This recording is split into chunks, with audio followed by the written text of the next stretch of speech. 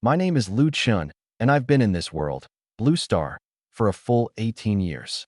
For those 18 years, what I waited for wasn't some superpower or a magic pill or a beautiful girl dropping out of the sky. What I waited for was a system, and it just never showed up. You probably don't get what that feels like. Imagine someone promises to wire you a fortune, enough to turn your whole life around, and you just wait for it every single day. A day, a month, a year, 10 years go by, and not a single cent ever lands in your account.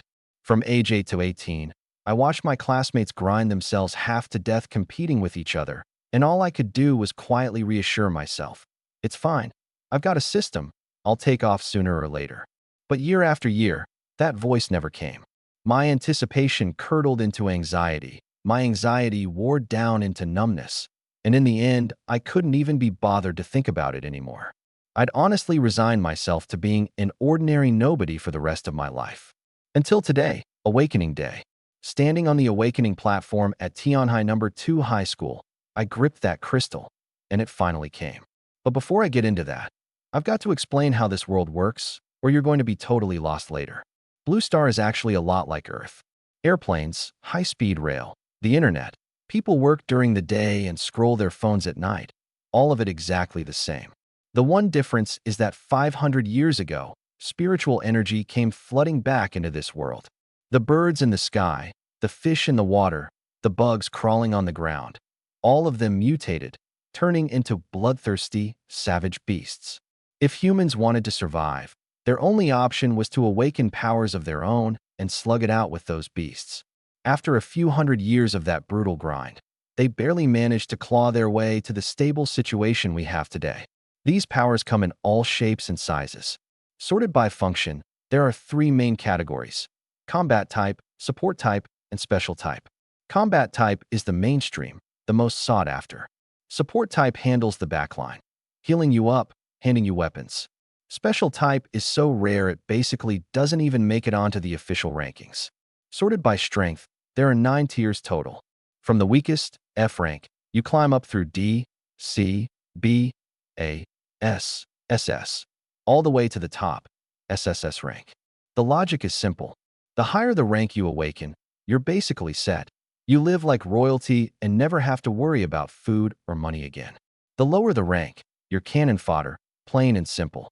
Step onto a battlefield, and you're the first wave to get chewed up as beast food.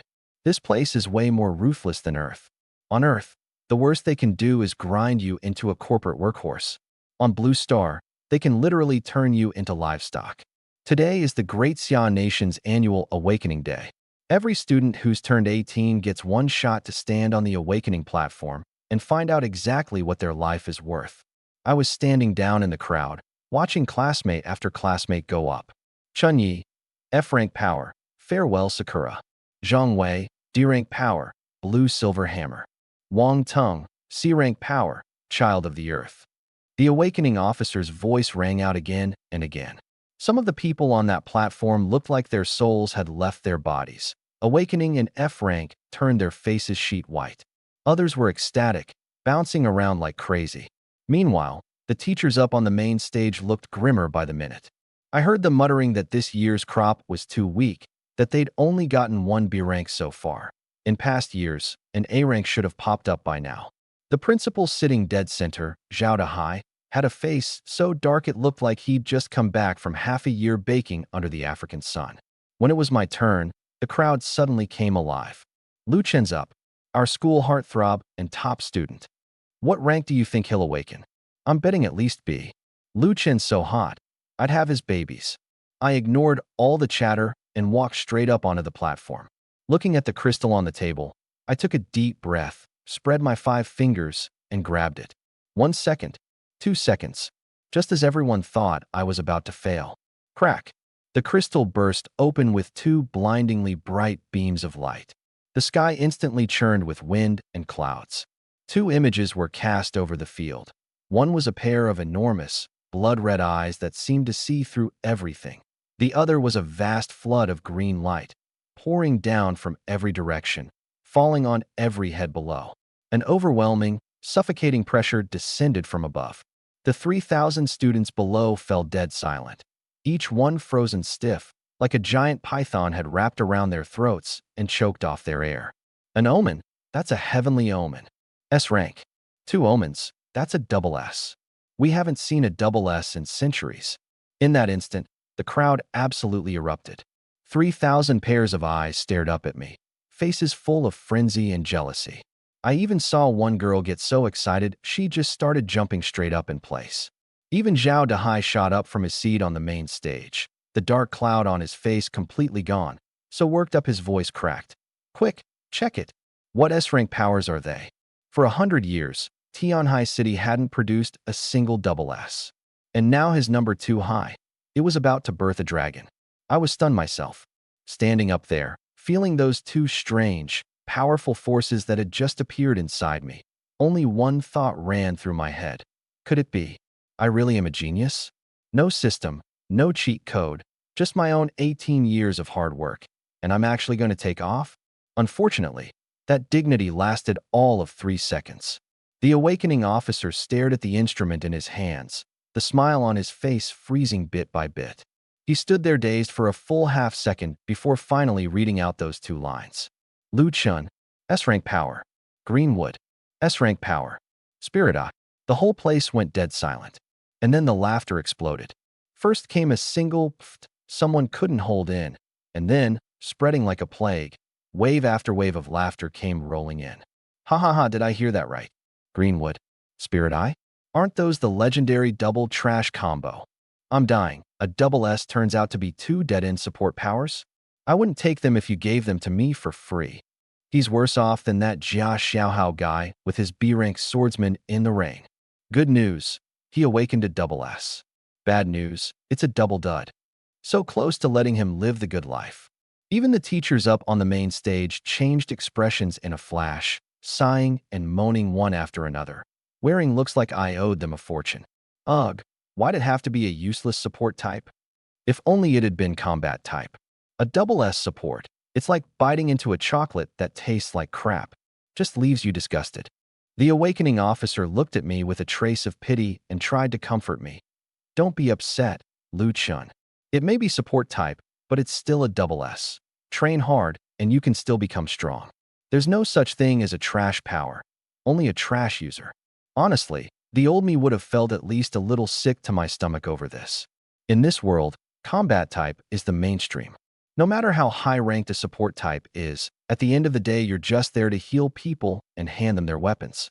Others charge into battle and slay beasts and steal the glory, while you stand in the back playing nursemaid. But right now, I wasn't rattled at all. In fact, I wanted to laugh. Because right at the peak of their laughter, that voice I'd waited 18 years for, it finally spoke in my head. Ding! Congratulations, host, on awakening your power. The Twin Divine Might system is binding. 1%, 25%, 69%, 91%. Bind successful. I nearly shouted out loud right there. 18 years. Do you have any idea how I survived those 18 years? I took a deep breath, and my eyes went hot in an instant. In my head, I said, "You're finally here." I was starting to think you'd gotten lost somewhere along the way. Turns out the system had some attitude, because it snapped right back. This system never gets lost. It just got stuck in traffic. I fell silent. Fine. So the system roasts people. Guess that gives it some personality. Good news, I bound a system. Bad news, this system has a mouth on it. But now wasn't the time for a war of words. I quickly turned my attention to the interface, trying to figure out exactly what this thing was. The next second, a stream of information flooded into my mind, and the system interface unfolded before my eyes. Clean and simple, like the back end of a browser game. I read through it line by line, and the more I read, the more energized I got. Turns out, these 2 trash powers everyone was laughing at could be converted. But I only got one free conversion, and once I picked a path, I had to ride it to the end. The first path was called Wood Release. What Naruto fan doesn't know Wood Release? The first Hokage, Hashirama Senju, the god of shinobi. He'd spread his hands, and the heavens and earth would split apart. He could attack, trap enemies, heal, and even seal, an all-rounder in every sense. The second path was called Twin Divine Might. One I could phase you out. No attack could touch you. Complete physical immunity, straight up invincible. The other eye could crush space itself. One look, and you'd be twisted into a pretzel on the spot. No defense in the world able to stop it. Offense and defense in one. The pinnacle of space-time techniques. I stared at these two options, my heart racing. Pick either one, and it was ceiling tier, top of the food chain stuff. I thought it over carefully. Would release was genuinely strong, absurdly strong. But in this world, beasts run rampant. And out there you've also got sinister organizations like the cult of the evil god. For me, survival always comes first. No matter how ferocious Would release was, I had to stay alive first before I could deal any damage. Twin Divine Might was different. Turn on the phasing, and physical attacks are all nullified. You couldn't even touch the hem of my clothes. Turn on the Crush, warp space, and no matter how impenetrable your defenses are, I'd twist you into a pretzel. If I can beat you, I fight. If I can't, I bolt and come back later to stab you in the back. I choose Twin Divine Might. I barely hesitated. Staying alive is what lets you deal damage. That line has never once been wrong. Conversion successful. S-rank power Spirit Eye has been converted into Twin Divine Might Mangekyo. In that instant, I felt something deep inside my eyes wake up. Cold, sinister, carrying an indescribable sense of power and invincibility. I blinked instinctively, and when I looked at the world again, everything had changed. I could see the spiritual energy particles flowing through the air. I could make out the outline of every student in the distance. I could even sense how strong or weak each person's spiritual energy was. This was the upgrade after converting the Spirit Eye. No, now I had to call it Twin Divine Might. The system also threw in a newbie welcome package, 200 points. I didn't hold back for a second, dumping them straight into two skills. One was called Phasing, Absolute Defense, for staying alive. The other was Crush, the strongest single-target space attack. Consumed 100 points. Phasing upgraded to level 1. Consumed 100 points. Crush upgraded to level 1. The instant the words faded, a flood of knowledge on how to use these two skills poured into my head, and the power in my eyes grew stronger and darker still. It was a change in kind, not degree. As for the third skill, Susanoo, I'd have to save up more points to unlock it. The system spelled it out clearly. Killing beasts earns points, and killing above your level nets bonus points. Beasts? Huh? I said, the corner of my mouth curling up. Ready to be my little XP packages? The system popped up again to throw cold water on me. Friendly reminder. Host is currently only mid-tier, 1. Recommend starting with the weakest realm, 1 beasts. Don't get cocky. Could you please stop pouring cold water on everything? This is rational analysis, not cold-watered. You pour cold water pretty politely. I'll give you that. I got the picture now. This system had a seriously mouthy streak. But I didn't care one bit. 18 years. I finally had my cheat code. Good news, I bound a system. Bad news, the system has a mouth. As I walked down off the awakening platform, the mocking laughter around me still hadn't died down. Double trash support. Poor guy. What good is being handsome? Can looks put food on the table? The old me might have felt a little down. Now, I just wanted to laugh. I've got Twin Divine Might. Say whatever you want. In half a month, at the Marshall exam, I'll let all these people see with their own eyes who the real trash is. The awakening ceremony ended, and just as I was about to leave, a teacher chased after me and said the principal wanted to see me. About the reward for S-rank awakeners. I pushed open the door to the principal's office, and there was Zhao Dahai, the same guy whose face had been dark as an African tan earlier, now all smiles and warmth, downright fawning. Pouring me water, welcoming me in, the whole time wearing a look like an old farmer watching his pig finally learn to root up cabbage. He fished a small box out of a drawer. Inside were 3 spirit-gathering pills. Now that's the good stuff. When an ordinary person cultivates after awakening, they absorb spiritual energy at a snail's pace. But down these 3 pills, and I could rocket straight to the peak of tier 1 within half a month. I thanked him and was just about to leave when he suddenly called me back, narrowing his eyes and studying me for a long moment. Lu Chun, when you awakened your double S and that omen came down from the sky, those eyes of yours, they didn't look like something a support type should have. My heart skipped a beat. This old man looks like he caught on to something. I smiled and smoothed it over on the spot. Principal, maybe I'm just a warrior who got stuck being a support type. He froze for a second, then burst out laughing and slapped the desk, telling me to give it my all at the Marshall exam, to win some glory for number 2 high and not let the other schools look down on us. Walking out of the administration building, the sunlight hit my face just right. I pulled out my phone to check it, and wow, the awakening ceremony had ended less than an hour ago, and recruitment texts from Imperial Capital University and Jinling University were already pouring in one after another. Full tuition waivers, monthly stipends, private cultivation rooms. One even offered a beautiful female mentor. Each one was throwing down more money than the last. These universities' info networks are seriously damn quick. I stuffed the phone back in my pocket and didn't reply to a single one. Right now, the most important thing wasn't picking a university, it was getting stronger. Once I put on a show of divine might at the Marshall exam, these offers would only multiply. I looked up at the sky. It was clear blue, white clouds drifting lazily by. In half a month, I'd let everyone know what it really means to bring divine might and a Susanoo down on your head like a giant Buddha statue. What I didn't know was that on this very day, on the other side of Tianhai City, someone was quietly asking around about my name. Su Hanyin, the campus belle of Tianhai number 1 high. Waist-length crimson hair, an S-rank firepower called Sky-Scorching Flame. Rank number 1 on number 1 high's combat leaderboard. Right now, she was in the training room of her family villa, holding a flaming spear. With a crisp shout, the spear tip burst into over 100 fire serpents, instantly incinerating the dozen-plus tier 2 metal puppets around her into ash.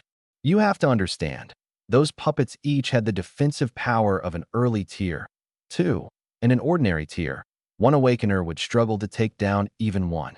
But against her flames, they were like paper. Whoa, Yin Yin, you're getting more and more badass, cheered her best friend Bobo, a girl with a figure that was almost too smoking hot, clapping from the side. But Su Hanyin couldn't feel happy no matter what, because in the city-wide exams, she'd taken them 3 years running, and every single time she'd come in second. She couldn't beat him in math, couldn't beat him in literature, couldn't even beat him in combat simulations. Su Hanyin had never once in her life been number 2, except she'd run into one person who kept forcing her to stay firmly in second place. And that person was me, Lu Chen. That person was like a mountain, pressing down on her head for 3 whole years.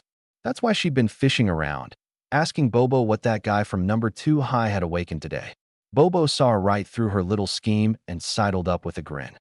Oh ho, so our lady campus belle actually cares about some other guy? Your face is a little red there. That's just because I'm hot from working out, Su Hanyin said stubbornly. Bobo laughed her fill before telling her, double S, Greenwood, and Spirit Eye. Su Hanyin's pupils first contracted, double S, 1 in 10,000, once in a century. But then she heard that both were support type, and she just froze completely. By all rights, she should have been thrilled. The gap between support type and combat type is like the gap between a bicycle and a motorcycle. Even at the same S rank, she, a fire combat type, could leave those 2 support powers eating her dust. It meant she could finally turn things around, finally be number 1, finally stop being crushed underneath that guy. But she didn't feel good about it at all. In her own words, it was like training basketball for 3 years just to beat one rival, only to have the guy suddenly announce he was switching to table tennis. What kind of nonsense was that? It just didn't sit right. Of course I want to beat him, she said, slamming her water bottle down hard on the table, her crimson hair carving an arc through the air. But I don't want to beat a support type. I want to defeat him fair and square, not win just because he awakened trash powers. Winning like that means nothing. Bobo spread her hands. Bottom line, you still think he's worthy of being your rival, huh? Su Hanyin didn't argue. That was as good as admitting it.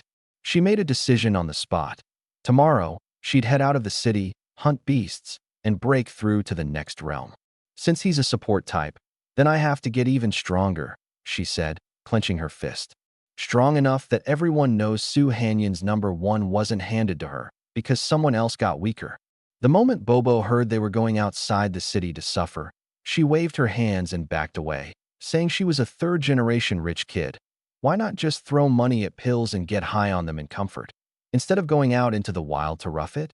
Su Hanyin tried to talk her into it a couple of times, and when it clearly wasn't working, she couldn't be bothered anymore. Everyone lives their own way, Some choose to pop pills and coast. Some choose to live on the edge of a blade. She chose the latter. As she headed for the door, spear over her shoulder, she suddenly stopped and turned back to ask, "By the way, what's his name again?" Bobo cracked up so hard she could barely stand. "Oh my God, he's been beating you for 3 years and you never even bothered to remember his name?" "Why would I bother?" Su Hanyan's face darkened for a moment. "All I remember is that he's number one and I'm number two." Lu Chun. Su Hanyan rolled the 2 syllables around in her mouth, then nodded. "Got it." She walked out into the night, spear on her shoulder, crimson hair fluttering like flames in the evening breeze. The flame mark between her brows flickered once, as if answering her fighting spirit. "Lu Chun, a double S support type?" she murmured to herself, the corner of her mouth curling up. "Interesting. Whether you're combat type or support type, I'll win. Because I am Su Hanyan." Meanwhile, I was on my way home. I live in the old part of the city. This place and the brightly lit, skyscraper-filled city center are honestly 2 different worlds. Over there, the streets are wide and bright, the shops lavish, even the street lamps custom-made. Over here, the roads are full of potholes you could raise fish in on a rainy day. Power lines cross overhead like a spiderweb. The paint peels off the walls in big patches, exposing the dingy gray concrete underneath. And there's a smell in the air you can't quite put your finger on. But this is where I grew up. I cut through a narrow alley and climbed an old 6-story building with no elevator. The stairwell lights flickered on and off, and the walls were covered in kids' chalk doodles and half-torn-off ads that would never fully come off. Climbing to the 4th floor, I pulled out that key worn shiny from use and pushed open the door. The place isn't big, 2 bedrooms, 1 living room, all the furniture old, but everything neat and clean. The moment I stepped inside, my eyes landed on the photo on the wall. In the photo, a young couple held me at 2 or 3 years old, smiling so wide their eyes had crinkled into slits. The man was tall and handsome, his brow and eyes 70% like mine. The woman was gentle and beautiful, one arm holding me, the other wrapped around her husband's arm. Those were my mom and dad. 10 years ago, a beast tide swept through a small town on the outskirts of Tianhai City. Both of them were awakeners, and they were called up to reinforce the front lines. And then, they never came back. The official statement was just 8 words, died heroically. No remains recovered. I was 8 that year. I remember that night. My uncle, Lu Yuan, came to our home with red-rimmed eyes, scooped me up without a word, and only said one thing. "From now on, you're with your uncle." And that one embrace lasted 10 years. He never once set me back down. In my heart, he's no different from my own father. I stared at the photo for a few seconds, lost in it, when the system suddenly popped up. "Host is experiencing significant emotional fluctuation. Recommend going out for a couple of laps to blow off steam." I paused. "You can detect my emotions too?" "Basic function. Not worth mentioning." "Then why didn't you remind me before?" "Before, you had no emotional fluctuation at all. Just Oh, sure." The system nearly thought it had bound itself to a statute. I decided not to waste my breath arguing with that mouth. I turned and headed out, going downstairs.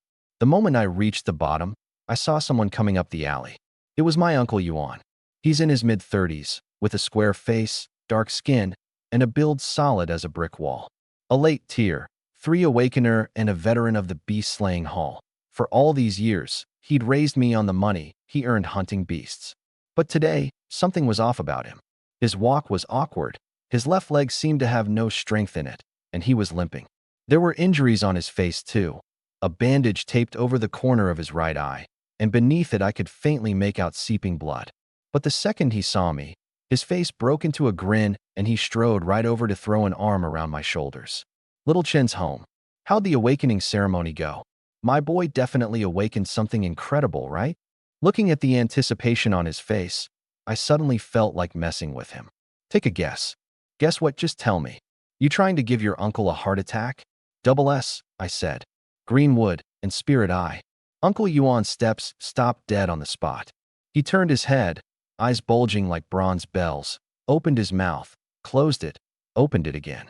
The look on his face went from shock to elation, from elation to raw emotion, until finally his eyes went red. "Good."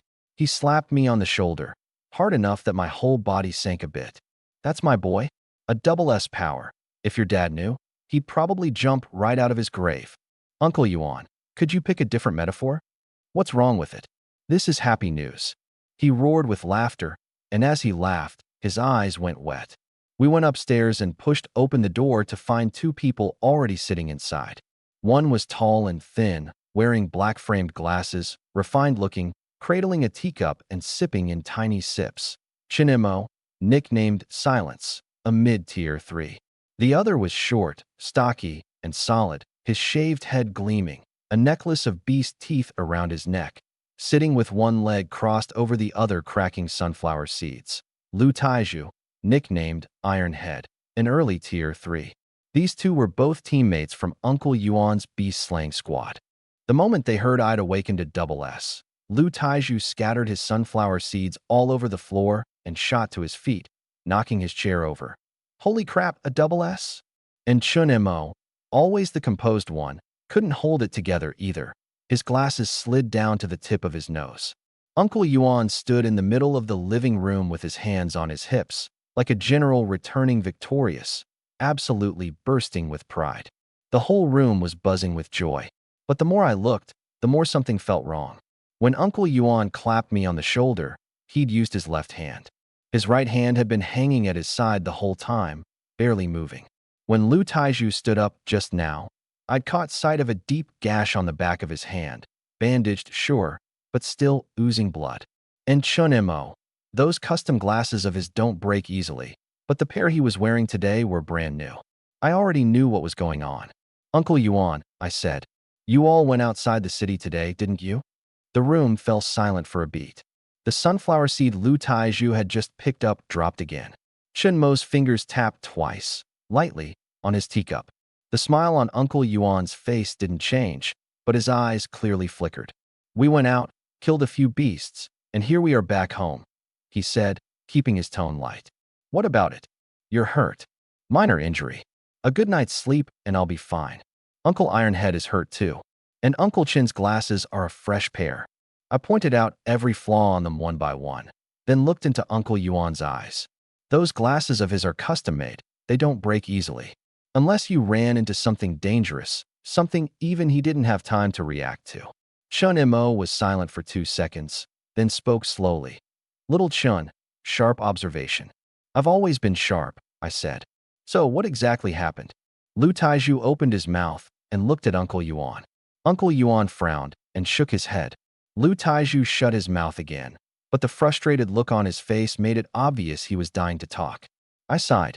Uncle Yuan, I'm 18. I awakened in S rank. I'm not a kid anymore. I said it word by word. If something happened at home, you can tell me. Uncle Yuan stayed silent for a long time. His lips moved, then pressed shut again. In the end, it was Lu Taiju who cracked first. He slapped his thigh, stood up, and shouted, Brother Yuan, just tell him. Little Chun awakened Greenwood. That's a wood-type healing power. Maybe he can save your wife. My heart dropped like a stone. What happened to Andy? Uncle Yuan's fist clenched, veins bulging. It took several seconds before he slowly unclenched it, like it took every ounce of strength he had. Your Annie, she's hurt. His voice was very low. He said that yesterday, out beyond the city, they'd hunted down a realm, 3 iron-backed bear, and just as they were about to finish it off, 5 people suddenly popped up from the side. For early tier 3s, and the one leading them, a late tier 3. Those 5, without a single word, charged in to steal the kill. After the fight with the iron-backed bear, most of their spiritual energy was drained. They were already in bad shape. And those 5 had been lying in wait the whole time, waiting for the exact moment they were weakest before striking. Urani took a palm strike to the chest from the leader. Lu Taiju said, his voice muffled. It was a heavy hit. Your sister-in-law coughed up blood on the spot, and she still can't get out of bed. The internal organs are injured, and her spiritual energies in turmoil, Chun Mo added. We took her to the hospital. The doctor said she'll need at least 2 months of rest. And those 5 people, I asked, ran off the second the fight was over. Lu Taiju slammed a fist onto the tea table, knocking over a cup and spilling tea across the whole surface. Didn't even give us time to react. Those bastards, they'd better pray I never run into them again. I didn't say a word. My expression turned completely cold. Annie had taken care of me for 10 whole years.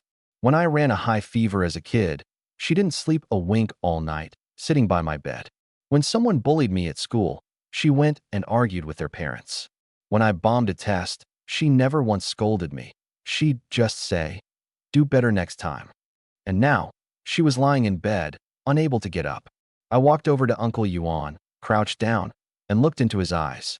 "Uncle Yuan, let me try." "Try what?" "Green wood," I said. "I'll use green wood to heal Auntie." Uncle Yuan paused. "You just awakened. Your power isn't stable yet. Can you really do it?" "How will I know if I don't try?" "But, Uncle Yuan." I cut him off.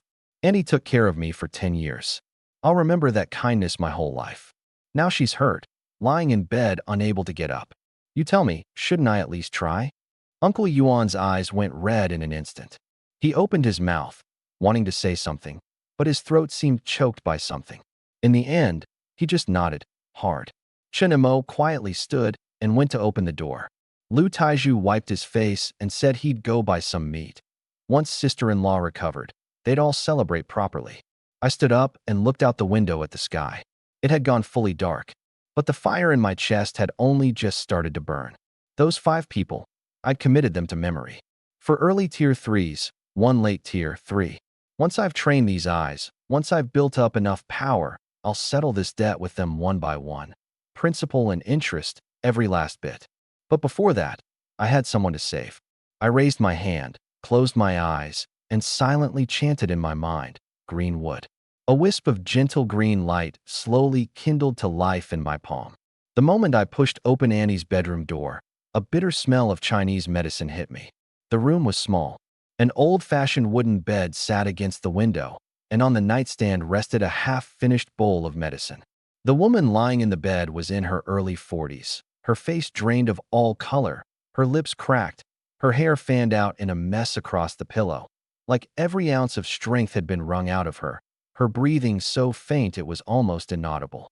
Her name is Shun Ruolin, my Uncle Yuan's wife, and the Anne I've called Auntie for 10 whole years. Speaking of my auntie, I have to tell you first what kind of person she is. The year I lost my parents at age 8, it was Uncle Yuan who brought me home. But the one who truly fed me 3 meals a day and raised me was Annie. Every morning, she'd wake me up and make breakfast. When my clothes tore, she'd mend them stitch by stitch.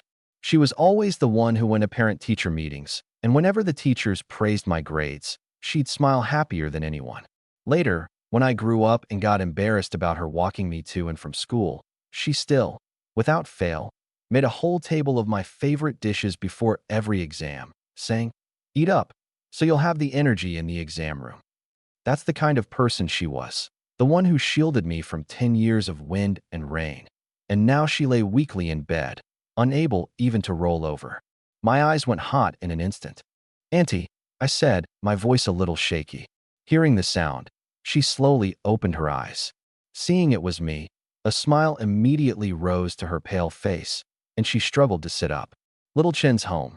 Her voice was faint as a wisp of smoke. I hurried over and pressed down on her shoulder. "Don't move. Lie down. I'm fine. I've just been lying here so long I've got no strength." She smiled and looked me over. "You've gotten thinner. Have you not been eating properly?" My throat bobbed. "Auntie, why didn't you tell me you were hurt?" Her expression changed in a flash, from gentle to fierce, and she glared straight at Uncle Yuan in the doorway. "Didn't I say it? Little Chen's got his martial exam coming up. Don't distract him. Are your ears just decoration?" Under her glare, Uncle Yuan took half a step back, looking wronged. I really didn't say anything. He figured it out himself. He figured it out himself? And he didn't buy it. You think I'm stupid? He's just really observant. He saw me limping, saw Ironhead's hurt hand, saw old Chun with new glasses, and kept chasing after me with questions. How was I supposed to keep it hidden? Uncle Yuan spread his hands, then quickly added, "Oh right, you don't even know yet. Little Chen's awakening ceremony today. What about it? A double S power." Auntie froze. Those slightly clouded eyes of hers suddenly lit up. "Double S? Say that again." "Greenwood and Spirit Eye? Double S." Uncle Yuan's face was full of pride. "Your little Chen's really made something of himself." Auntie turned to look at me, her lips trembling. "Really?" I nodded. "Really?" Her tears came all at once. She reached out a trembling hand to touch my face, just like when I was little, and said, "Good, good, good," 3 times in a row. If your mom and dad knew, how happy they'd be. I held her hand. It was ice cold. The fire in my chest climbed a little higher. I put away my smile and looked at her seriously. "Auntie, let me try." "Try what?" "I'll use green wood to heal your injuries." She shook her head over and over. "No, you just awakened. Your power isn't stable yet. Green wood is support type, and healing burns spiritual energy. You're just a kid. How could you?" "Auntie," I cut her off. "You took care of me for 10 years. Now it's my turn to take care of you." She opened her mouth and looked into my eyes. There was no hesitation there, no impulsiveness, only a kind of resolve she'd never seen before. She probably realized in that moment that this kid had truly grown up. "Then give it a try," she conceded. "But if it doesn't work, don't force it." I stretched out my hand and held it above her chest, then closed my eyes. The greenwood power inside me began to surge. A branch wreathed in green light extended from my palm, carrying pure spiritual energy that slowly seeped into her body. I could see it clearly. Inside her body was a mass of black spiritual energy, coiled there like a thorn, ceaselessly damaging the surrounding tissue. I controlled the green wood, carefully wrapping that black mass layer by layer, dissolving it away bit by bit. The process was slow, and it took enormous concentration. I could feel my spiritual energy draining out like water from a reservoir with its gates flung open. 2 minutes, 5 minutes, 10 minutes. Finally, that mass of black spiritual energy was completely dissolved. Color returned to Auntie's face at a visible pace, her breathing growing steady and strong. She widened her eyes and tried moving her legs. She could. She tried sitting up and sat straight up with ease. I'm healed." She turned her hands over and over, examining them, as if checking whether they were still her own. I withdrew my hand and let out a long breath. That one healing had wrung me completely dry. My face was white as paper, beads of sweat dripping off my forehead one after another, my whole body swaying. "Little Chun." Uncle Yuan caught me with quick hands. "I'm fine, just a little drained." I forced a smile, pulled out the box of spirit-gathering pills the principal had given me, tipped one out, and popped it into my mouth. The pill melted the instant it touched my tongue, and a warm surge of power instantly flowed through my whole body, like parched, cracked earth finally meeting rain. And in that very moment, my realm broke through too. Late Tier 1. Lu Taiju poked half his head in through the doorway and swallowed. Holy cow, he broke through just like that? Those spirit-gathering pills cost a fortune. You know, go easy on them. I know. I stretched out my limbs, feeling great all over. Auntie was already out of bed, rushing over in a few steps to wrap me in a hug.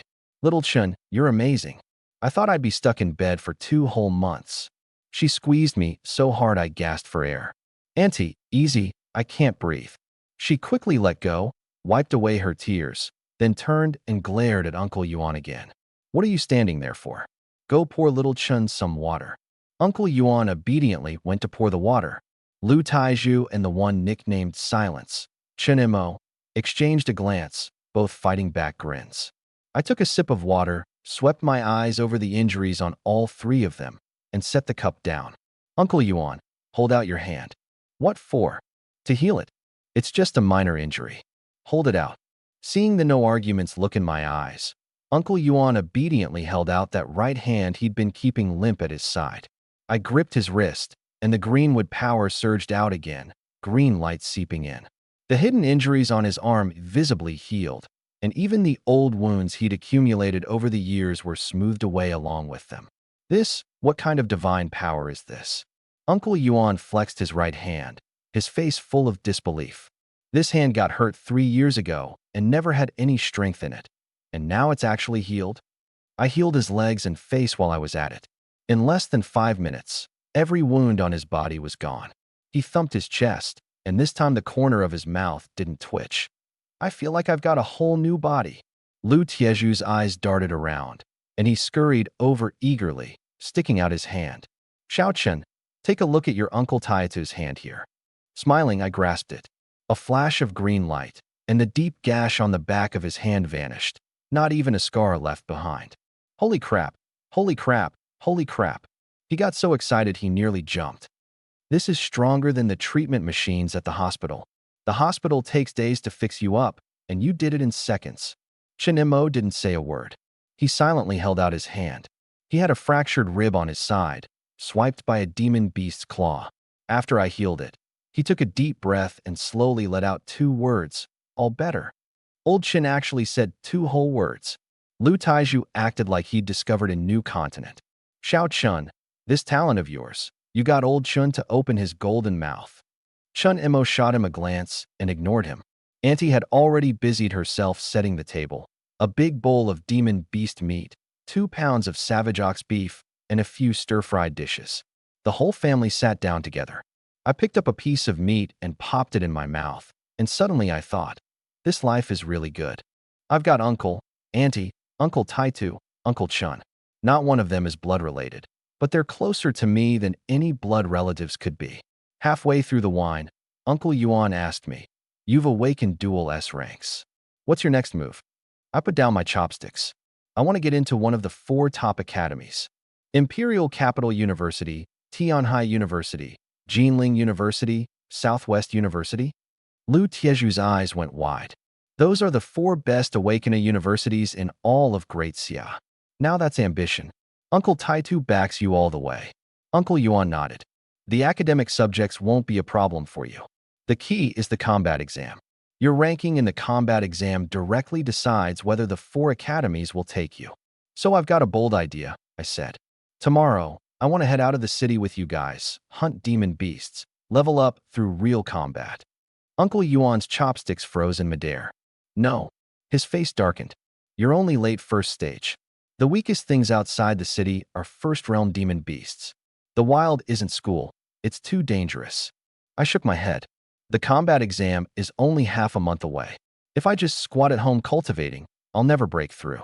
I need real combat. The truth was, they didn't know what I was really scheming.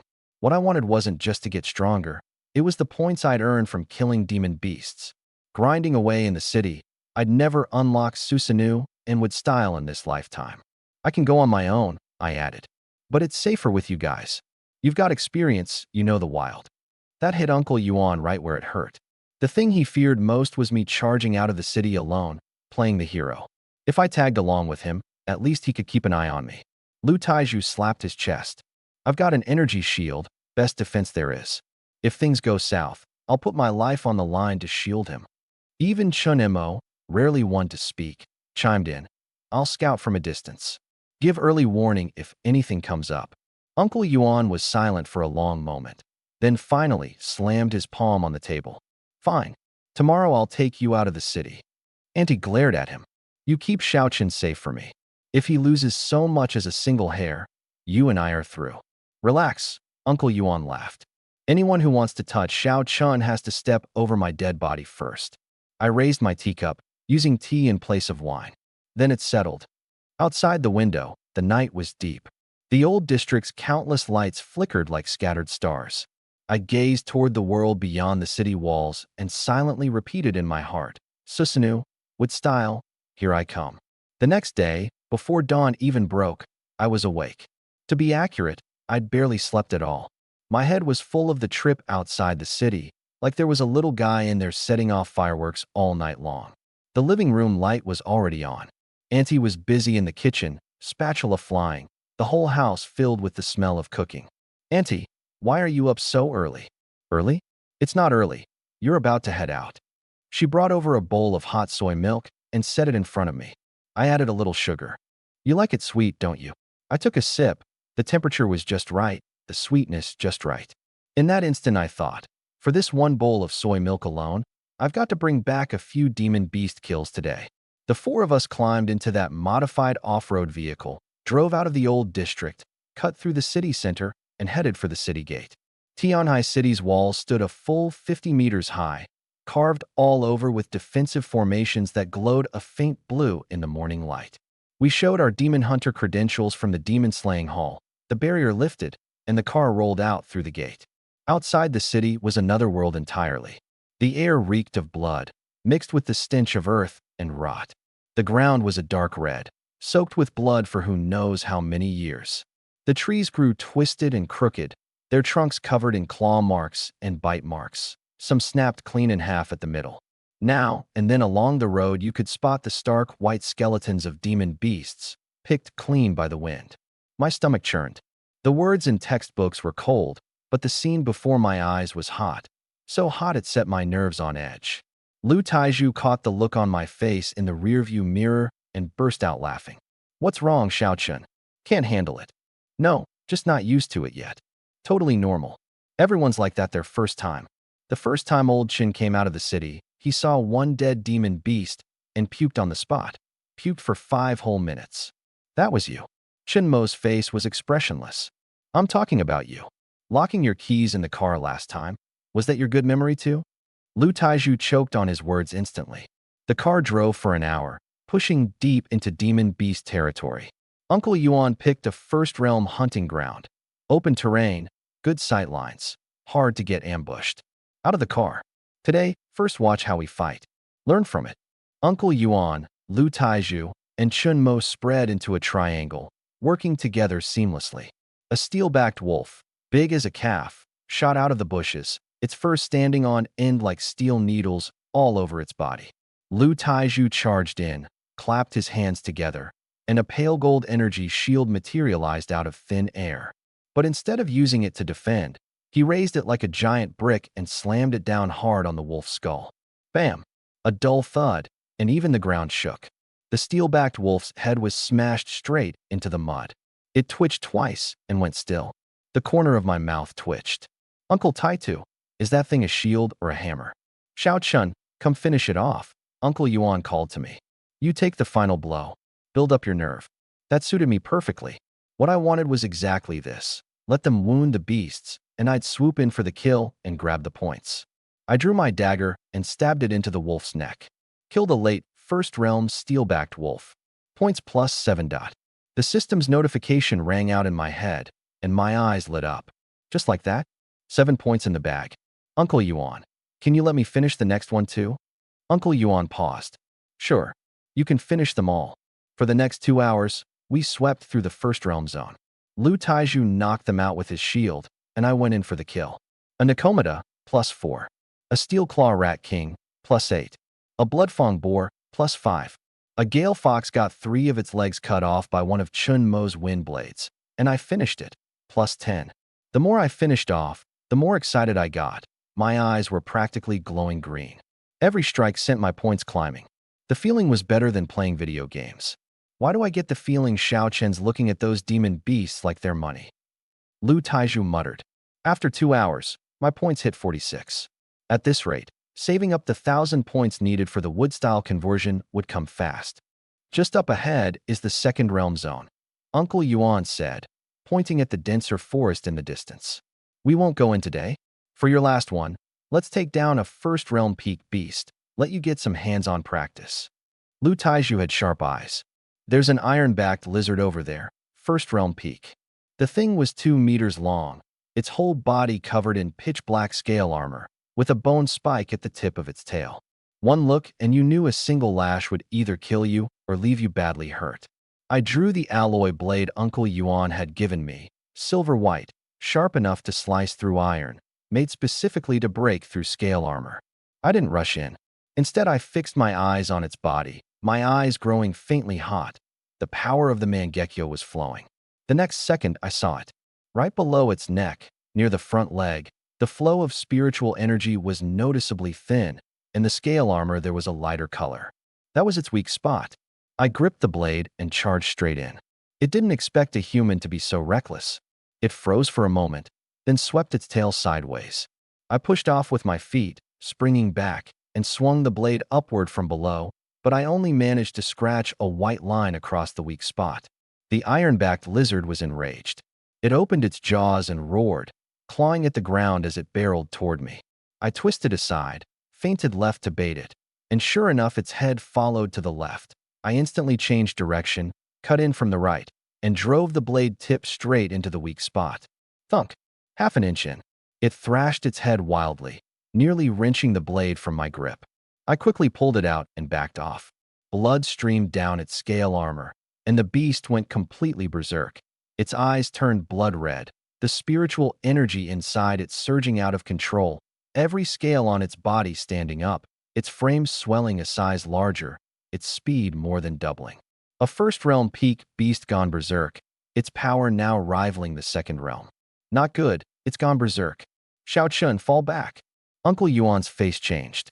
Lu Taiju had already charged out, and Chun Mo's wind blade flew from his hand. But I didn't fall back. The iron-backed lizard rushed at me with an aura that seemed ready to crush everything, plowing 4 deep furrows into the ground. 10 meters, 5 meters, 3 meters, its bloody maw yawned wide enough to crush my head in a single bite. Everyone's heart leapt into their throats. Then they all froze.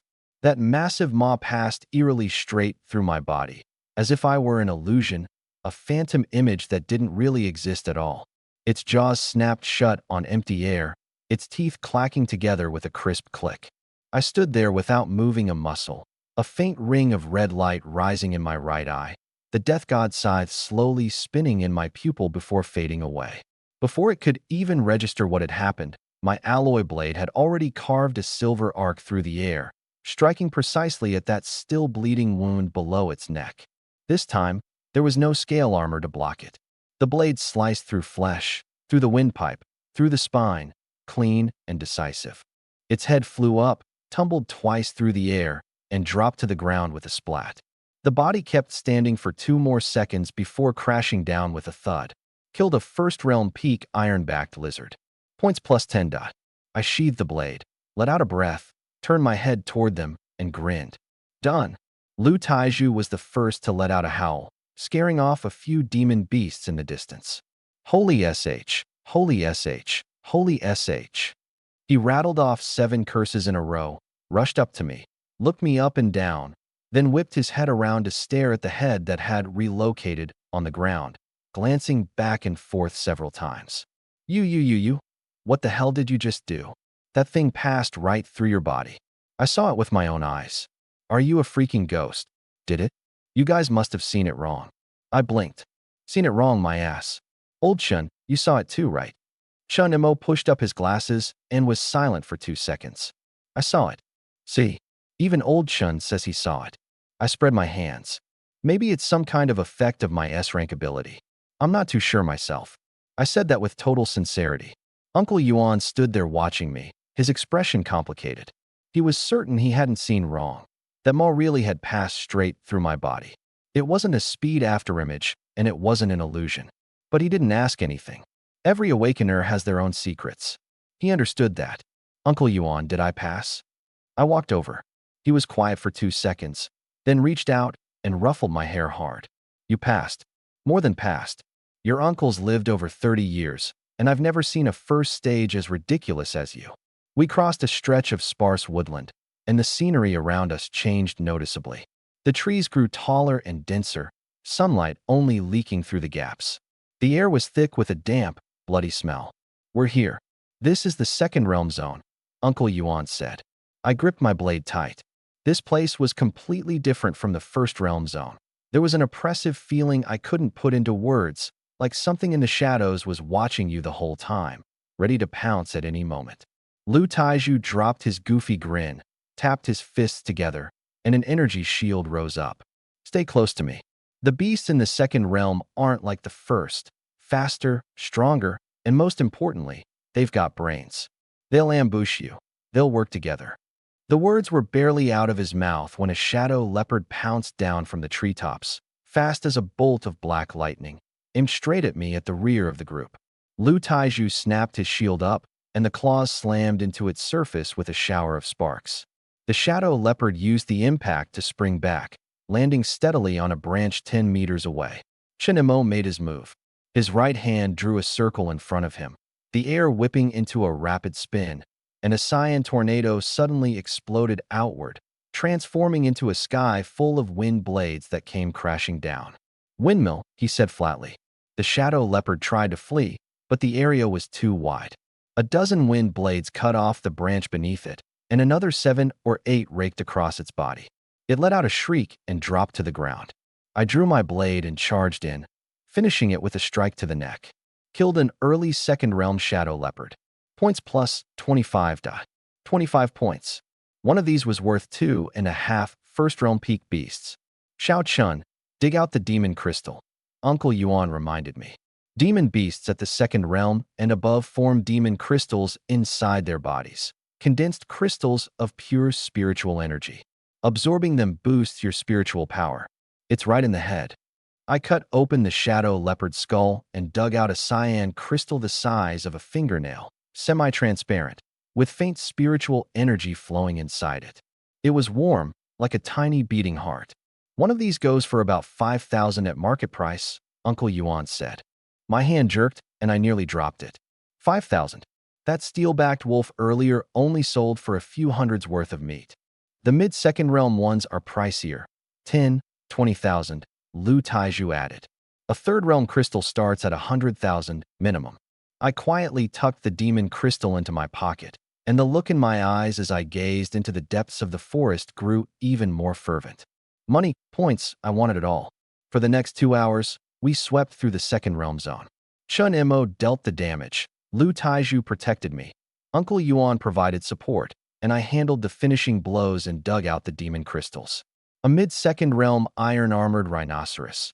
Chun Imo sliced open its leg joints with 2 wind blades. I finished it, plus 69. A late second realm two-headed wolf. Chun Imo sent a wind blade thin as a hair punching through the center of one head's brow, another to deal with the rest, and my single finishing strike killed both heads, plus 76. A second realm peak thunder pattern tiger, plus 91. I wiped the blood off my blade and pulled up my panel, adding it all up with the earlier kills, 317 points total. Just a few hours ago, I'd been thrilled over the 10 points from that first realm peak beast, and now I had 91 points from a second realm peak beast in the bag. This pace was way faster than I'd imagined.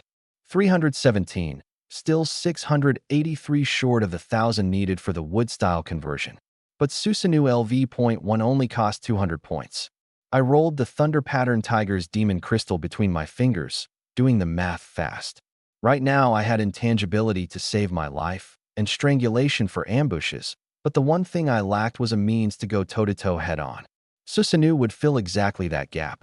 Get stronger first, then I could kill stronger demon beasts, then earn more points. And with the points, wood-style wouldn't get away from me. System, level up Susanoo. Consuming 200 points. Susanoo upgraded to LV.1. Current points, 117. A warm power surged out from my eyes and spread through my whole body, like something was growing inside my bones. I closed my eyes and felt it. There was a heavy new power inside me, like a blade not yet drawn from its sheath. Let's go, Uncle Yuan said, clapping his hands. Let's go check out the third realm zone. That's where we usually operate. Second realm demon crystals are valuable, but third realm ones are worth even more, and the materials sell better too. Third realm. My eyes lit up. Susanoo unlocked, demon crystals in hand. I gripped the alloy blade and followed them, step by step, toward that deeper, more dangerous forest. The trees in the third realm zone were a good bit thicker than those in the second realm. The canopy was dense as a great net, blotting out the sky entirely. The ground never saw sunlight all year round. It was soft and mushy underfoot, with a damp, moldy smell. The oppressive feeling here was several times heavier than in the second realm zone. Stay close, don't fall behind, Uncle Yuan said, keeping his voice low, his hand resting the whole time on the hilt at his waist. We'd walked about 20 minutes when a clearing appeared up ahead. The ground was covered everywhere with signs of battle. A few thick tree trunks bore claw marks deep enough to reach bone, and dark brown bloodstains had dried on the ground, still giving off a faint metallic reek. Uncle Yuan stopped, his fists slowly clenching. This is the place. His voice was very calm, but I could hear it. Beneath that layer of calm, something was pressed down, scalding as lava. Lu Taiju crouched down and touched the dried blood, his voice muffled. Yesterday, we killed a third-realm iron-backed bear right here. That thing had thick hide and tough flesh. Yuan and I held the front line, while Old Chin chipped away from behind. Took us over half an hour to finally wear it down. We'd just barely gotten around to digging out the demon crystal when those bastards popped up out of nowhere. 4 early third stagers, 1 late third stager. Uncle Yuan picked up, his anger pressed down deep. They hid in the shadows and waited until we'd finished the fight, until our spiritual energy was nearly drained, before making their move. That was an ambush, not a fight. Face to face, one of me is worth two of them. Chun Mo, rarely one to say much, added a sentence. That late third stager's palm technique was vicious. His spiritual energy carried a corrosive edge. I said nothing. I crouched down and looked at the blood on the ground. Auntie's blood had probably been spilled here too. The fire in my heart flared up another notch. Next time we meet them, Uncle Yuan raised his head, his eyes cold as a blade. Not a single one of them is getting away. The words had barely left his mouth when a low roar came from the distance. It was like some ancient behemoth waking from a deep slumber, proclaiming that this territory belonged to it. The ground began to tremble. Boom, boom, boom. Closer and closer. In the distance, trees toppled over in whole swaths, as if crushed by a runaway train. Flocks of birds scattered into flight, darkening the sky. Demon beasts fleeing in every direction shot past over our heads, not even sparing us a glance, focused only on running for their lives. My scalp prickled all over. I'd seen first realm and second realm demon beasts, but a third realm one. This was the first time I'd truly faced one. That aura pressed down like a mountain, crushing my chest until it was hard to breathe. The spiritual energy inside me churned wildly, as if instinctively afraid. Lu Tieju's face went pale. What the hell is that thing?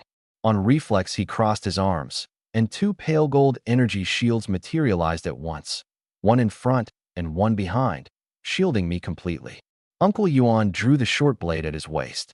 The blade was a deep, dark red all over, with blood veins slowly flowing along the edge, as if it were alive. This was his ability, the B-rank blood-hidden blade. The moment it left its sheath, his whole aura changed.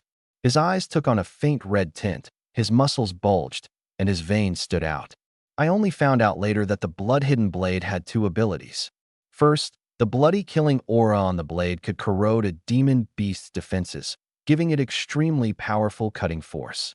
The second was called Blood Surge, burning his own blood to gain a short-term explosive boost in combat power, letting him kill enemies above his level. But the price was that afterward he'd be weakened for several days.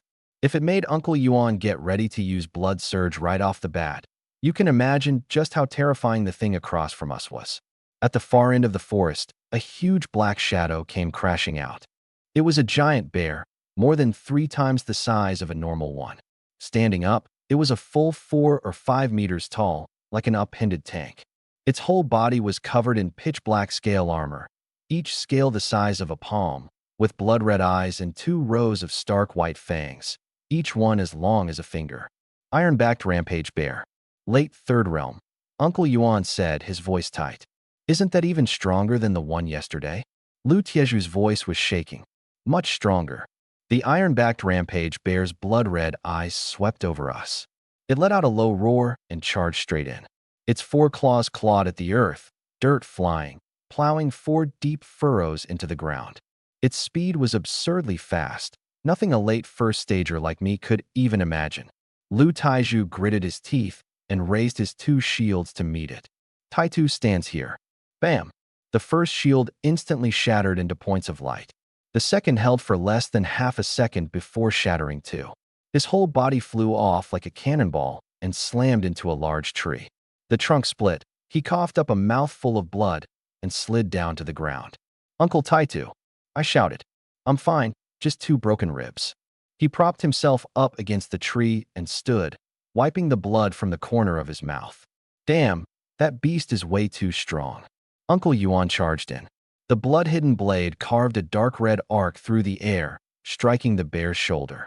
The blade sliced through a few scales but didn't reach the flesh. It only left a white mark. The iron-backed rampage bear roared in fury and swept its claw sideways. Uncle Yuan retreated just in time to dodge, but the wind from the claw still tore 3 bloody gashes across his chest. My eyes grew faintly hot. The Mangekyo activated on its own, and the rampage bear's body turned transparent in my sight. I could see the flow of its spiritual energy clearly. Its core was in its chest, where the energy was densest. And beneath all that scale armor across its body, there was one place where the spiritual energy was noticeably weak. the base of its left foreleg, in the armpit. The scales there were thinner and mobile, and every time it swung its claw, it exposed a small patch of tender, unprotected flesh. That was its weak spot. Uncle Yuan, I shouted. The left armpit, under the scale armor. That's the weak spot. Uncle Yuan didn't hesitate for even a second. He pushed off with his feet and slid low across the ground. The bear swung its claw down, and he twisted aside to dodge, then swept the blood-hidden blade upward from below, driving it precisely into that weak spot. The blade sank in, and the bear let out an earth-shaking scream, blood spraying all over Uncle Yuan's face. That drove it completely mad. Its eyes turned even redder, and its scale armor began to glow, a sign that its spiritual energy had filled to the absolute limit. Gale Slash. A massive cyan wind blade took shape above Chun Mo's head, spinning at high speed with an ear-piercing shriek, cleaving straight at the bear's eyes. It instinctively shut them, but the wind blade still opened a gash, blood streaming down its face. Uncle Yuan seized the opening and charged in again, the blood-hidden blade slashing the same spot over and over. One strike, two, three, each one deeper than the last. I found my chance too, driving the alloy blade into the armpit of its other foreleg. My strength wasn't much, but since I struck the weak spot, it still sank in a few inches. The bear finally couldn't hold on. Its forelegs buckled, and it dropped to its knees. Uncle Yuan leapt up, the blood-hidden blade wreathed in dark red light, and drove it in through the side of the neck, running it straight through the entire skull. The colossal beast went rigid and crashed down with a thunderous impact, kicking up a cloud of dust. The ground fell silent. I was gasping for breath, my heart pounding like it wanted to leap out of my chest. Late Third Realm, and we'd actually killed it. Did we really kill it? Lu Taiju wiped the blood off his face, his mouth hanging open. Killed it, Chin Mo confirmed. Holy sh. Lu Taiju just flopped down on the ground, arms and legs sprawled out like a turtle flipped on its back. I really thought we were going to die out here. Uncle Yuan was breathing hard too. The blood surge ability was still active, and fine beads of blood were seeping out over the surface of his skin. That was the after effect. But his gaze was still sharp as he looked at me. Xiao Chun, how did you know that beast's weak spot? I pointed at my own eyes. Spirit eyes. I can see through the flow of spiritual energy. Good thing we had you. Uncle Yuan was beyond grateful now, grateful he'd brought me along. Otherwise, today they'd have been in serious trouble. He walked over to the bear's corpse and crouched down to dig out the demon crystal. A late Third Realm demon crystal started at 100,000 minimum, and with this hide and these claws, selling the whole thing for 200,000 or 300,000 would be no problem. The blade had just plunged into the skull. My eyes suddenly narrowed, and I practically roared, Uncle Yuan, look out. But Uncle Yuan didn't react in time. Chin Mo didn't react either. And Lu Taiju, forget it. He was still lying on the ground, couldn't even stand up. They saw nothing at all. A transparent palm print was striking silently, soundlessly, toward Uncle Yuan's back. That palm was huge, 2 or 3 times the size of a normal person's hand. 5 fingers spread wide, each one as thick as an infant's arm, entirely transparent, with only the surrounding air faintly distorting around it. Uncle Yuan had no idea it was there. I had no time to think, couldn't even get a second shout out. The spiritual energy in my eyes surged wildly, and a power I'd never used before erupted out from within me. Cyan light burst out all around me, as if a whole sunset had been compressed onto my body. The spiritual energy gathered outside my body, rapidly sketching out the outline of a skeleton. Susanoo. Without hesitation, I activated the Susanoo I'd just unlocked. The cyan skeleton formed a massive upper arm and reached out toward that sinister palm print, moving absurdly fast, and seized it in a single grip. As big as that transparent palm was, in the Susanoo's grasp it was like a little chick. Crack, it was crushed clean through, and the air shook violently, the spiritual energy exploding into a visible ring of shockwave. Fallen leaves were blown into the air, gravel scattered everywhere, and Lu Taiju was pushed rolling twice across the ground by the blast. All of this happened in less than a second. Uncle Yuan finally reacted and spun around, the blood-hidden blade held out in front of him, his eyes sweeping his surroundings, but he saw nothing. Then he saw me. To be precise, he saw the cyan skeletal frame around my body. A 3-meter-tall skeleton, its cyan ribs pulsing with flame, giving off an aura that made the heart tremble. I stood at the center of the skeleton, like an Azura crawled up from hell. Uncle Yuan's pupils shrank sharply. What is this? Lu Taiju lay on the ground, his mouth open wide enough to fit a fist. Xiaochen, is that you? It's me. My voice came out from within the skeleton, a little muffled, but very calm. Holy crap, holy crap, holy crap. Lu Taiju forgot his ribs were still broken. In his excitement, he tried to sit up, then yelped in pain and flopped back down. When did you learn to do this? Chen Mo pushed up his glasses, the eyes behind the lenses opened wider than they'd ever been. This was the first time in his life he'd been so shocked he couldn't get out a single word. But Uncle Yuan didn't press the question any further.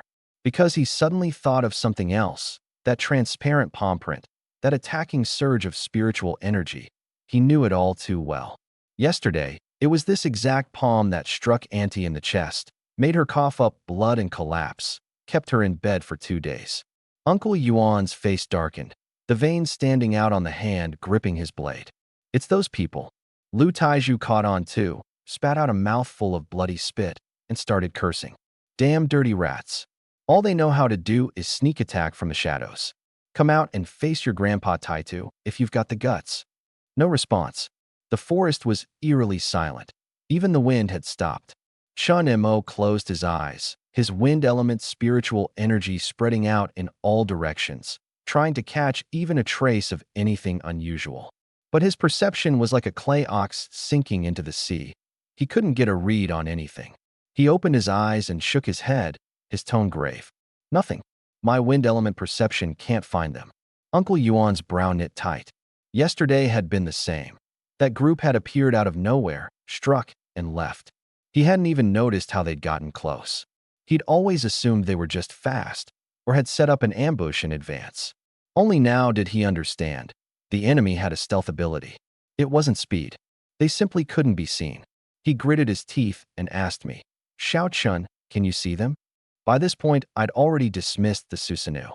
Even though it was only stage 1, my eyes throbbed with a sharp pain.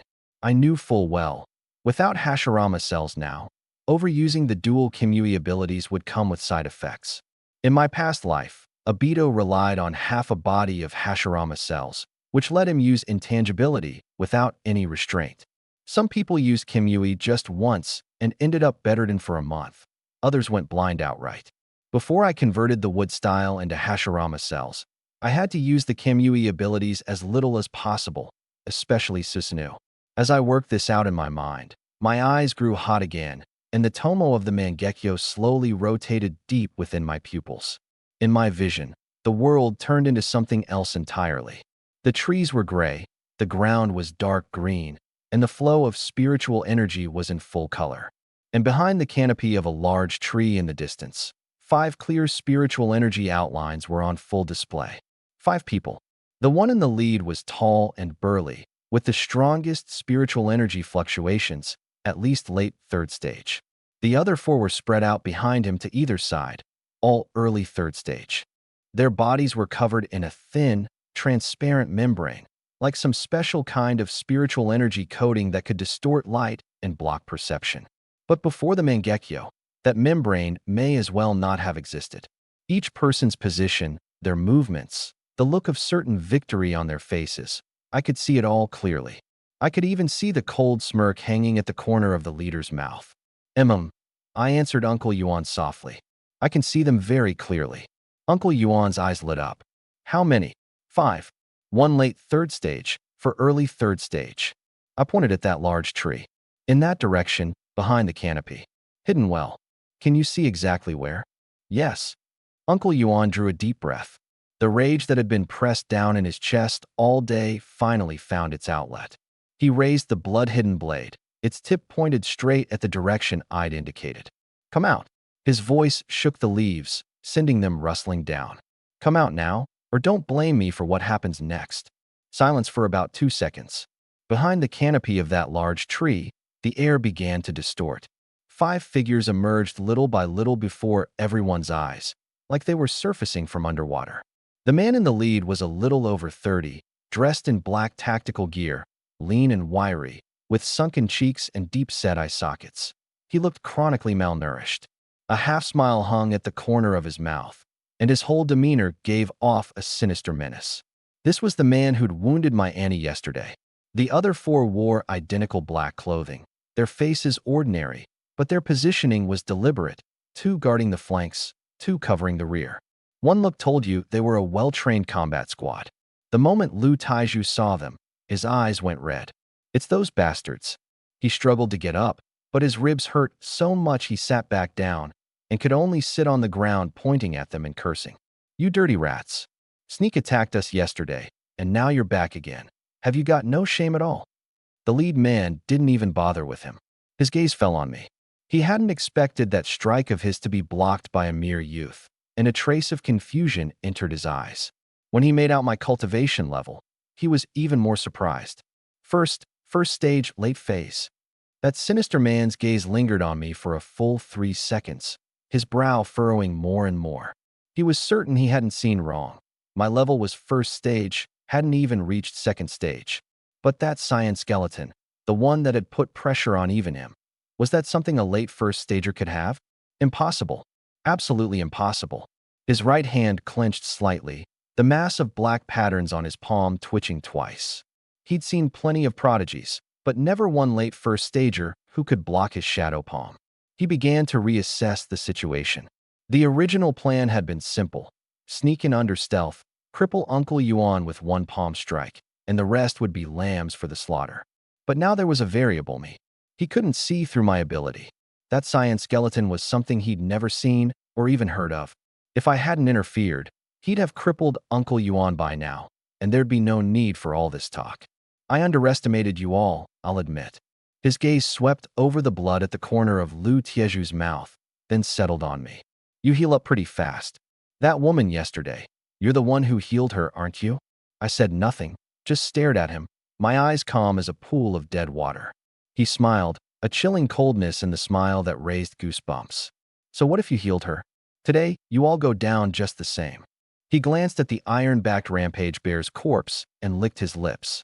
A late third realm demon crystal is 100,000 minimum, and the hide and claws sell for plenty too.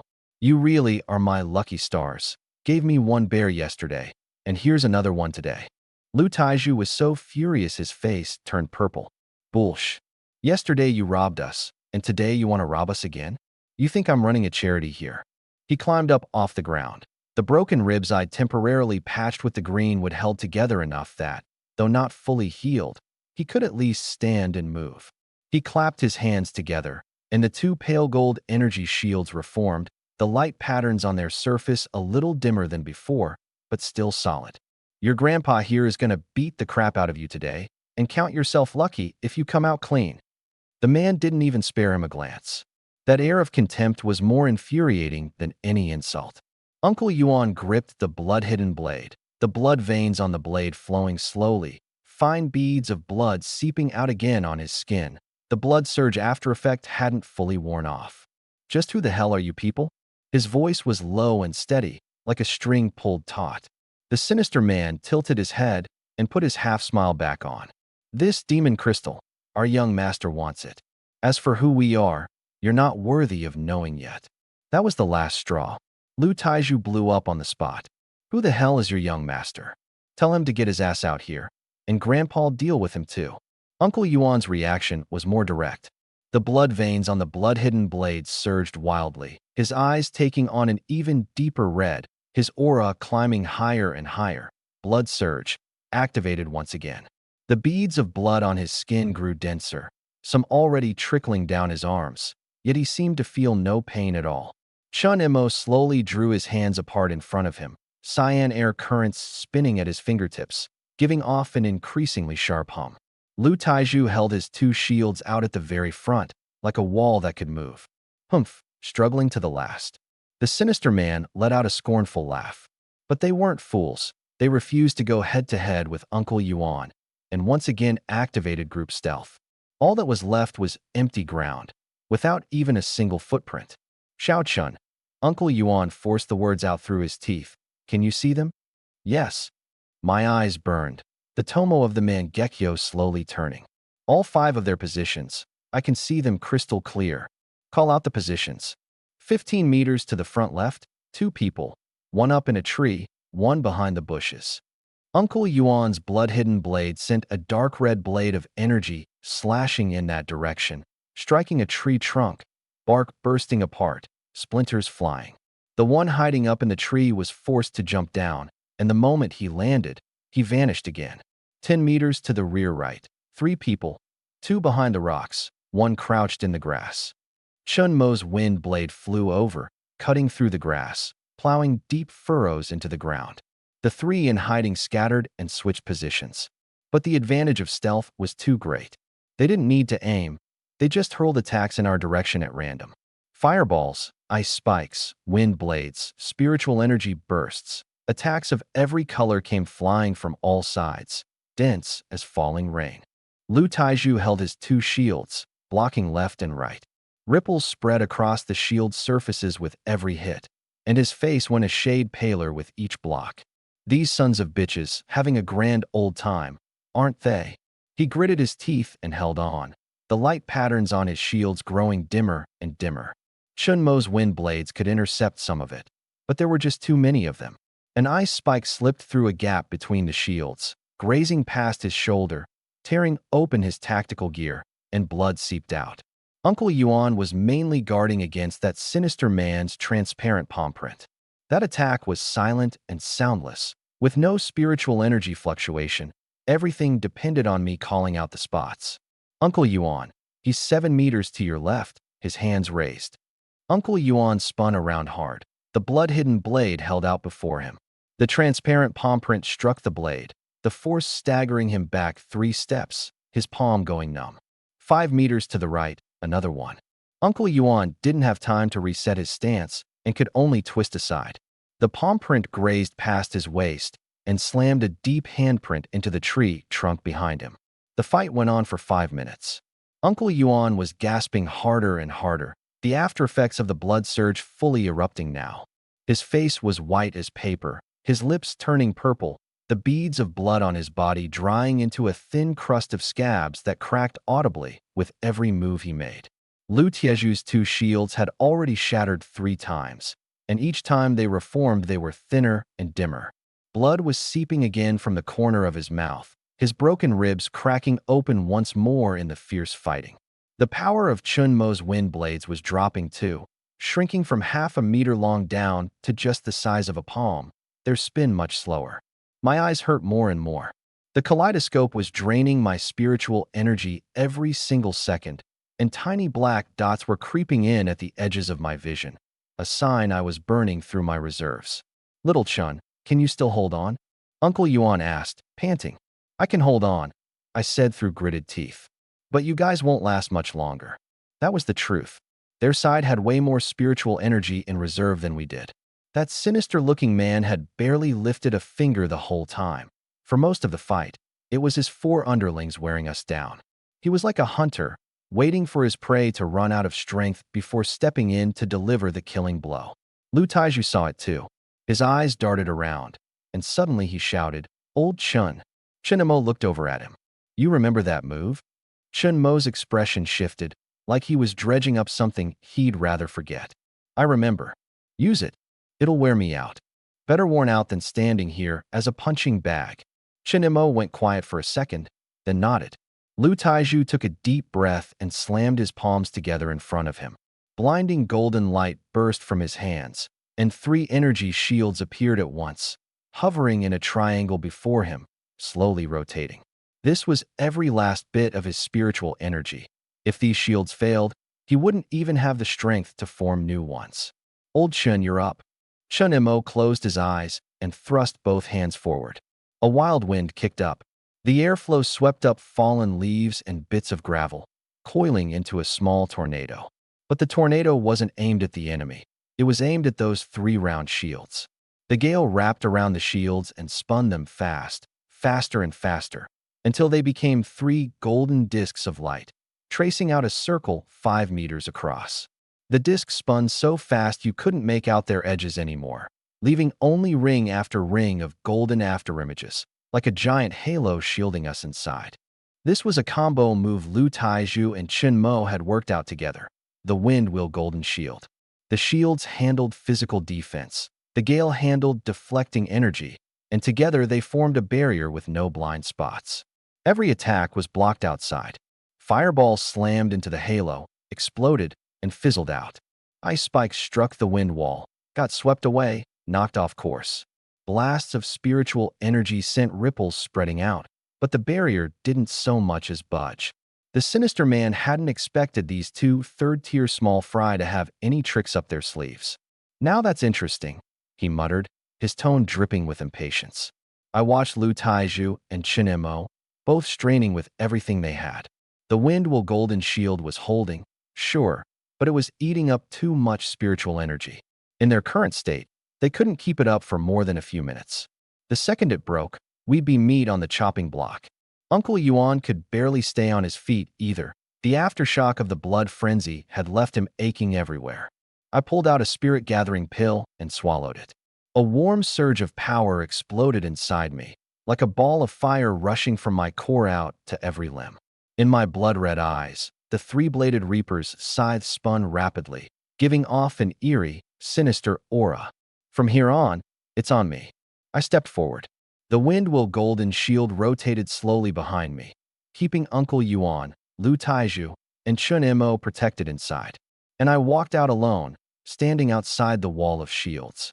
Uncle Yuan's pupils shrank sharply. "Little Chun, what are you doing? Get back here."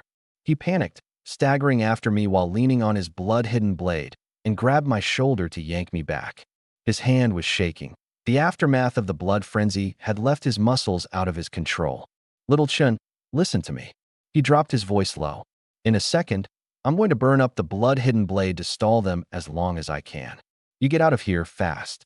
I turned my head to look at him. His eyes had gone red. "From now on, take good care of your aunt for me." He said it softly, but it sounded like it cost him every ounce of strength he had left. Lu Taiju came over too, both legs trembling hard, and cracked a grin. "That's right, little Chun. Your Uncle Taihead here is going to hold them off with everything he's got. You use that chance to run. You're still young. You've got a bright future. You can't die here." Chen Mo didn't say anything, but he walked over too. He pushed up his glasses, looked at me, and his lips moved. "Little Chun, having a nephew like you, it made me a happy man." That was the longest sentence Chen Mo had said in his entire life. Lu Taiju was taken aback, and his eyes went red too. "Old Chun, the way you're talking, you're making it sound like some kind of deathbed goodbye." "It is a deathbed goodbye," Chen Mo said. Lu Taiju stopped smiling.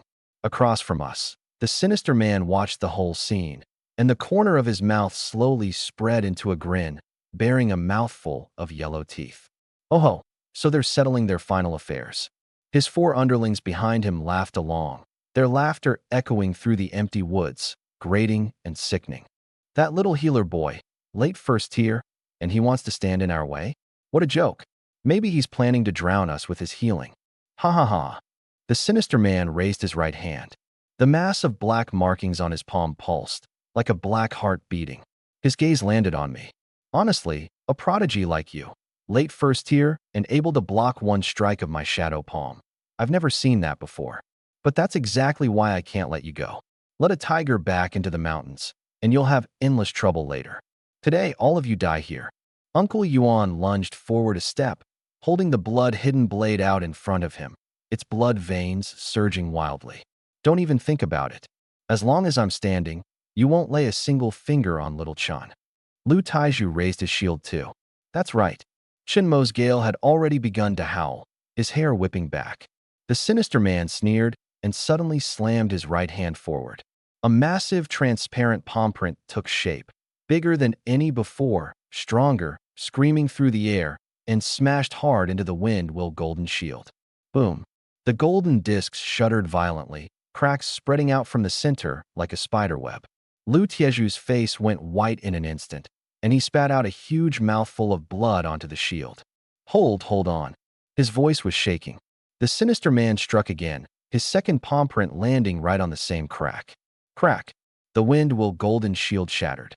The three round shields dissolved into a sky full of golden sparks, The cyan wind wall collapsed in an instant, and the gale scattered, sending leaves flying everywhere. Lu Taiju dropped to his knees, propping himself up with both hands as he vomited blood. Blood trickled from Chun Mo's ears. He swayed twice and only stayed upright by leaning on a tree trunk. The sinister man pulled his hand back and looked at the kneeling Lu Taiju and the tree-leaning Chun Mo, his grin widening. "That's it. I thought you'd last a little longer." His four underlings laughed along. The boss is mighty. Two useless third tiers, and they dared to strut around in front of the boss. He took a step forward, looking down at Uncle Yuan. "Lu Yuan, are you going to put the blade down yourself, or do I have to help you?" Uncle Yuan gritted his teeth. The blood veins on the blood-hidden blade were still flowing. His hands shook, his legs shook, his whole body looked like a stack of blocks about to fall apart at any second. He'd been in blood frenzy far too long, and his body had hit its limit. But he still didn't lower the blade. "I already told you, if you want to touch little Chun, you'll have to step over my corpse." The sinister man sighed, like he was looking at a child who just didn't get it. Why bother? He raised his right hand, the black markings on his palm pulsing madly, and a surge of spiritual energy even more terrifying than before began to gather.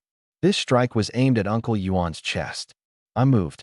In one step, I was in front of Uncle Yuan, blocking the path of that transparent palm print. Uncle Yuan was horrified. "Little Chun." I didn't turn around. I just said calmly, "Uncle Yuan, trust me." Uncle Yuan froze. He stared at my back, the back he'd watched grow up. It used to be so small and thin. Now it was broader, but still not broad enough, not thick enough to block a full-strength strike from a late third tier. But I stood there without moving, like I'd grown roots into the ground. He opened his mouth to say something, but his throat felt like it was blocked. Lu Taiju lifted his blood-covered face, wanting to say, "Don't do anything stupid," but the words died on his lips. Chun Mo watched me from where he leaned against the tree, and behind his glasses, a flicker of light crossed his eyes. I walked forward a few more steps, getting farther and farther from the wreckage of the shield wall, closer and closer to the sinister man. He watched me come, frowned, then smiled. "What? The little late first-tier healer wants to duel me one-on-one." His four underlings behind him doubled over laughing. Did this little brat get so scared he lost his mind? First tier fighting third tier.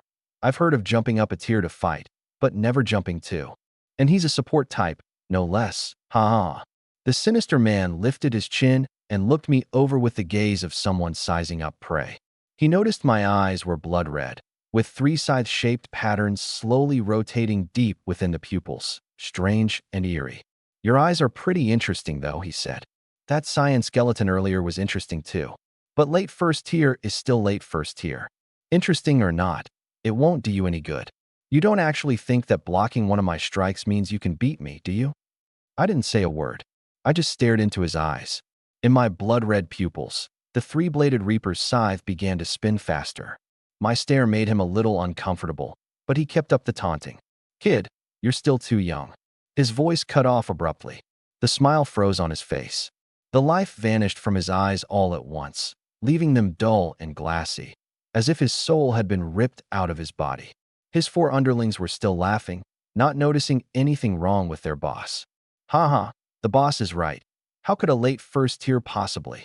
Yeah, this little brat probably can't even touch the hem of the boss's coat. Wait a sec, what's wrong with the boss?" The first one noticed.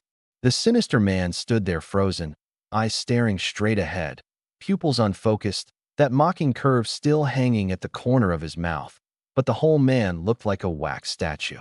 "Boss? Boss?" He called out twice. No response. The second one panicked too. Has the boss been mind-controlled? Impossible. How could a late first tier control a late third tier? But look at the boss's eyes. All four of them looked at his eyes at once. In those eyes was the reflection of my blood-red pupils. The three-bladed Reaper's scythe spun madly deep inside my pupils, carrying an eerie power that made your very soul tremble. Illusion. Kaleidoscope. Activate. Techniques. Put simply, use the eyes to control an opponent's mind. Obito could use the kaleidoscope's illusion to control the Nine Tails, so why couldn't I control one late third tier? Their side had spiritual energy who knows how many times stronger than mine, but illusions were never just about piling up raw energy. Willpower, mental strength, resistance to illusions, those were the real keys. In that split second, I'd concentrated the kaleidoscope's illusion to its absolute peak and locked down his brain directly. It only lasted an instant, but an instant was enough. I moved, my body shooting forward like an arrow off the string, charging straight at the sinister man. His four underlings snapped out of it. Stop him. Protect the boss. Fireballs, ice spikes, wind blades. 3 attacks flew at me at once. My right eye glowed a faint red. Phase. The fireballs passed straight through my body. The ice spikes went through my chest. The wind blades sliced through my neck, all of them cutting through nothing but a phantom. 3 attacks, all missing. The 4 of them stared, eyes bulging. We can't hit him. What the hell kind of power is that? I passed through the attacks and closed in on the sinister man. The gap between us was less than 10 meters. 10 meters. That's the absolute range of the Kimui Crush, and the range where I'm untouchable. His pupils shrank sharply into pinpoints as he finally saw my eyes clearly. Blood red, with the 3-bladed Reaper's scythe spinning. The black markings on his palm pulsed frantically as a transparent palm print strained to form, but he was too late. In my left eye, the 3-bladed Reaper's scythe spun so fast, it was just a ring of red afterimage. Kimui. His body froze in an instant. The air around him began to twist, space folding, compressing, collapsing. It was like an invisible giant hand had gripped his neck and started to wring it. He opened his mouth to scream, but couldn't make a sound, his eyes filled with terror. Shadow Palm, late 3rd tier, overwhelming spiritual energy. Against this kind of power, all of it was as flimsy as paper. My left eye was bleeding. For my late 1st tier body, well, my body, the power of a 1st-level Kimui was too heavy a burden. But I didn't stop. Crack, crack. His neck twisted clean off, blood spraying wildly as his head flew into the air. To his dying moment, he couldn't believe he'd been taken down by a late 1st-tier rookie. The woods fell silent. Uncle Yuan's blade hit the ground again, the 2nd time today. Killed him? Little Chen killed that late 3rd tier? Chun Mo's glasses had slid to the tip of his nose, and he forgot to even push them up. It took him a long while to squeeze out a sentence. Late 1st tier, killing a late 3rd tier. Jumping 2 whole tiers. I've lived 39 years, and this is the first time I've ever seen it. Lu Taiju had just finished coughing up blood, and as he wiped his mouth, he froze too. He looked at my back, that boy with blood still dripping from his left eye, and suddenly it all felt a little unreal. Little Chun, tell your Uncle Taihead the truth. Did some old monster take over your body and get a second life? I didn't answer. Not because I didn't want to. I just didn't have the strength. My spiritual energy felt completely drained, not a drop left. The illusion, the phasing, the crush all came one after another. It looked smooth as silk, but every single move had been burning through my body. The 4 underlings stood frozen, their faces going from confusion to shock to total breakdown. 1st tier killing 3rd tier. He's not human. Run now. The 4 of them turned and bolted, dropping their weapons. Uncle Yuan wanted to chase, but the moment he took a step, he pitched straight over. The 2nd wave of the blood frenzy backlash had hit. Lu Taiju collapsed on the ground too. Only Chun Mo was still standing, leaning on the tree trunk. Slowly, he raised both hands. The wind began to move, gentle as the first warm breeze of spring. Parting wind. 3 words, and the 4 fleeing men froze as if pinned in place. The next instant, they dropped to the ground in unison, all breath gone. The woods went completely silent. Step by step, I walked back, my footsteps so unsteady it felt like walking on cotton. I reached Uncle Yuan and plopped down on the ground. Uncle Yuan, I didn't let you down, did I? Uncle Yuan looked at my face, all smeared with blood, and his eyes went red. He reached out and gave my head a rough rub. Let me down, my ass. You nearly gave your uncle a heart attack. Lu Taiju chimed in. That's putting it lightly. I nearly died on the spot. Chen Mo pushed up his glasses. You've got no hair to begin with. Old Chun, could you not throw me under the bus at a time like this? No. I looked at the headless corpse on the ground and remembered something. Uncle Yuan, that guy said something about a young master. There's someone behind them. Uncle Yuan's expression darkened. Anyone who can order a late 3rd tier around as a hired thug is no small player. This won't just blow over. When someone dies, there's always a reckoning. Chun Imo said. I stayed quiet. But even if I could do it all over again, I'd still kill him. That man wounded Andy, and today he tried to kill Uncle Yuan. He deserved to die. Lu Taiju crouched down beside the corpse and started rummaging. A beast crystal, late 3rd tier. That's worth at least 200 grand. He pulled out a dark red crystal and held it up to the light. His eyes lit up. This'll sell for 250 grand, easy. 250 grand. Not long ago, I was scraping together points one by one, thinking 100 plus was a lot. Only now did I realize the world out here is huge, and there are plenty of ways to make money. I need points, and I need money too. Can't afford to give up either one. Meanwhile, in a valley in the Second Realm Zone, crimson flames spread like a tide, so hot they warped the air. At the heart of the sea of fire stood a stunningly beautiful woman, her long crimson hair like a burning waterfall cascading down to her waist. She held a spear, its tips flames condensed into something solid. Her name was Su Hanyin, the campus belle of Tianhai No. 1 High School, and the person I'd kept beneath me for 3 straight years, always stuck in second place in every exam. Her opponent was a crimson flame python at the peak of the Second Realm, over 10 meters long, its whole body covered in dark red scales. This snake had the power of fire flowing through it too, so ordinary flames were useless against it. But Su Hanyin's fire was no ordinary flame. It was purer, hotter, more domineering than the snake's. The crimson flame python spat out a fireball at her. She swept her spear, and the flames at its tip condensed into a rapidly spinning wheel of fire, splitting the fireball clean in two. The python's tail lashed sideways. She pushed off her toes and leapt into the air, spear pointed down, plunging like a burning meteor straight into its skull, piercing right through the bone. The flames exploded inside its head, burning it from the inside out. The crimson flame python convulsed twice and went completely still. Su Hanyin pulled out her spear and landed, drawing a bottle of white spirit milk from her waist and tipping it back. This was a breakthrough elixir made specifically for second-tier awakeners. Fighting nonstop had already loosened her bottleneck, and the moment the spirit milk went down, her aura climbed fast, surging from late second tier to the peak of the second tier in the blink of an eye. Peak second tier now. She clenched her fist, then thought of a certain someone. And you? What tier are you at now? That guy who'd kept her beneath him for 3 years, the one who'd awakened dual S-rank powers. No matter what, she'd finally caught up. No, she'd surpassed him. At the martial exam, she was going to crush that person underfoot, fair and square. She slung her spear over her shoulder and headed deeper in. She wanted to hit the 3rd tier before the martial exam. Over in the 3rd Realm Zone, I was busy treating Uncle Yuan's blood frenzy backlash. Once my verdant wood power took effect, the color slowly came back to his face. That's enough, Uncle Yuan said, pressing my hand down. Save your spiritual energy. You still need it yourself. Lu Tieju's broken ribs had been set back too. Little Chun, this verdant wood power of yours is amazing. Works better than the healing units at the hospital. The spoils were laid out in a row on the ground. Altogether, they'd sell for at least 400 grand. Lu Taiju wanted to wire it straight to my card. I nodded without saying much. Hunting beasts was always a dangerous, high-profit line of work, but right now money wasn't what I was short on. Points were. Uncle Yuan, I'm not going back with you guys. Uncle Yuan frowned. What are you planning to do? I'm staying here to keep hunting beasts. Fighting nonstop, I feel like I'm close to another breakthrough. I want to use this chance to push a little higher.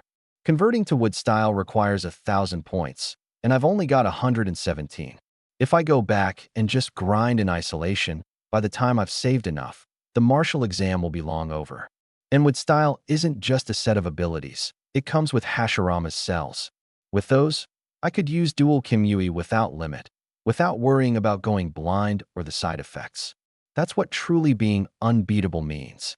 Uncle Yuan stared at me for several seconds, reading the calm, calculated resolve in my eyes.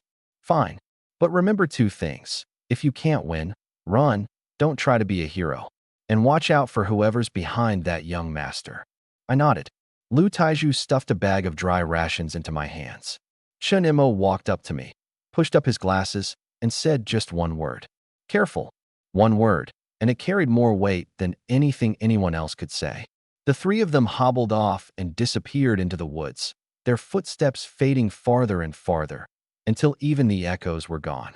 In the woods, only I was left. I opened my panel. Tier, late first. Points, 117. Converting to wood style, 883 to go. In other words, the equivalent of 10 peak second-tier beasts. I smiled a little and vanished deep into the woods. Far off on the horizon, the setting sun was dyeing the whole forest a dark red. I fell back to the second realm zone. The third realm was too dangerous. At my tier, going in there was just serving myself up as food. The second realm was just right. If I could win the fight, I'd fight. If I couldn't, I could still run. And if I couldn't run, I could still face. Rustle, rustle, there was a noise in the bushes to my left. A frenzied wild boar at the peak of the second realm charged out, 3 meters long, its two tusks white and gleaming like curved blades. I saw its weak spot at a glance, the armpit of its left foreleg. No bristles there, thinnest skin and flesh. It roared and charged.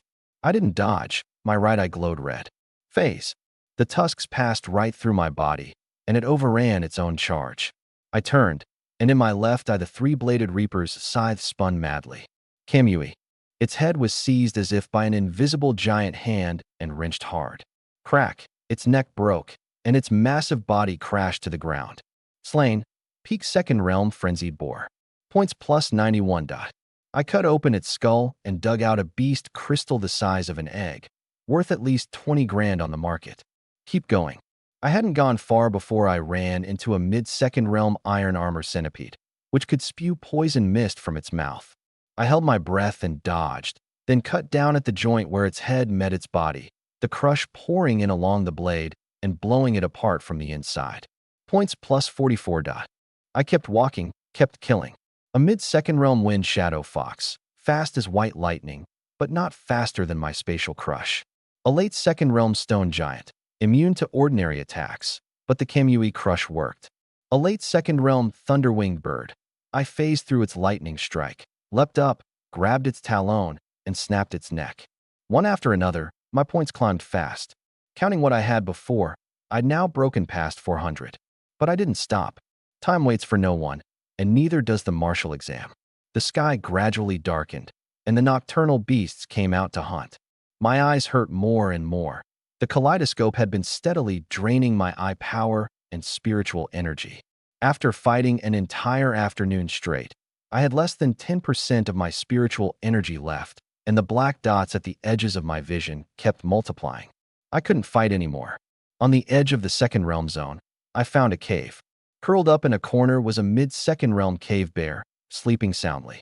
I went up and struck, one blow, and it never even opened its eyes.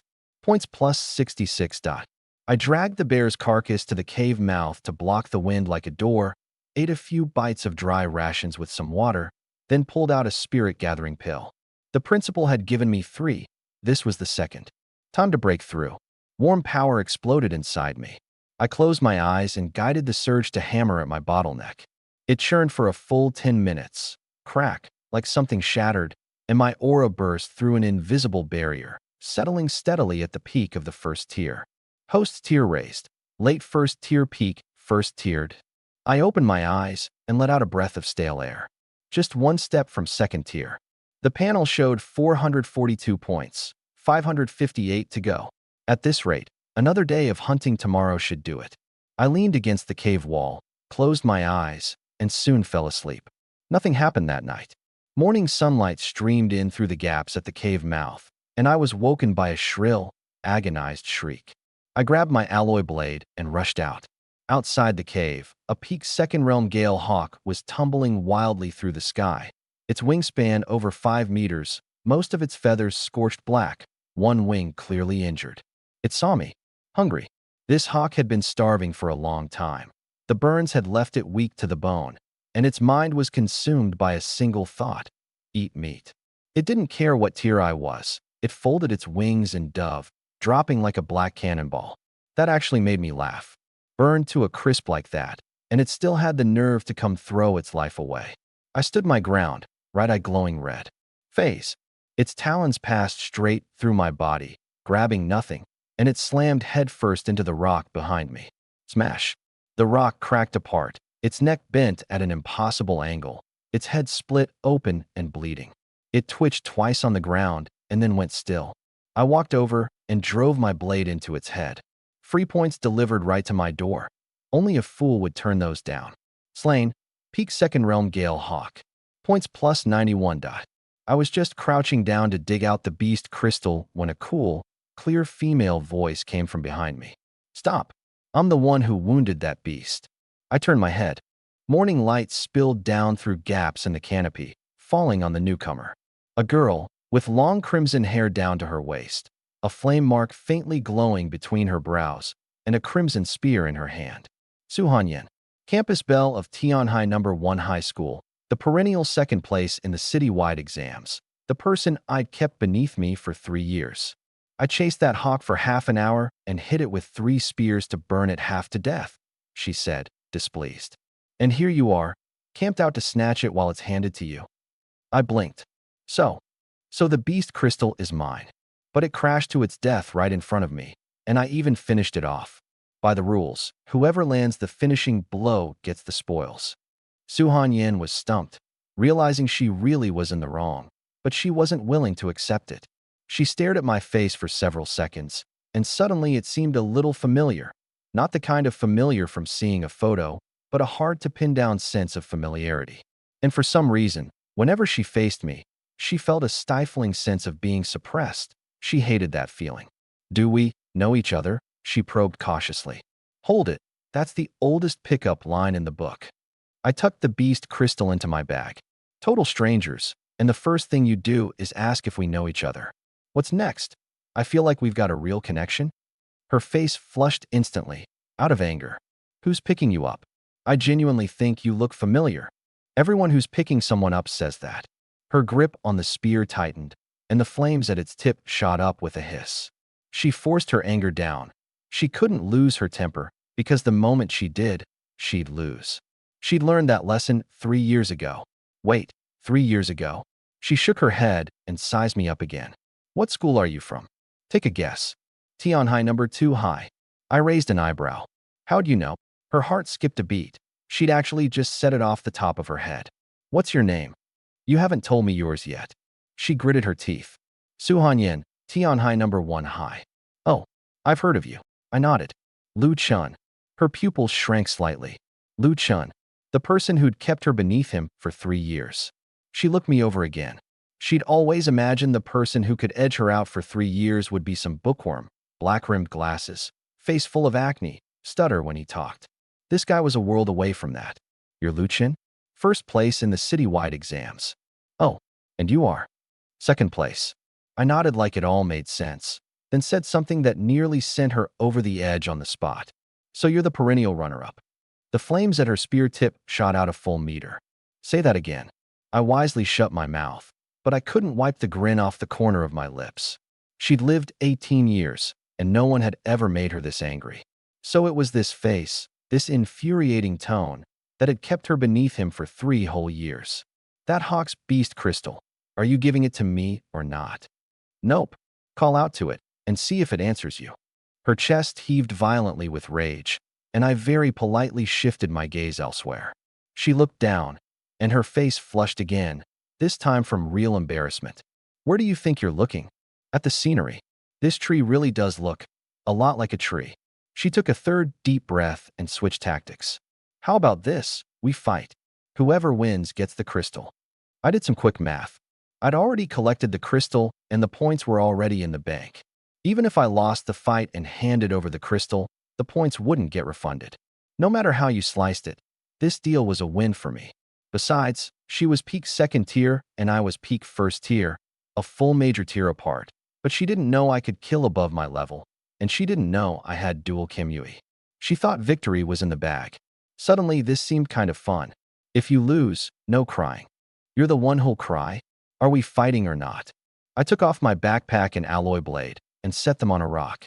She frowned. You're not using your blade? For dealing with you, I won't need it. She unleashed her full peak second tier aura, bearing down on me. The blades of grass at her feet curled and yellowed, and the dirt on the ground cracked in the heat. I stood there without moving a muscle, not so much as a flinch. Her brow furrowed deeper. A peak first tier, unfazed under her aura? This guy was no ordinary opponent. Here I come. She turned into a streak of crimson afterimage, her spear thrusting in with a sky full of flames. She was fast, but inside my kaleidoscope, she moved slow, like slow motion. I didn't use phase. I wanted to see just how much this second-place girl who'd chased me for 3 years really had. Sidestep, dodging the first thrust.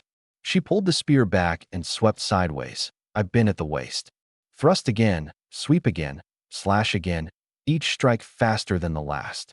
I dodged every one, like I was out for a stroll. Each step I took was small, but every time it landed exactly where it needed to. A hair more, and I'd be hit.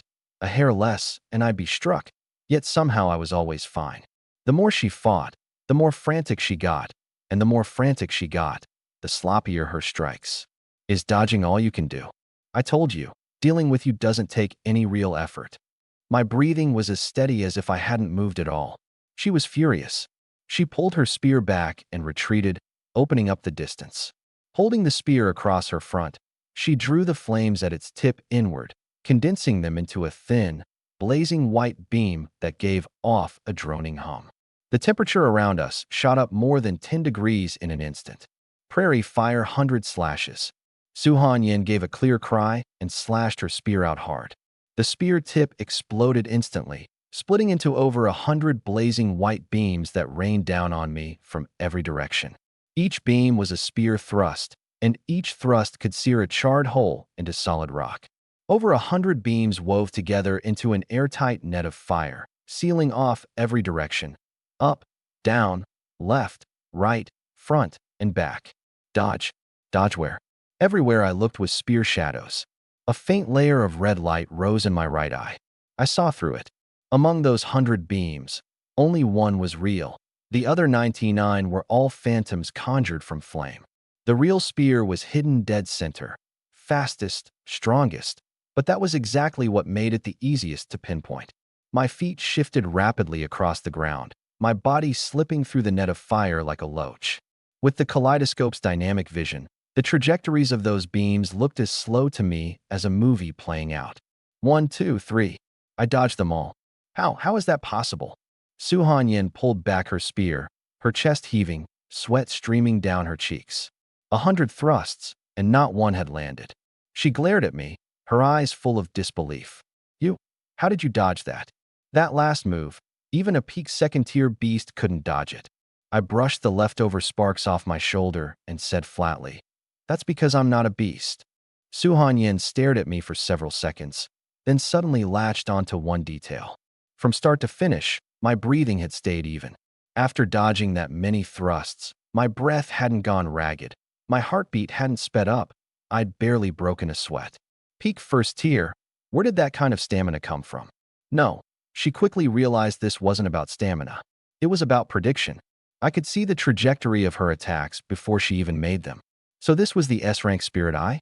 Eyes that saw through everything. Her feelings were complicated. She'd always thought her opponent, the one who'd awakened dual S-rank support powers, was all show and no substance, nothing to fear.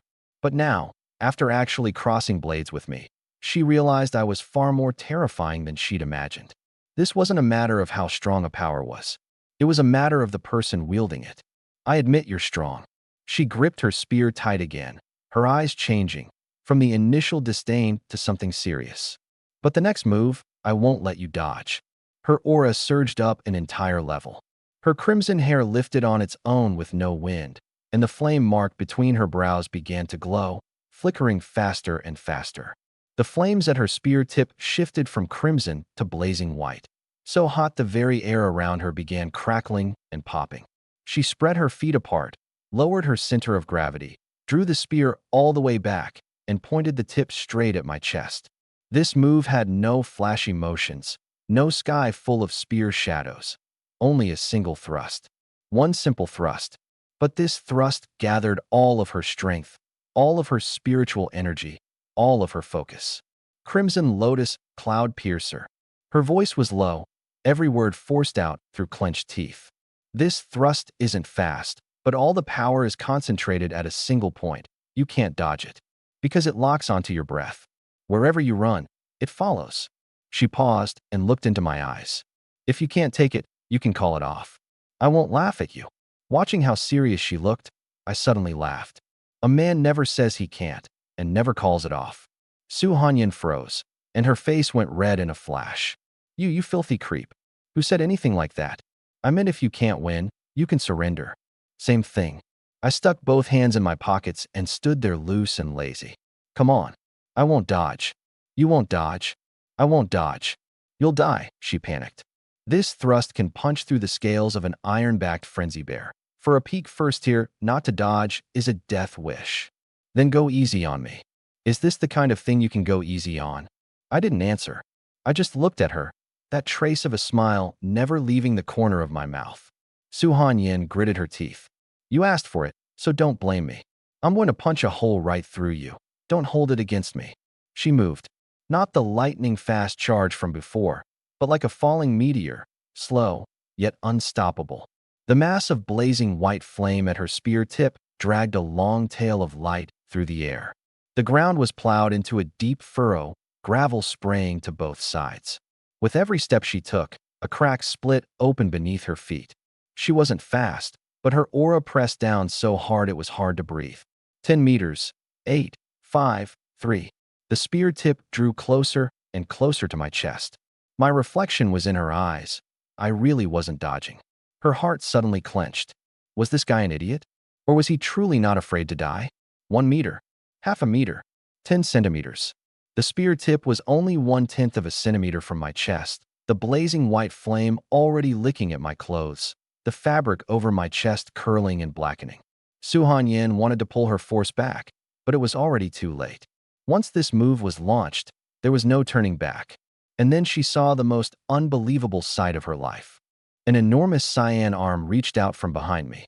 It was an arm forged from spiritual energy, as thick around as a grown man's waist, its surface covered in semi-transparent cyan bone, dark flames flickering at the joints.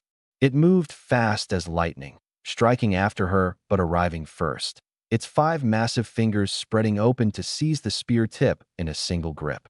The 5 fingers closed like an iron vise, clamping down on the spear blazing with white-hot flame.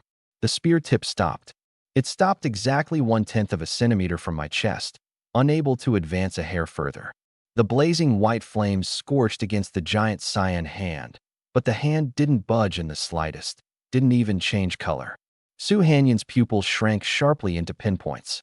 Her all-out strike, the crimson lotus cloud piercer she took such pride in, had been caught by a single hand, as casually as picking up a chopstick.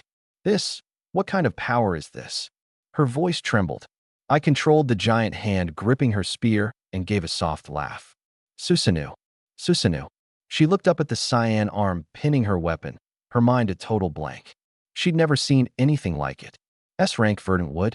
S-rank Spirit Eye? Was this really a support type? You? Her lips trembled. Who exactly are you? I tilted my head, my smile deepening. Don't you already know? I'm the man who kept you beneath him for 3 whole years. Su Hanyin withdrew her spear, the flames at its tip slowly dying out, the lingering heat waves still warping the air. She didn't attack again. She just stood there, watching that enormous cyan arm retract behind me and dissolve into the air, bit by bit.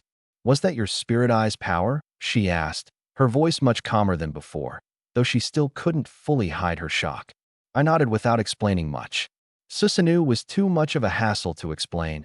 It tied into the kaleidoscope, the space element, my techniques. Say too much, and I'd expose even more. Let her think it was the Spirit Eye's ability.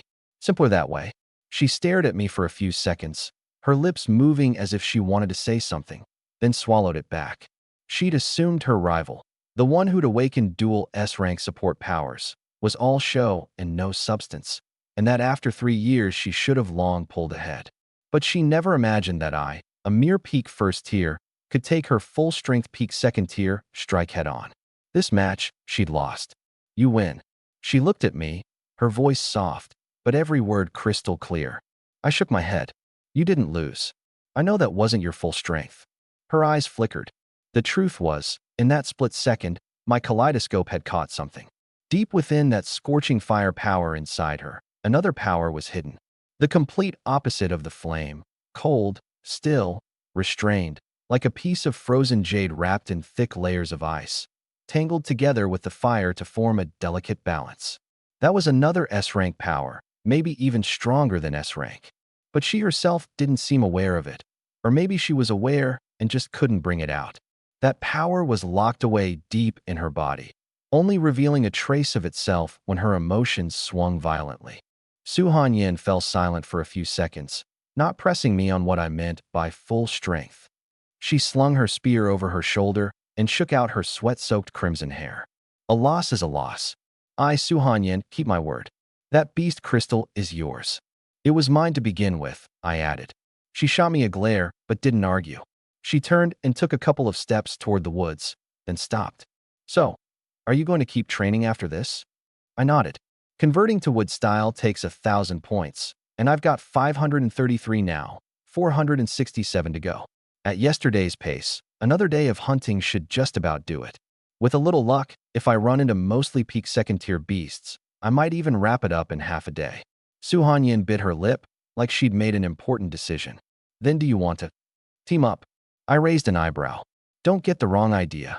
Her face flushed again, her voice rising. I just see you as a rival. I want to figure out your full strength, then beat you fair and square. That's all. I didn't say anything. That look on your face said it all. My eyes just look like this. You. She took a deep breath and told herself to stay calm. She couldn't let me control the rhythm, couldn't lose her temper. The second she got angry, she'd already lost. I thought it over. Someone else fights the beasts. I just deliver the finishing blow and rack up points while barely lifting a finger. Where else was I going to find a deal this sweet? On top of that, she was at the peak of the second tier. With her firepower at full blast, cutting down second-realm beasts was like slicing vegetables. All I had to do was trail behind her and mop up. Sure, I can do that. But every beast we take down, I get to be the one who finishes it off. She blinked. Why? Because I've got OCD. If I miss even one, I can't sleep at night. She stared at me for 2 seconds. You're lying. It's true. Really bad OCD. Last time I watched someone else land the finishing blow, I didn't sleep for 3 days. Keep talking, and I might actually start believing you. She fell silent for a moment, then forced out 2 words through a red face. Whatever. She didn't even know why she'd agreed. Who finished off the beasts? What did it matter? The demon crystals and materials would still get split 50-50 in the end. It wasn't like she'd lose her share. It wasn't a big deal anyway. She shook her head, trying to fling the tangled thoughts out of her mind, and headed deeper into the second realm zone. Come on, quit dawdling. It's getting dark. I bent down, grabbed my backpack off the rock, hooked my alloy blade back onto my belt, and followed. The 2 of us walked through the dense forest, one in front, one behind. Sunlight filtered through the canopy, scattering golden flecks across her crimson hair. There's one up ahead. She stopped, leveling her spear in front of her. In the clearing ahead, a late second-realm iron-armored rhinoceros stood grazing with its head down, its whole body covered in iron-gray plating, a meter-long horn on its head glinting coldly. Su Hanyin didn't waste a word. She kicked off the ground and shot forward, flames exploding along her spear as she thrust straight at the rhino's belly, the thinnest, most vulnerable spot in its armor. The rhino jerked its head up to gore her, but she twisted her waist midair and flipped over the horn like a swallow, the spear tip sinking into its back as she came down, flames pouring into the wound and detonating inside its body. The rhino let out an agonized shriek and thrashed wildly, but she'd already pulled her spear free and backed away. I rushed in and drove my blade into the wound on its neck. Killed a peak second realm iron-armored rhinoceros. Points plus 66. Next one. She shouldered her spear and moved on, not even bothering to dig out the demon crystal. I crouched down, dug out the crystal, tucked it into my bag, and caught up. A mid-second realm poison lizard. She skewered its skull. I finished it, plus 44. A late second realm thunder-patterned leopard. Unbelievably fast. She chased it 200 meters before catching up and sweeping its hind legs out from under it. I finished it, plus 66. A peak second realm two-headed wolf, one head breathing fire and the other spitting ice. Working in perfect sync, she tanked the flames and charged in, running the fire-breathing head through, and when the other head swung around to bite, I stabbed it through the throat from the side, plus 91. The more we fought, the better we clicked. She took them head on. I cleaned up. One dealing insane damage, the other quick as lightning. Our beast-killing efficiency was more than double what either of us could manage alone. "You holding up okay?" she asked, turning her head. "I can keep going another 2 hours." "Then let's go." 2 hours later, she was finally worn out. She leaned against a big tree, gasping for breath, sweat dripping down her cheeks. Her combat suit was soaked through again, clinging to her body. The hand gripping her spear was trembling, and blisters had formed where the shaft met her palm. I can't. I can't do it anymore." Her voice came in broken bursts. "Need to rest a bit, then keep going." I walked over and crouched down in front of her. "Give me your hand." "What for?" "I'll patch you up." She hesitated, then held out her hand. I grasped her wrist, and the power of green would surge through my palm, green light flowing along her meridians and spreading through her whole body. She felt a cool, warm current rush in through her wrist, like the first breeze of spring drifting across a frozen lake. The ache in her arms faded, the blisters on her palms sealed shut, and even her spiritual energy came flooding back fast. Her eyes went wide. This is Greenwood." "Yeah. You said Greenwood was a support type, didn't you?" "This is way too." "Too what?" "Too insane." She said it flat out. "My family has healing types too, and their recovery speed is more than 10 times slower than yours." I didn't reply, just kept channeling. Her wounds healed at a visible rate, the soreness in her muscles receding like a retreating tide. It felt so good, she nearly moaned out loud. "Done." I let go and stood up. She rolled her shoulders, then clenched her fist a few times, her face full of disbelief. "That's it. After a fight this intense, I need at least half an hour of rest, and my back and shoulders would ache for 2 days before I recovered. And you fixed it in a few seconds? What? You thought an S-rank support type was just for show." She went quiet. Today my green would had completely shattered everything she thought she knew. If she always had healing at this level, she could fight all day long without stopping. Again, she pushed herself off the tree, flames reigniting along her spear. "Today I'm going to fight until my peak second-tier bottleneck starts to loosen." The corner of my mouth curled up, and I followed. A free muscle, free points. Why the hell not? The two of us kept sweeping through the second realm zone. She fought harder and smoother by the minute. Before, when she was alone, she always held a third of her strength in reserve to avoid getting hurt, never daring to go all out. Now, with me backing her up, she knew that even if she got hurt, I could heal her instantly. So she stopped holding back at all. Every thrust was full force, every strike all in. Early second realm beasts died in 1 thrust, mid realm in 2, late realm in 3 to 5. I trailed behind delivering the finishing blows, 1 kill each, and my points climbed fast. Killed an early second realm mist prison rooster. Points plus 25. Killed a mid-second realm gale demon wolf. Points plus 44. Killed a late second realm 3-legged sky blaster. Points plus 66. When she got tired, I healed her. Once healed, she was full of energy again, and I went right back to scooping up points. We fought like that from midday to dusk, from dusk into full dark. Toward the end, the beasts got scarcer and scarcer, and we had to comb the whole forest to find them. It took quite a bit of effort. The demon crystals filled an entire backpack, and my points shot up from 533 all the way to 909. I looked at the number on my panel, unable to keep the grin off my face. 909, just 91 short of 1,000. One more peak second realm beast, and I'd have it.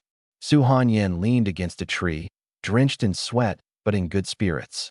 She watched my back as I crouched digging out a crystal, then suddenly said, "Teaming up with you isn't half bad, actually. Teaming up with you's not bad either. At least your damage is high, so I don't have to lift a finger." I didn't even turn around. "So you had me take the front just so you could slack off?" "How is that slacking?" "It's called strategic division of labor. You handle damage, I handle logistics. Everyone plays their part, perfect coordination. You're just lazy." "If you say so." I stuffed the last crystal into the bag, stood up, and dusted off my hands. It was fully dark now, and the calls of nocturnal beasts rose and fell throughout the forest. "Where are we staying tonight?" she asked. I pointed at the cave not far off. "There. I stayed there last night." You stayed in a bear's den last night? I killed the bear, so the den's mine now. She shot me a look, the corner of her mouth curving up before she quickly pulled it back. The two of us headed for the cave, moonlight spilling through gaps in the canopy, stretching our shadows long. The cave wasn't big, but there was enough room for two people to lie down. I dragged the cave bear's carcass back to the entrance to block the wind and any beasts that might try to slip in. Su Hanyin settled against the driest part of the inner wall, laying her spear within reach. Her combat suit still wasn't dry, clinging to her, and as she closed her eyes, her breathing gradually steadied. So sticky, it's driving me crazy, she muttered, opening her eyes to glance down at her clothes. Can you turn around? I leaned against the stone wall opposite her, eyes closed. Turn which way? The cave's only this big. Then close your eyes.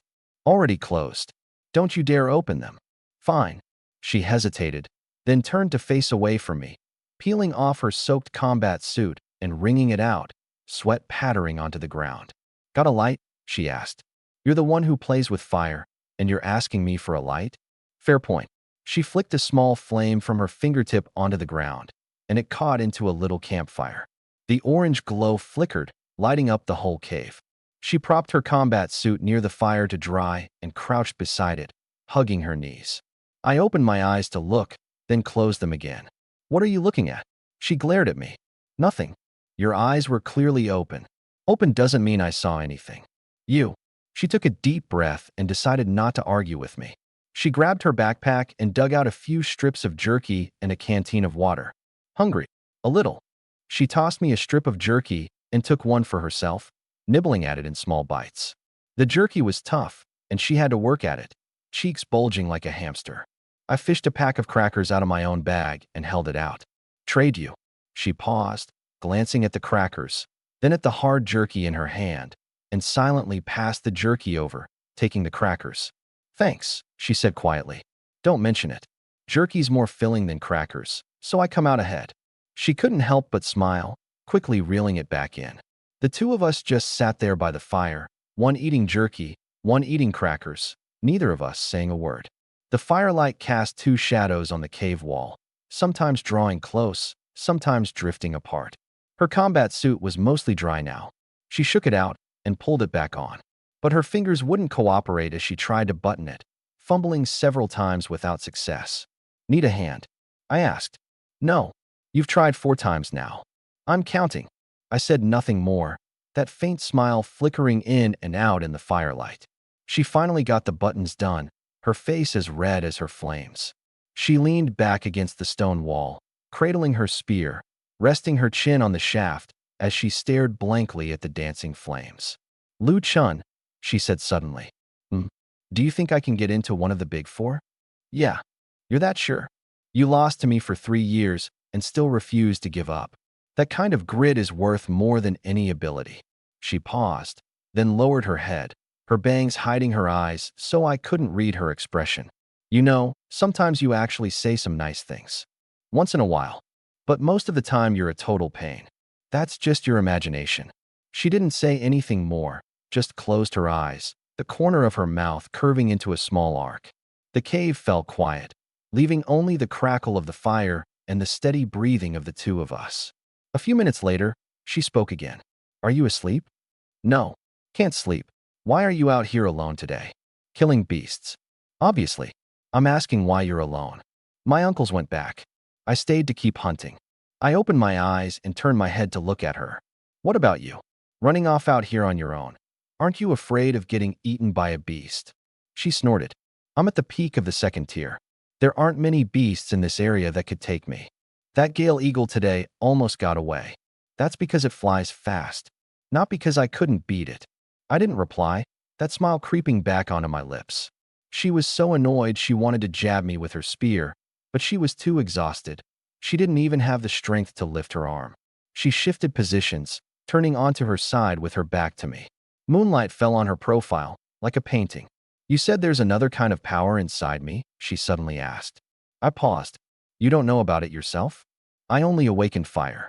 But that power you mentioned, sometimes I can feel it, like there's something locked away inside me that I just can't unlock. Might be a dual S, I said. She whipped around, her eyes lighting up all at once. Really? Just a guess. You. She took a deep breath, held it in, and lay back down, staring at the rock overhead, her mind a mess. After a long while, she said quietly, "Thanks for healing me today. Don't mention it. Just remember you owe me one. Can you not keep such precise track of everything?" Old habit. She didn't say anything more. The cave went quiet, leaving only the two of us breathing and the occasional distant howl of a beast. She rolled over to face my direction and closed her eyes. Moonlight fell across her face, her features delicate as a painting, her lashes trembling faintly. I glanced over, then naturally looked away. I'm no saint, but I'm a man who knows where the line is. "Good night," I said. She didn't answer, her breathing already deep and even. She was asleep. Before dawn the next day, I woke. A faint gray light seeped through the gaps around the bare carcass at the cave mouth, and the warmth of the campfire still lingered inside. Su-Han Yin slept soundly against the opposite wall, spear cradled in her arms, her crimson hair spilling over her shoulders. I looked for half a second, then decisively looked away, stood up, and slipped out of the cave on quiet feet. The morning forest air was fresh, carrying the scent of dew and greenery. A few early birds chirped in the canopy, and somewhere in the distance a beast growled low. I took a deep breath and pulled up my panel in my mind. Realm, Peak First Tier. Abilities, S-Rank Green Wood, S-Rank Spirit Eye. The spirit I had already transformed into the twin Divine Might. Techniques, Intangibility, Strangle, and Susanoo, 1 level each. Points, 909. 91 short. Today's first beast would be my ticket to Wood Release. Su-Han Yin came out not long after, her hair carelessly tied back with a cord, her face still hazy with sleep as she rubbed her eyes and yawned. Morning. Morning. How many are we killing today? Just one to start. I've got something urgent to take care of. She didn't ask what was urgent, just hoisted her spear and headed into the woods. We hadn't gone far when an iron-backed lizard at the peak of the second realm raised its head by the stream, its vertical yellow pupils fixed on us as it flicked its tongue. Su-Han Yin didn't waste a word. Flames exploded along her spear. Prairie fire 100 slash. Over 100 blazing white beams rained down. The lizard tried to flee, but the net of fire was too dense. The moment it turned, a beam struck its back, its scales bursting apart with a scream. Su-Han Yin followed with a thrust through its throat, and after 2 convulsions it went still. I moved in and drove my blade into its skull. Killed a peak second realm iron-backed lizard. Points plus 91. The number on my panel jumped from 909 to 1,000. My hand froze for a beat. Then the corner of my mouth slowly stretched into a grin. That's enough. Points have reached 1,000. Convert 1,000 points to Wood Release. I silently thought one word. Yes. Consuming 1,000 points. Wood Release conversion beginning. Progress 1%. 57%. 100%. Conversion successful. Congratulations, host. You have obtained the Wood Release ability. Current Wood Release level, LV.0. Passive unlocked, Sealless Healing. You can now automatically recover from injuries without forming hand seals. A warm power welled up from my dantian, flowing through my limbs and every part of me, completely different from the twin Divine Might. The Divine Might was cold, eerie, hidden inside my eyes. Wood Release was warm, vigorous, brimming with life, like something taking root and sprouting in my blood. I closed my eyes and took it in. My body was changing, cellular activity strengthening, self-healing improving, even my meridians widening. This was the effect of Hashirama's cells. Still only at a basic level, but already enough to let me use the twin Divine Might without restraint. My eyes no longer ached. After using the kaleidoscope all day yesterday, my sockets had throbbed until I nearly cried. Now that ache was gone, replaced by a gentle, soothing comfort. I opened my eyes and pulled up the system shop. A new interface popped open, a dense list of ninjutsu, each one tagged with a point price. Technique of Green, 100. Wood Locking Wall, 300. Cutting Technique, 500. Deep Forest Emergence, 800. Wood Dragon, Wood Clone, Advent of a World of Flowering Trees. Those weren't even unlocked yet. I looked at those numbers, my mouth twitching. 2 days of busting my ass to scrape together 1,000 points.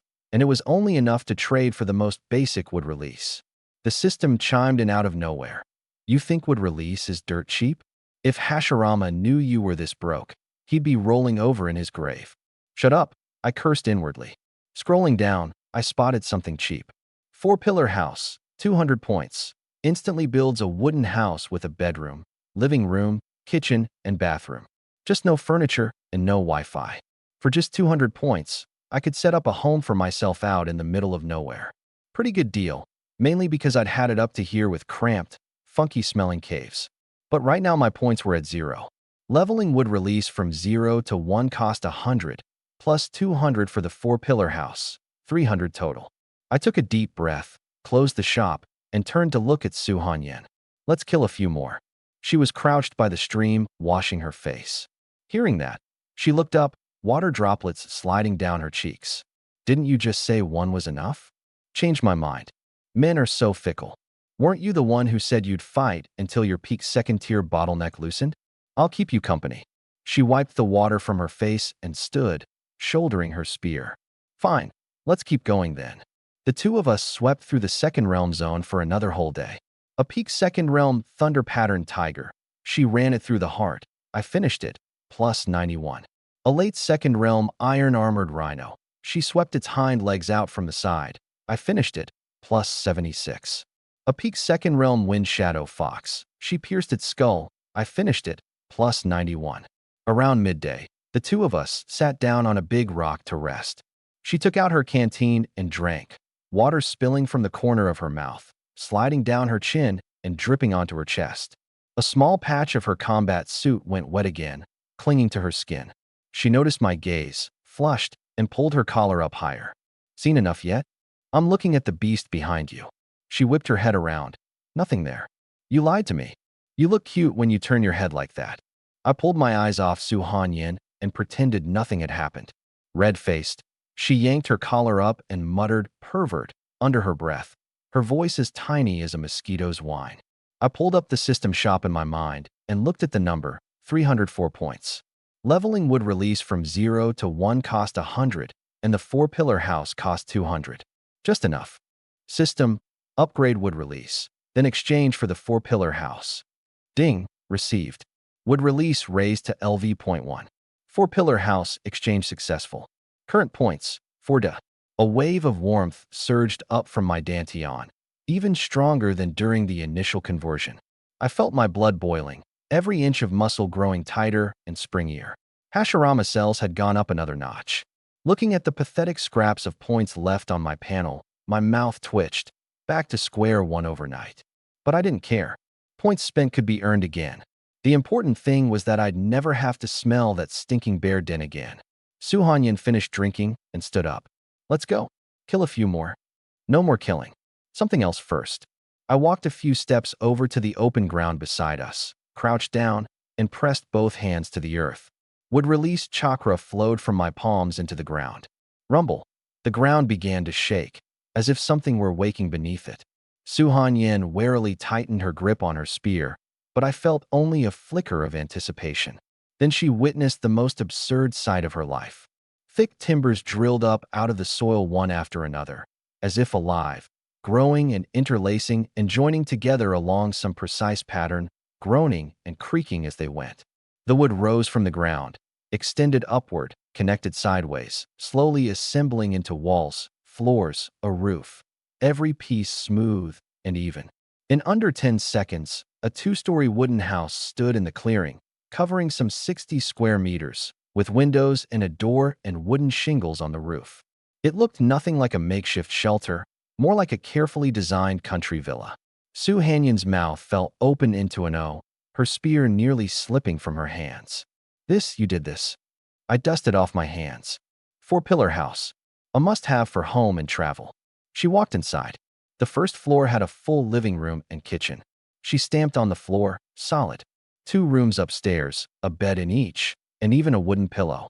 She stood at the window looking out at the forest, speechless for a long moment, then turned to me. You're a support type who can fight, heal, and build houses? What the hell are you? A man. I leaned against the doorframe. The good-looking kind.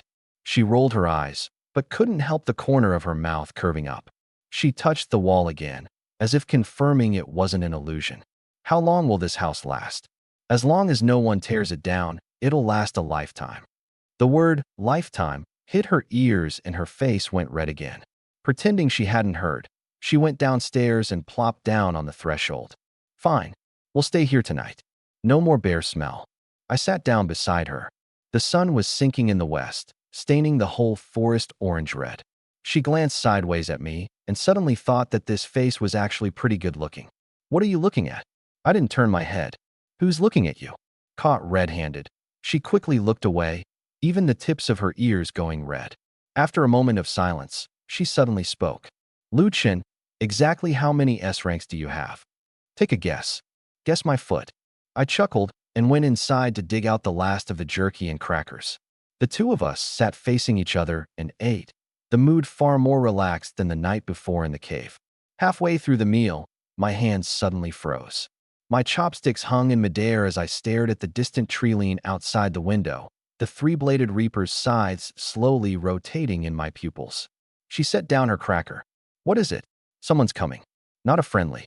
My kaleidoscope's vision pierced through layer after layer of canopy, and I saw the figure rapidly closing in, a black robe with dark red patterns, and a chill, deeply unpleasant spiritual energy.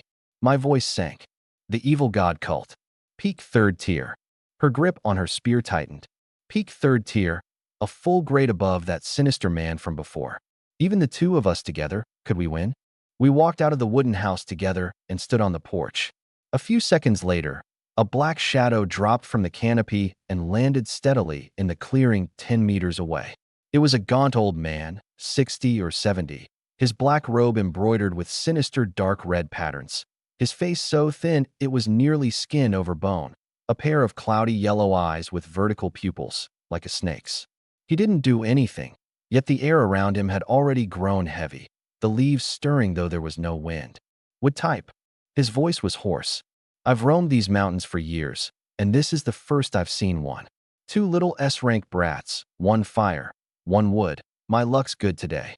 He extended a withered hand, black spiritual energy gathering at his fingertips, giving off a putrid rot. Come along quietly. Lord Evil God needs fresh blood like yours. Su Hanyan's spear thrust out, flames turning into a blazing white beam. In your dreams. The old man swatted the flames apart with a casual wave. Such pure fire. His eyes lit up as he turned to me, his yellow vertical pupils full of greed. But the aura on you excites me even more. Green wood. And some power I can't see through. To him, peak 3rd tier against peak 1st tier was no different from an elephant crushing an ant. I looked at him, the corner of my mouth curving faintly. You done? A pack of gutter rats hiding underground, afraid of the light, and you dare call yourselves gods. The smile faded from his face bit by bit. Insolent. I am Ghost Hand, and I've dominated these beast mountains for 30 years. No one has ever dared speak to me like that. Oh, well, you've met someone now. Ghost Hand's aura suddenly erupted.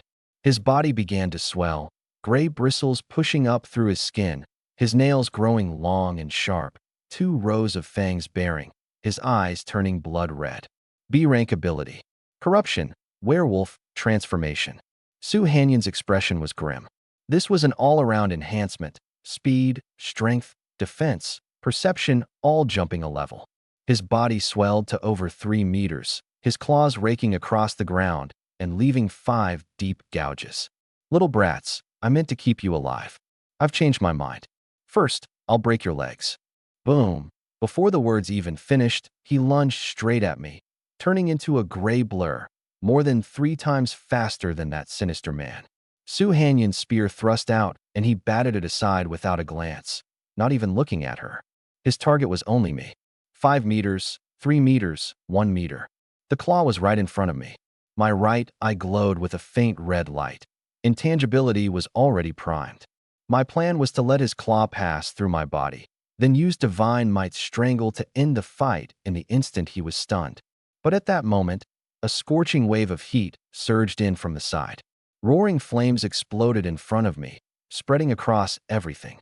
Ghost Hand's claw slammed into the fire and was violently bounced back, a patch of his bristles scorched.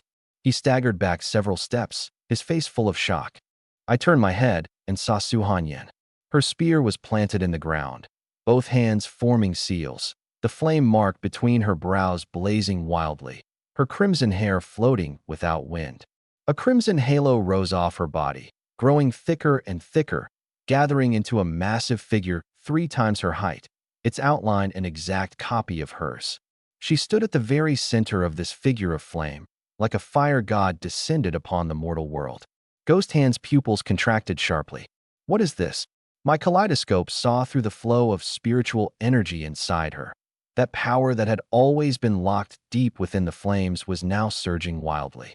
This was her trump card, the hidden technique of her S-rank fire ability. She opened her eyes, now a fiery gold, twin flames dancing in her pupils. Sky-scorching avatar. For the first time, seriousness appeared in Ghost Hand's yellow vertical pupils. I underestimated you. With this avatar, you do have the right to challenge above your station. A pity. Third tier against second isn't just one realm. It's a chasm. His aura suddenly erupted, the spiritual energy of the peak third tier pressing down on her from all directions. Her face paled a shade, but she didn't retreat. She knew she was running out of time. The sky-scorching avatar drained her tremendously, draining her spiritual energy with every passing second. She had to end this in one strike. Gritting her teeth, she shifted her seals, pressing her index and middle fingers together against her brow. All the flames around her were sucked inward, like a black hole devouring everything. The flames on the avatar receded, her face growing paler and paler, her body trembling faintly. She was burning herself. Once the point of light had absorbed enough flame, a spear shot out from her brow. Its shaft crimson, its tip blazing white, all that power compressed into a single point. The air twisted and shattered, and distant beasts fled in terror. Ghost Hand's pupils shrank to pinpoints. Excellent. His body swelled again, the werewolf form falling away, tiger stripes emerging, the character for King appearing on his forehead as his size surged to 4.5 meters. B-rank ability. Corruption, War-Tiger transformation. This was his complete form. Su Hanyan let out a great shout. Sky-scorching spear. Whoosh! The spear shot out like a meteor streaking across the sky, aimed straight at his chest. He didn't dodge, crossing both claws in front of his chest. The spear tip struck his claws with a deafening roar, flames exploding and swallowing everything within a 10-meter radius, blasting a crater into the ground. He was shoved backward, sliding, his feet plowing 2 deep furrows, the flesh of his palms splitting open, blood pouring out. 10 meters, 20, 30, he finally stopped. Shatter. He suddenly forced his claws together. Crack. The shaft of the flame spear split apart, the entire weapon bursting into a sky full of fiery fragments. Ghost Hand dropped to one knee, gasping for breath, his chest scorched black, but he'd blocked it. He raised his head towards Su Hanyan and bared a savage grin. By then, Su Hanyan's flame avatar had already dispersed. Her body swayed twice, her spear slipping from her grasp, and she crumpled limply to the ground, her face white as paper, her lips turning purple, without even the strength to lift her arm. Ghost Hand rose to his feet and looked down at her from above. That's it. So what if you have an S-rank ability? If your realm can't keep up, all of it is just smoke. Little girl, join the evil god cult, and I might put in a good word for you. Otherwise, before he could finish, Su Hanyan smiled. It was a beautiful smile and a cold one. Is that so? Then maybe you should look behind you. His smile froze instantly. A chill shot up from his tailbone straight to the back of his head. Slowly, he turned. A figure had appeared behind him, silent and without a trace. Black hair, black eyes, a faint half-smile at the corner of his mouth, hands in his pockets, posture lazy, like an ordinary man. It was that wood-type kid. His heart lurched violently. How had this kid gotten over here? The War-Tiger form multiplied his perception several times over. He could sense even an ant crawling. Yet somehow he hadn't sensed me. But he steadied himself quickly. This kid was only peak first tier, a support type. So what if he'd sneaked up? His War-Tiger form's defense had shrugged off even Su Hanyan's full power strike with only a few surface wounds. I raised my right hand, fingers pressed together, and made a chopping motion. No fluctuation of spiritual energy, no ability released. I simply lifted my hand. He looked at that hand and nearly laughed out loud. But the next instant, the laughter died in his throat. A layer of Cyan's spiritual energy wrapped around that hand, condensing into a massive arm. And in the grip of that Cyan giant arm was a Cyan blade glinting with cold light. He felt a mortal threat. What the hell is this? Divine might, space slash. Ryup, the terrifying space slash cut him clean in two at the waist. That colossal war tiger body, that formidable defense, before this single slash, they were as good as nothing. His life drained away at breakneck speed, his eyes full of terror. I'm impossible. I am a peak third tier. Before he could finish, he was utterly severed, his body split into two halves, collapsing to the ground, blood soaking the earth. The forest went quiet, leaving only the rustle of the night wind through the canopy. Not far off, Su Hanyin had already passed out from spiritual exhaustion. I walked over and crouched down, pressing my hand to her. The power of green would flowing into her body, a strange something in my eyes. I hadn't expected that this #1 high school campus beauty, whom I'd kept beneath me for 3 years, whom I'd only just met the day before, would go this far for me. Not only had she taken a peak third-tier attack head-on for my sake, she'd also created this perfect opening for an instant kill. Don't tell me she's fallen for me. When Su Hanyin opened her eyes, she found herself lying in a big bed. She bolted upright and checked herself, not a single button missing. She let out a long breath and lay back down. It was fine. Nothing had happened. She stared at the neat grain of wood on the ceiling, replaying the night before. Ghost hand, the war tiger transformation, the sky-scorching spear, collapsing from spiritual exhaustion, and then she'd known nothing more. Now she was safe and sound, which meant I'd won. Absurd. A peak first-tier support type had killed a peak third-tier evil god cult elder. She rolled over. She'd given everything. Unleashed the sky-scorching avatar, even fired the sky-scorching spear, and none of it had worked. And me? I'd strolled casually up behind him and cut him down with a single slash. First tier killing third tier. Who would ever believe it? She'd always thought that awakening an S-rank fire ability meant she could finally turn things around. And then there was me, this freak who awakened a dual S support type, and, instead of playing support, used it straight up as damage. Groll.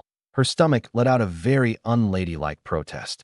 At the same moment, a savory aroma drifted up from downstairs. The charred fragrance of grilled meat mingled with cumin, chili, and Sichuan peppercorn, with a hint of sweetness from a honey glaze. Her throat bobbed. She scrambled up, buttoned her collar, and patted down the wooden stairs. In the first-floor kitchen, I was turning a slab of meat bigger than my face, grilled to a golden crisp and sizzling with dripping fat. On a little table beside the stove sat cumin powder, chili flakes, honey, soy sauce, minced garlic, and a few bottles of soda beaded with condensation. Her mouth fell slightly open. Where did all this come from? My backpack. You brought cumin to go survival training? A hunter who goes out without seasoning is no better than a piece of dried fish. She fell silent. Her backpack was packed with a first aid kit, compressed biscuits, and bottled water. My backpack was packed with cumin, chili, honey, and soda. Same S rank. And yet, how could the gap be this big? You're up, so come eat, I said, flipping the meat. She walked over to the table, swallowed at the sight of the meat, and meant to hold on to some dignity. To maintain her campus beauty image, grollalal, her stomach answered for her. Her face went as red as the fire on her spear tip. I picked up a grilled pork leg, wrapped one end in wax paper, and handed it to her. Try it. See how my cooking is. Dropping the dignity act, she took it and bit in. The skin was crisp, the inside tender and juicy, the juices bursting in her mouth, the cumin and chili cutting through the richness just right, the sweetness of the honey melting on her tongue. She almost couldn't hold back a moan. MH, so good. If it's good, eat more. I took a big bite myself. You killed them all anyway. She lowered her head and bit into the meat, saying nothing more. Then she suddenly looked up and studied the wooden house. 2 stories, wooden walls and floors, a long table in the living room, a sink in the kitchen, 2 bedrooms upstairs. This was no makeshift shelter, it was a fully finished little villa. Lu Chen, are you really a support type? I chewed and thought it over. Of course I am. To give my teammate a comfortable place to rest, I threw up a little cabin. Pretty reasonable, right? You call this a little cabin? It's bigger than the house a regular person saves their whole life to buy. She gulped some soda and decided not to bicker with me. This guy always talked in the same tone. Get mad at him and you'd only make yourself sick. Oh, right. I'm heading back to the city later. Are you going to keep training? She paused. You're leaving? I've been out here for days. Andy will worry. If you want to keep going, the house stays. A house built by Wood Release won't vanish even if I don't dismiss it. She shook her head. No, I'll head back too. She really was exhausted, having fought for days straight until her spiritual energy ran dry. More importantly, the evil god cult had appeared in Tianhai City. A peak third-tier Outer Branch elder showing up in the Beast Mountains might mean a far bigger conspiracy lurked behind it. She had to tell her father about this. She set down the pork leg. Where are our spoils? The demon crystals, the materials. We said 50-50. You're not planning to keep it all for yourself, are you? Do I look like that kind of guy? I smiled, all innocence. You are that kind of guy. I walked to the corner, hoisted up a big backpack, set it on the table, and unzipped it, stuffed full of demon crystals of every size and color. We'll sell them at the city's beast-slaying hall later and split it down the middle. Fine, then I won't be polite about it. Since when have you ever been polite? She shot me a glare, but the corner of her mouth curved up again. After the meal, I cleaned up the stove, and the two of us stepped out of the house. I turned and pressed both hands to the wall. What are you doing? Taking it back. No point leaving it here to waste. Didn't you say you weren't going to dismiss it? That was if you kept staying here. Since you're not, am I supposed to leave it as a free hostel for someone else? Would Release chakra flowed into the walls, and the whole house looked like someone had hit rewind, the timbers retracting into the ground one by one, and in under 10 seconds, all that was left in the clearing was smooth earth and a faint scent of wood. Let's go. I shouldered the backpack. You know the way back? I'm not directionally challenged. All right then, you lead. I'll watch from behind to make sure you don't get lost. She took a deep breath, held back the urge to jab me with her spear, and strode into the forest with her spear over her shoulder. Sunlight filtered through the canopy, casting dappled patterns of light on the ground. Tianhai City, the beast-slaying hall. It sat at the very center of the city, built entirely of dark gray boulders, an enormous character for slay, carved above the main gate, its strokes sharp as a blade. The beast-slaying hall was the core hub of the global beast-slaying organization. Slayers took missions here, and they also sold beast materials and demon crystals here, exchanging them for points. Everyone who made a living hunting beasts had to pass through this door. The first-floor lobby buzzed with voices. Over 100 slayers stood in line, some covered in wounds, some worn to the bone, but every one of them had a bulging backpack stuffed with the spoils they'd risked their lives for over the past few days. Next, behind the counter sat a middle-aged man in his early 40s, wearing a well-tailored black uniform, a small gold badge pinned to his chest. Lobby manager, Zheng Hai. A bandaged slayer set his backpack down on the counter. Inside were a few late Second Realm demon crystals. Could you appraise these, please? Zheng Hai picked one up and held it to the light, tapping it like he was picking out a watermelon, then tossed it back dismissively. Late Second Realm, mediocre quality. 5,000. The slayer's face darkened instantly. 5,000. This is a thunder-patterned tiger crystal. Market price is 15,000 at least. That's market price. Zheng Hai didn't even lift an eyelid. The beast-slaying hall's buying price is what it is. Take it or leave it. There's a whole line of people out there waiting. The demon slayer clenched his fist and looked down at the wounds on his body. In the end, he let his hand fall open. Sell it, he said. Holding that thin little receipt, he turned and walked away, his back slumped and lonely, like an old dog that had been kicked out of its home. A few of the other slayers muttered among themselves. This Zheng Hai lowballs people way too hard. It's daylight robbery. Nothing we can do. He's got the demon-slaying hall backing him. Who'd dare cross that? Zheng Hai heard them, of course, but he didn't care. A bunch of dirt-poor nobodies out of the slums. Who were they to haggle with him? In all of Tianhai, only the demon-slaying hall dared to buy high-grade demon crystals. These people might grumble today, but they'd be crawling back tomorrow. He was flipping through his ledger when a commotion suddenly broke out at the entrance. Move it, young Master Tang is here. Several burly men in black stormed into the lobby, roughly shoving the people in line off to either side. One slayer couldn't dodge in time and slammed into a pillar. The wound on his back split open. The crowd's faces darkened, but not a single one of them dared to make a sound. Because the man walking in was someone none of them could afford to provoke. He was a boy of 17 or 18, dressed in a custom white suit, with an inborn arrogance written between his brows. He looked at people the way you'd look at ants crawling by the roadside. Trailing behind him were 7 or 8 attendants, every one of them an awakened at tier 3 or above, each with a golden character, Tang, embroidered on their chests. The Tang family, the #1 clan of Tianhai. This was Tang Gue, the third young master. His father was the director of the Enforcement Bureau, a man who could arrest anyone, lock anyone up, and strip anyone of their powers at will. In all of Tianhai City, there wasn't a single awakened who didn't fear the Enforcement Bureau. To offend the Tang family was as good as a death sentence in this city. The moment Zheng Hai saw Tang Gue, his expression flipped in an instant. He trotted out and bent at the waist to greet him, looking exactly like a dog wagging its tail. "Ah, young Master Tang. What lucky wind blows you our way? Please, the private room upstairs. Let me get some tea ready for you right now." The slayers around them watched Zheng Hai's fawning act, disgust plain in their eyes.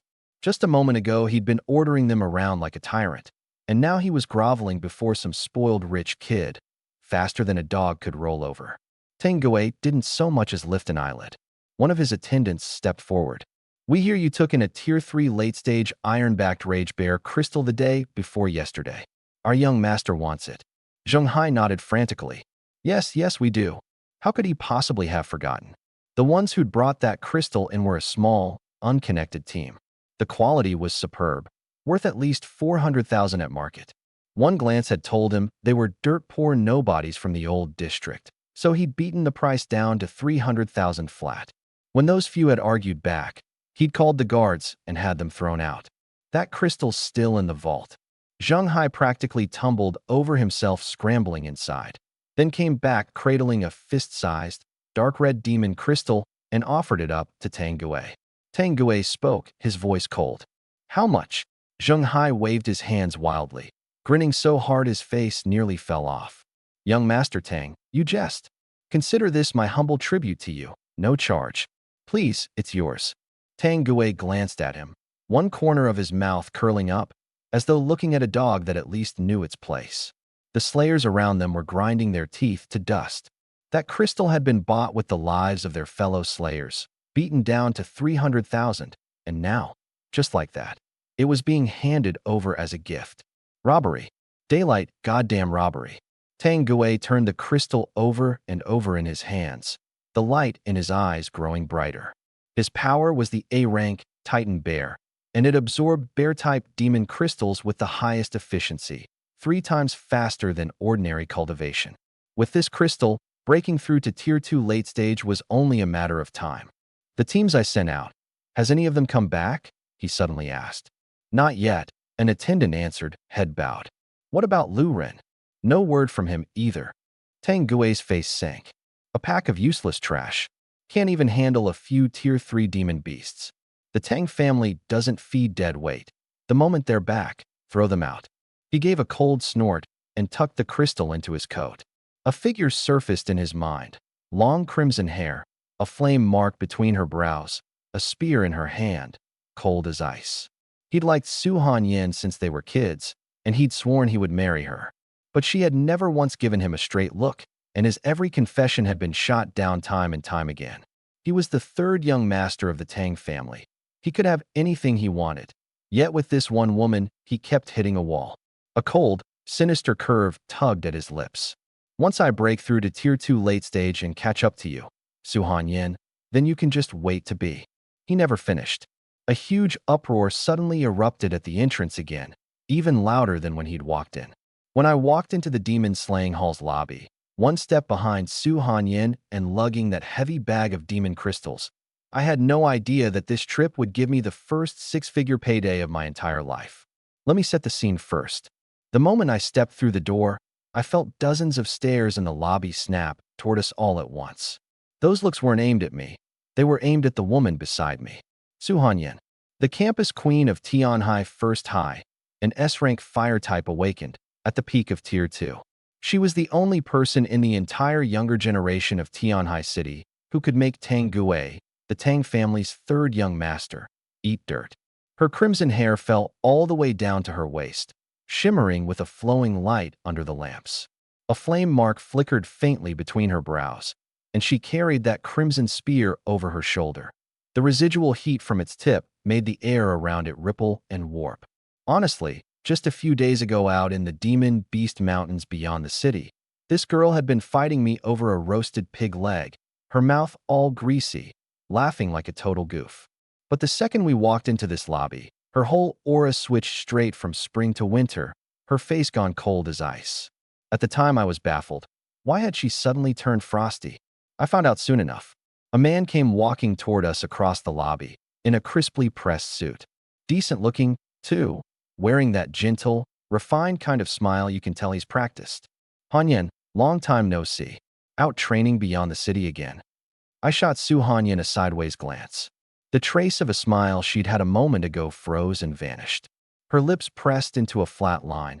She didn't even want to look at him. Tang Gui, I've told you plenty of times. We aren't close. Please call me by my full name. She paused, her voice going colder still. And who he is has nothing to do with you. With that, she shouldered her spear and strode off toward the counter without a backward glance. The man's face went several shades of white and green all at once, as if he'd been slapped in front of a crowd.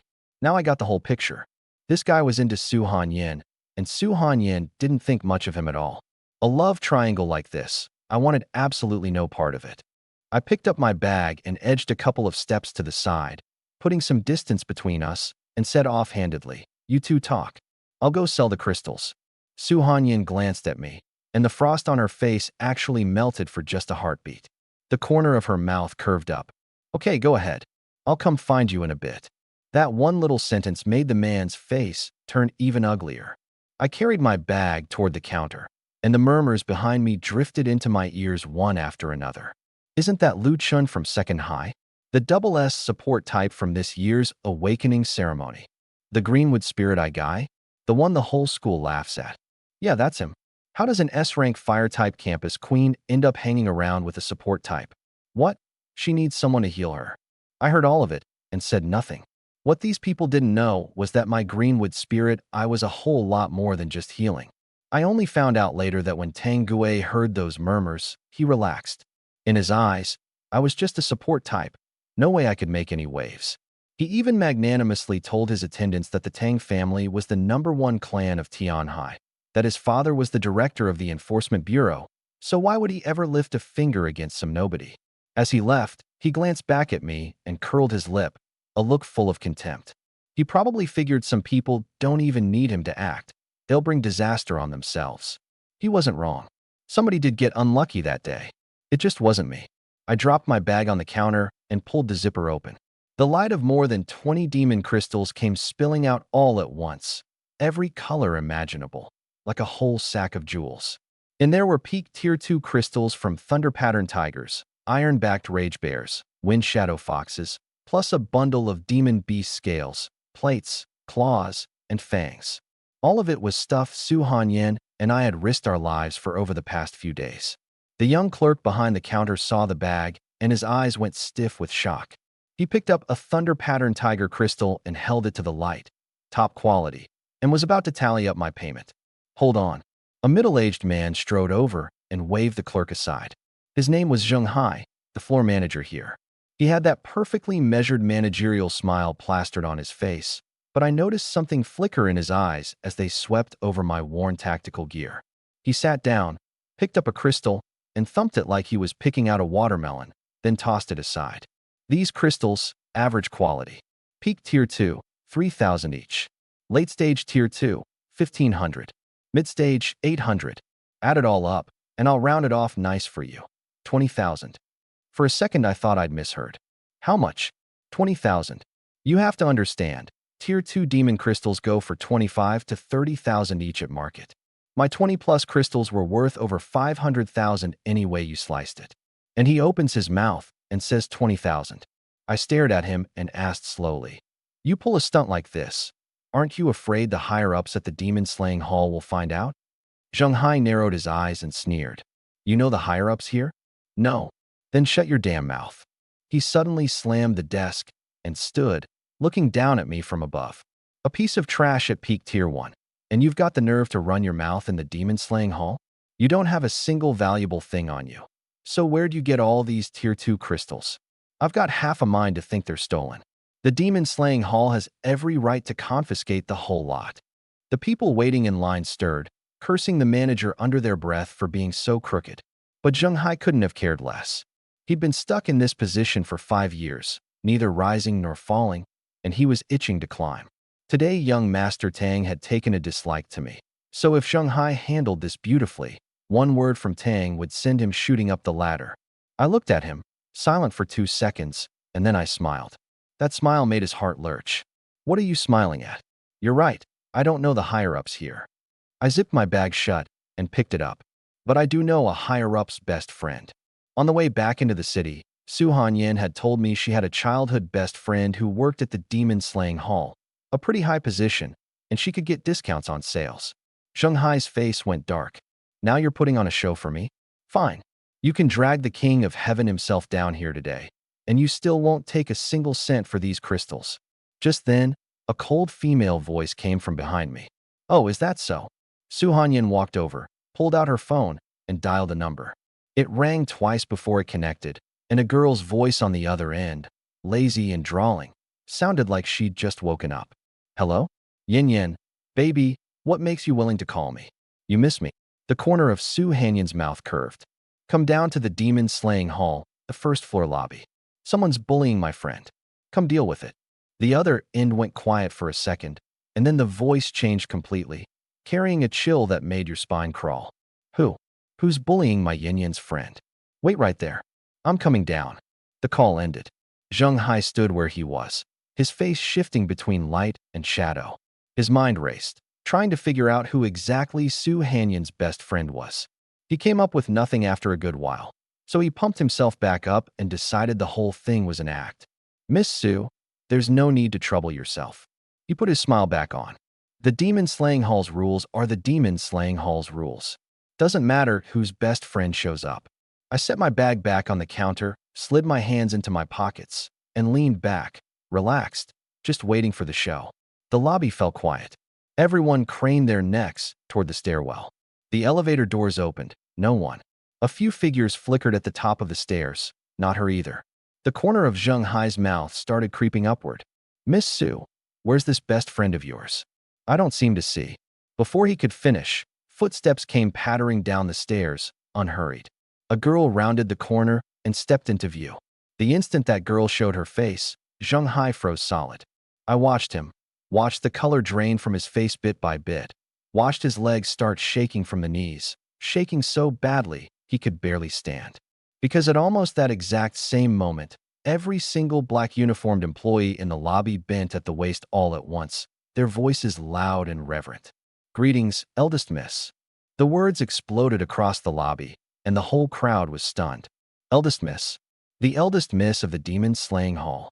That's the hall master's daughter. Wasn't Zheng Hai just throwing his weight around a second ago? He's done for now. I was a little stunned myself. The girl's name was Yi Yurong. She had long jet black hair spilling over her shoulders, water still dripping from the ends. She'd clearly bolted downstairs right out of the shower. She had a cup of milk tea in her hand, sucking on the straw, and the moment she spotted Su Hanyan, her eyes curled up into little crescents. Yin Yin. She came trotting over, her slippers slapping the floor. The moment Su Hanyan saw her, the layer of frost on her face melted away completely, and she broke into a genuine smile. You came down dressed like that? I didn't want to keep you waiting, is all. Yi Yurong bit down on her straw and let her eyes make a full circuit of me. Who's this handsome guy? Your boyfriend? Su Hanyan's face went red. No, just a normal friend. Oh, a normal friend. Yi Yurong dragged those 3 words out long and slow, smiling in a way that clearly meant something more. Su Hanyan pulled me over to introduce us. Lu Chun, this is my best friend since childhood, Yi Yurong. Yi Yurong stuck out her hand. I shook it and said something polite. She tilted her head and said my name twice. Then suddenly her eyes lit up and she clapped her hands together. Wait, Lu Chen, why does that name sound so familiar? She thought for a moment, then it clicked. It's you. You're the guy who's been crushing Yin Yin hard for 3 whole years. Su Hanyan's face went scarlet in an instant, red as the flame on her spear tip, and she reached out to clap a hand over Yi Yurong's mouth. What nonsense are you spouting? Yi Yurong nimbly dodged. I'm talking about the exam rankings. For 3 years, in the joint exams between first high and second high, Lu Chen beat you into second place every single time. Where's your mind gone? Yin Yin, why's your mind so dirty? Su Hanyan was so mad she swung her spear up to hit her, and Yi Yurong laughingly darted behind me, using me as a human shield, poking half her head out. Can't reach me, can't reach me. Standing in the middle of it, I honestly didn't know whether to laugh or cry. After they carried on for a bit, Su Hanyan took a deep breath, lowered her spear, and shot Yi Yurong a glare. Let's get down to business. Only then did Yi Yurong remember what she'd come down for. The playful grin dropped off her face in an instant, her entire presence shifting, pressing the whole lobby into silence. She turned, looked at Zheng Hai, who was still standing there trembling, and spoke, unhurried. Manager Zheng, who gave you the guts to pull something like this? Zheng Hai crumpled straight to the floor, his lips quivering, unable to squeeze out a single word. Yi Yurong didn't even look at him. She dug a red-stamped document out of a drawer and scribbled a few lines. Zheng Hai, as of today, you are fired from the Demon Slaying Hall. Zheng Hai shot up off the floor, his voice edged with something frantic. No, you can't fire me. My second uncle is Zheng Qiuxing. You can't touch me. Another stir ran through the crowd. Someone recognized the name. Zheng Qiuxing was an elder of the Demon Slaying Hall. No wonder Zheng Hai had been so brazen. People started whispering. On one side, the nephew of a higher-up. On the other, the friend of the eldest Miss's best friend. Surely the eldest Miss would have to weigh things carefully. But when Yi Yurong heard the name Zheng Qiuxing, the corner of her mouth actually curved. A chill so sharp it made your skin crawl. So you're one of Zheng Qiuxing's people. No wonder you're so reckless, treating the hall's rules like they don't exist. She set down her pen, crossed her arms, and leaned back against the counter. Don't you worry, Manager Zheng. Sooner or later, I'll get that old bastard kicked out of the Demon Slaying Hall too. She pulled another sheet from the stack of documents. The title, in 4 big characters, legal notice. All these years at the Demon Slaying Hall, embezzling funds, squeezing the Slayers dry, taking kickbacks, abusing your power for personal gain. Every last count, with solid evidence. Her voice was terrifyingly calm. This is enough to keep you locked up for the rest of your life. Zheng Hai's pupils shrank sharply.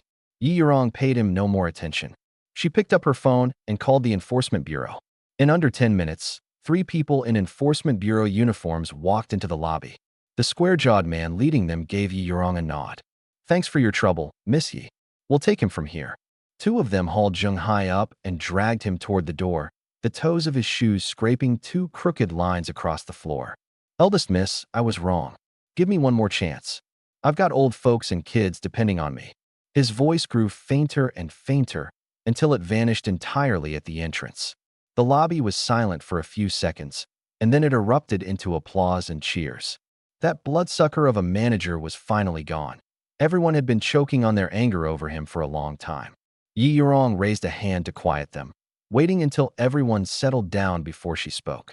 The Demon Slaying Hall is a home for demon slayers, not some people's private treasury. From this day on, anyone who dares to lowball you ends up like Zheng Hai. Another wave of excitement swept the crowd below. She turned to look at me, the seriousness on her face melting right back into that lazy, sweet girl look.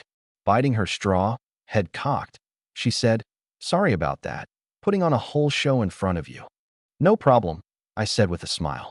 "It was a good show. To make it up to you, I'll buy all these crystals and materials at double the market price." She patted my bag of goods. My eyes lit up. "Double? You sure? Do I look like someone who goes back on her word?" I looked at Su Hanyan. She nodded. "All right then, double it is." Yi Yurong tallied it up herself, calling out a number for each crystal she picked up, her movements as practiced as counting cash.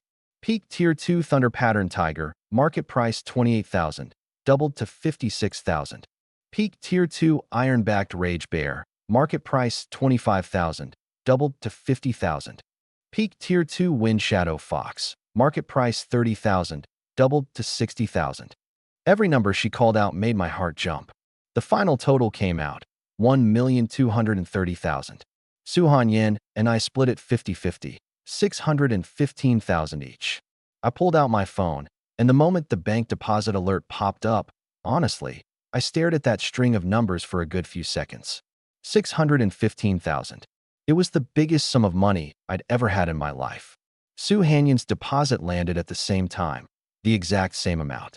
Thanks, I said, tucking my phone back into my pocket. You were a huge help.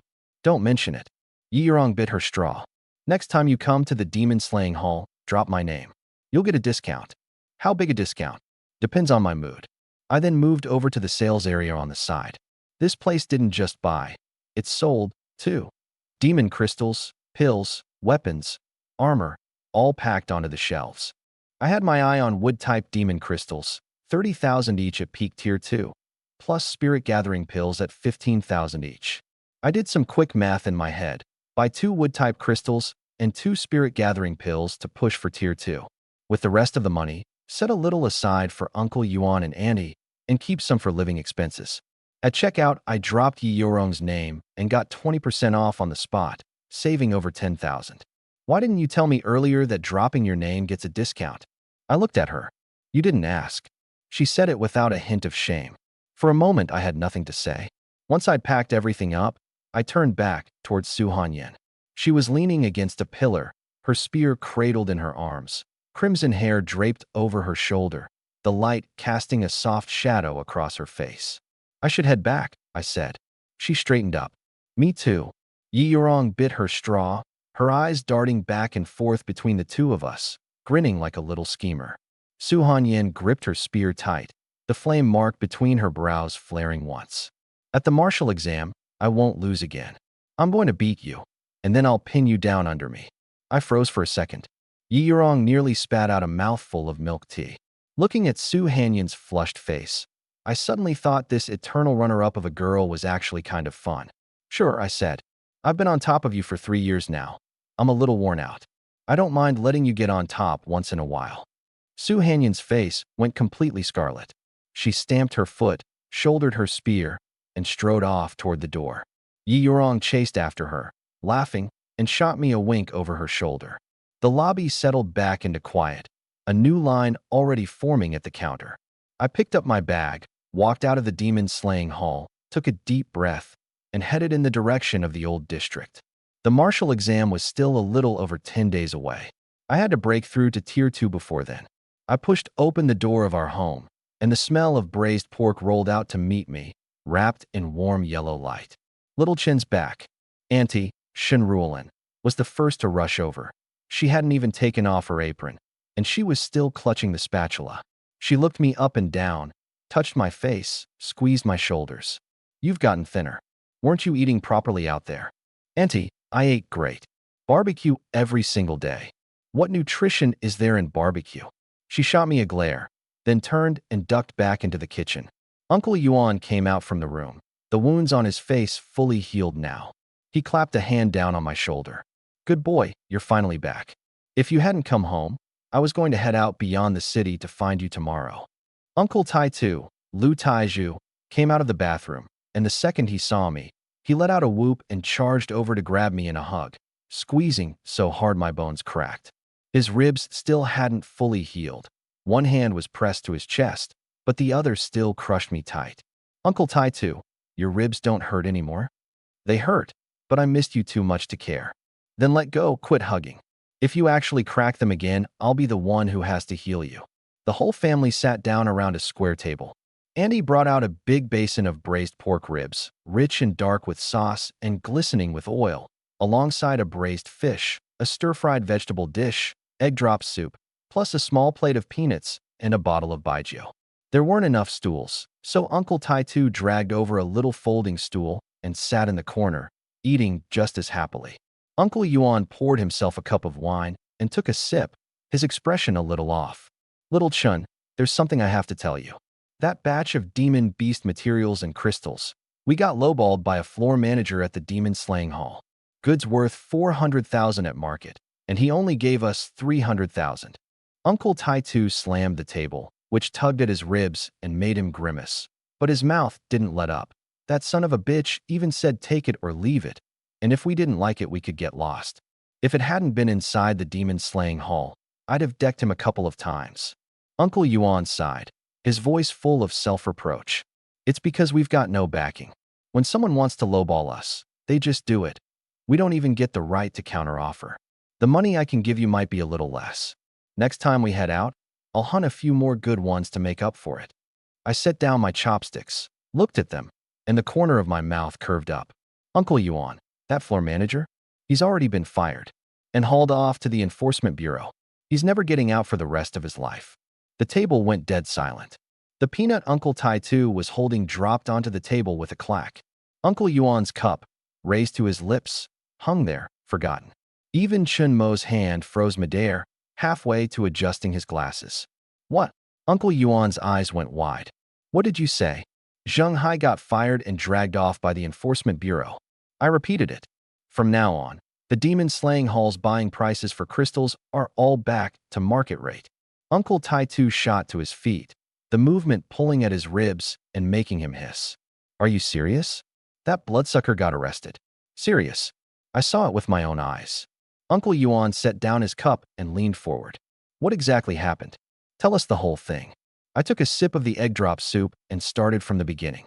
From how I ran into Su Hanyin outside the city, to the two of us going from fighting over demon crystals to teaming up, to hunting together in the Demon Beast Mountains, working in tandem to take down dozens of Tier 2 demon beasts. I told it in pretty good detail, except I skipped the entire evil god cult part. It wasn't that I didn't trust them. It was that those 3 words carried too much weight. Say them out loud, and none of us would sleep easy tonight. And then, Uncle Taitu prodded. This Su Hanyin, she's really the campus queen of Tianhai First High? The S-rank fire type. Yeah, that's her. My god, little Chun, you're really something. Uncle Taitu slapped his thigh. Auntie listened from the side, wearing a smile I knew all too well. Last time, when Annie Wong next door said her son had started dating, Auntie had worn this exact expression. That girl, what does she look like? Annie asked. She's all right. All right, how all right? Just all right. Annie was clearly not satisfied with that answer, but she didn't push. If anything, the smile on her face grew warmer. I could tell she'd already started scheming something in her head. I went on to the part about selling the crystals. Zheng Hai lowballed us. Peak Tier 2 crystals for only 3,000 each, 20 plus of them for just 25,000. 25,000. Uncle Taitu's voice jumped an octave. That bag of goods was worth at least 500,000, and he offered 25,000? Why doesn't he just rob a bank? Then Su Hanyin called her best friend down. You're wrong. She's the daughter of the hall master of the demon slaying hall's Tianhai branch. The chopsticks around the table came to a collective halt again. Uncle Yuan's mouth hung open and wouldn't close for the longest time, and Chun Mo's glasses slid all the way down to the tip of his nose, teetering there. The hall master's daughter? Uncle Yuan's voice went unsteady. Yeah. She fired and arrested Zheng Hai on the spot, then bought all our crystals at double the market price. 1,230,000 total. Su Hanyin and I split it evenly, 615,000 each. Uncle Taitu slapped his thigh, aching over it. That iron-backed Rage Bear crystal had been bought off them by Zheng Hai for 300,000, then turned around and gifted to young Master Tang. If they'd known about this connection sooner, the extra money would have bought them years' worth of pork ribs. Uncle Yuan was quiet for a long time. He picked up his cup, downed it in one gulp, set it back on the table with a heavy thud, and looked at me with a very complicated expression. Little Chun, this one trip of yours, you brought back more than all of us put together. Just got lucky. I picked up a rib and chewed away happily. Auntie looked at me, her eyes full of relief. Our little Chin's really made something of himself. All the people he knows now are big shots. She paused, then suddenly added a line that nearly made me choke on my rib. That Yin Yin girl, could you invite her over to the house for a meal? That dinner ended on a single sentence from Andy. She stared at me, smiling sweetly, and asked, that Yin Yin girl, could you invite her over to the house for a meal? I nearly choked on a rib and quickly waved my hands. Auntie, I'm really not close with her. Not close, but you teamed up? Not close, but one phone call, and she comes to back you up. Auntie's face said she wasn't buying it. I just shut up. With something like this, the more you explain, the worse it gets. I gave up. Uncle Yuan slapped the table to change the subject. All right, let's talk about something real. We've rested up enough here in the city. Tomorrow we're planning another trip outside. Little Chen just got back, so he won't be coming. Stay home and prepare properly for the martial exam. Uncle Taitu nodded again and again. Right. That martial exam of yours is still a dozen-odd days off, isn't it? Stay home, cultivate hard, and come back with a good score. Chen Mo, sitting off to the side, hadn't said much this whole time. Now he offered a single word. Right. I'd actually been thinking about heading out to hunt demon beasts for a few more days. But I knew in my heart that my system points had only built up to 4, still a long way off from the next ninjutsu of the wood style. Rather than risking my neck grinding out there, better to push my realm up first. Right now I was stuck at peak Tier 1. Going from Tier 1 to Tier 2 was a huge hurdle, but once you cleared it, your strength doubled outright. Fine, I'll stay home. I agreed, then made my expression more serious. But there's one thing you have to remember when you go out. Seeing me turn serious, Uncle Yuan set down his cup too. What is it? That person who ambushed Annie last time. He's very likely one of Tang Gui's men. And on my way back to the city, I heard the Demon Beast Mountains have been anything but peaceful lately. The evil god cult has been active in that area too. If you run into anything that feels off, pull back if you can. Whatever you do, don't fight it out head on. The moment I said it, the mood at the table sank. Chen Mo pushed up his glasses and, rare for him, spoke. The evil god cult is more dangerous than the Tang family. The Tang family at least plays by some rules. The evil god cult has none. Uncle Yuan nodded. Understood. We'll be careful. Uncle Taitu thumped his chest, his bald head gleaming under the light. Don't you worry, little Chun. Your Uncle Taitu's still gotta come back alive to cheer you on at that martial exam. I looked at the old scar on his scalp and smiled. All right, I'll be waiting. That line turned out to be the last full sentence Uncle Taitu ever said to me. That night, Uncle Yuan drank too much and, holding on to me, poured out a whole string of old stories. He told me what my dad looked like when he was young, about the days the two of them spent side by side cutting down demon beasts at the frontier, about how I used to ride on his shoulders when I was little. As he talked, his eyes went red. I didn't cut him off. Some things a man will only let out when he's had too much to drink. After that night, I locked myself in my room and went into seclusion. I held the wood-type demon crystal in my palm, and pale green spiritual energy rose up through my meridians, circuit by circuit. The first day, I absorbed half a crystal, and my spiritual energy climbed a good bit. The second day, another half, and with a spirit-gathering pill going down my throat, my total spiritual energy doubled outright. By the third day, the gate to Tier 2 was right there in front of me. My hand was already on the handle, and all it needed was one last push to shove it open. What I didn't expect was that I never got to use that last push. On the afternoon of the fourth day, a burst of pounding on the door shattered every bit of the peace. Bang, bang, bang. The sound frantic, like it was going to smash the door apart. I snapped my eyes open and rushed over to yank it open. Auntie stood outside, her face smeared with tears, hair a mess, lips trembling so badly she couldn't string together a single full sentence. Little Chun, your uncle. Hurry, hurry, and come see. My heart clenched into a knot all at once, and I bolted downstairs. The door to Uncle Yuan's home was wide open. Before I even got inside, a thick reek of blood mixed with the bitter smell of medicinal salve washed over me. I rushed into the bedroom and stopped dead in my tracks. There was a person lying on the bed. His face was swollen like a bloated steamed bun, blotched purple and blue, his lips gone black, his whole body wrapped in bandages, patches of dark red bleeding through the white gauze. If not for the faintest, barely detectable breathing, I'd have truly taken it for a corpse. It was Uncle Yuan, the man who'd raised me from childhood. My eyes went red in an instant. Auntie, what on earth happened? Auntie knelt at the bedside, gripping Uncle Yuan's hand, swollen up thick as a carrot, and shook her head as she wept. I don't know. Chun Mo crawled back, covered in blood, knocked on the door, and passed out. All I know is they ran into someone out there, and your uncle ended up like this." I didn't ask anything more. I stepped to the bedside and pressed a hand against Uncle Yuan's chest.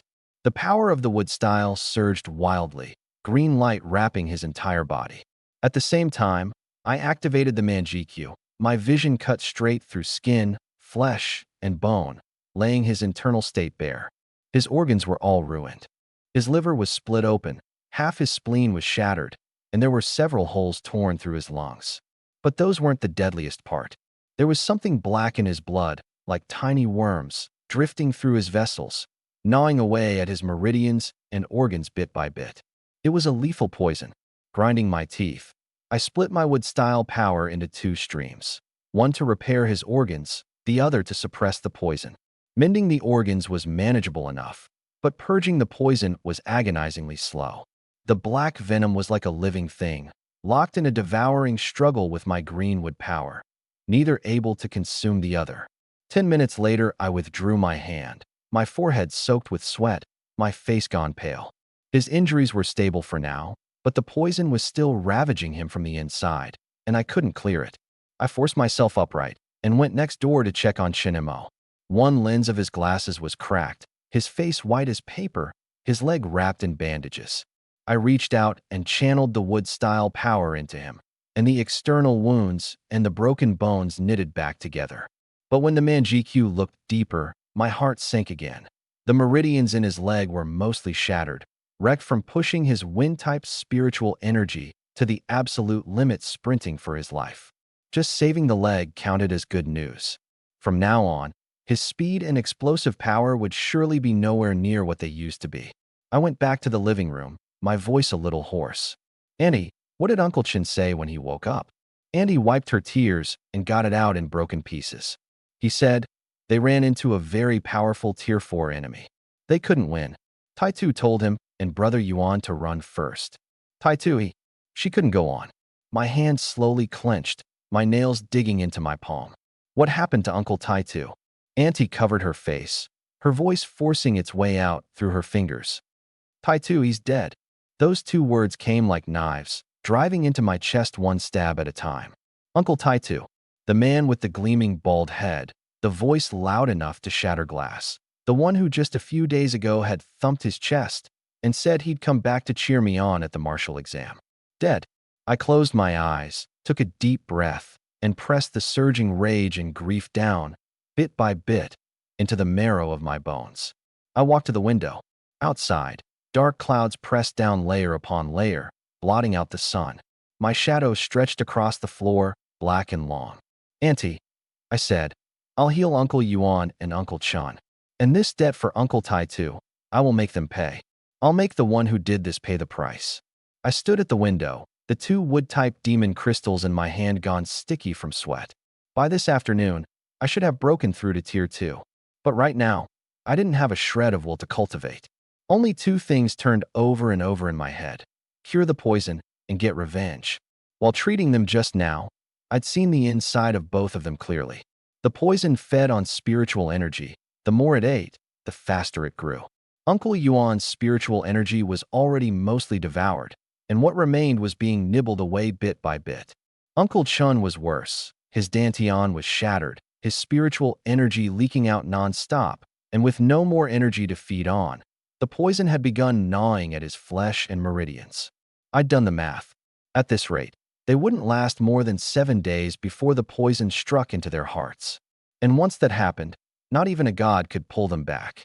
7 days. I chewed that number up and swallowed it, and didn't dare tell Annie the truth. Just said the injuries were stable and needed slow recovery. Coming out of Uncle Yuan's place, I stood in the stairwell and pulled out my phone. There weren't many people in my contacts. I scrolled for a good while, and my finger stopped on the 3 characters Su Hanyan. Me, the guy who'd kept her in second place for 3 years, and now the day had come when I had to go begging that eternal runner-up for help. Thinking about it, it really was kind of ironic. But I couldn't afford to care about any of that. The phone rang 3 times before it connected. Lu Chun. There was a note of surprise in her voice. I skipped the small talk and went straight into describing Uncle Yuan and Uncle Chen's symptoms. A deep purple poison, devouring spiritual energy, eating through flesh, certain death in 7 days. The other end was quiet for a few seconds, and then her voice went low. I can't say for sure what that poison is, but the demon-slaying hall pulls in information from all over the world. There might be a lead. I'll forward you Bobo's WeChat. Have her look into it for you. Thanks, I said. Next time I'll treat you to roasted pig's trotters. 2 of them. Fine, 2 of them. I hung up. A contact card popped up in WeChat almost right away. The profile picture was an anime girl with a big chest, twin ponytails, and a comically flustered face. The exact same style as Yi Yurong. I tapped to add her. Almost the instant it went through, her message came slamming in. Lu Chun, Yin Yin says you need something from me. I typed out the symptoms again and sent them over. She replied with a single hold on. Those 5 minutes felt as long as 5 centuries. I leaned against the cold wall, staring at the screen, the stairwell light flickering on and off. The screen finally lit up. Spirit-devouring rot poison. Lethal. Specifically devours life force and awakened powers. No ready-made cure exists. Certain death in 7 days. Certain death in 7 days. I'd already known those words, but hearing them confirmed from someone else's mouth still slammed into my chest. I steadied my hand and typed back. Is there an antidote? No ready-made one. But the demon-slaying hall's poison manual records a formula to counter it. My heart jumped. What does it need? The ordinary ingredients you can buy on any street. The trouble is 3 main components. She sent a blurry photo of a book page, the writing just barely legible. Jade heartgrass, blazing sunflower, dragon blood fungus. All 3 were heaven and earth treasures brimming with vast spiritual energy, 100 times more precious than ordinary herbs, and almost never circulated on the open market. Even with money, you might not be able to buy them. Countless awakened had ruined themselves. Some had even lost their lives over a single spiritual herb. I burned the 3 names into my mind and asked, does the demon-slaying hall sell any of them right now? This time I waited 7 or 8 minutes. The typing on her end flickered on and off and on. The ordinary ingredients, yes. Of the 3 main components, right now we only have jade heartgrass. What about the other 2? According to the demon-slaying hall's intel, 2.5 months ago the Giant Axe Mercenary Company spotted a blazing sunflower on Qingmao Mountain outside the city. Giant Axe, the biggest mercenary company outside Tianhai City. As for the dragon blood fungus, the mayor's residence might have information. Go ask Yin Yin. I paused. Ask Su Hanyan. She had a connection to the mayor? Su Hanyan's background had always been a mystery. Almost no one knew anything about her family, and she kept a low profile at school. All I'd known before was that her family was fairly well off. But thinking it over now, for her to move in the same circle as people like Tang Gui and Yi Yurong, her family had to be top tier, and no ordinary kind of top tier at that. I didn't press for more. Now wasn't the time to worry about that. I only asked Yi Yurong. That jade heart grass at the demon-slaying hall. Can you sell it to me? Her reply carried a distinct note of prideful teasing. I can. Normally I hate it when people pull strings through the back door. But since you're Yin Yin's friend, I'll make an exception this once and let you slip in through my back door. I looked at those words, back door, and my mouth twitched. This girl really didn't consider how things could be taken the wrong way. Thanks, classmate Yi. Classmate Yi sounds so awkward. Just do what Yin Yin does and call me by my nickname, Bobo. Bobo, I typed. I owe you one for this. From now on, if you ever run into any trouble, you can come to me. As long as I'm able to, I'll pay it back. She fired back a laughing emoji. No need. Next time we team up, just be my exclusive healer. I stared at those 3 words, exclusive healer, and fell silent. A man carrying 2 of the divine might powers plus the wood style, and here I was being ordered to play healer by the eldest daughter of the demon-slaying hall. I typed back just 1 word. Fine. She sent an okay hand emoji and added, I'll set the jade heart grass aside for you. Come grab it anytime. I'll keep an eye out for news on the blazing sunflower and the dragon blood fungus too. I tucked my phone back into my pocket, leaned against the wall, and closed my eyes for a moment. The 3 main ingredients. Jade heartgrass, done. Blazing sunflower, in the hands of the Giant Axe Mercenary Company. Dragon blood fungus, whereabouts unknown, depending on Su Hanyan to ask around at the mayor's residence. What I had left was less than 5 days. I opened my eyes and pushed open the door to Uncle Yuan's home. Auntie was still sitting at the bedside, in the exact same posture as when I'd left, like a statue. Auntie, I'm heading out for a bit. She looked up at me, no light in her eyes, only pleading. Little Chun, your uncle, he'll be fine. My voice was steady. I promise. I turned and headed downstairs, my footsteps heavy.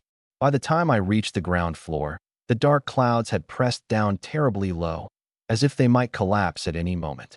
On the way to the demon-slaying hall, I called Su Hanyan again. She picked up almost instantly, as if she'd been waiting. Bobo says the mayor's residence might have information on the dragon blood fungus. I paused, not spelling it out. She told me to ask you. The other N went quiet for a beat. I hadn't said it outright, but I already had the answer in my head. The mayor of Tianhai City was surnamed Su Dingfang.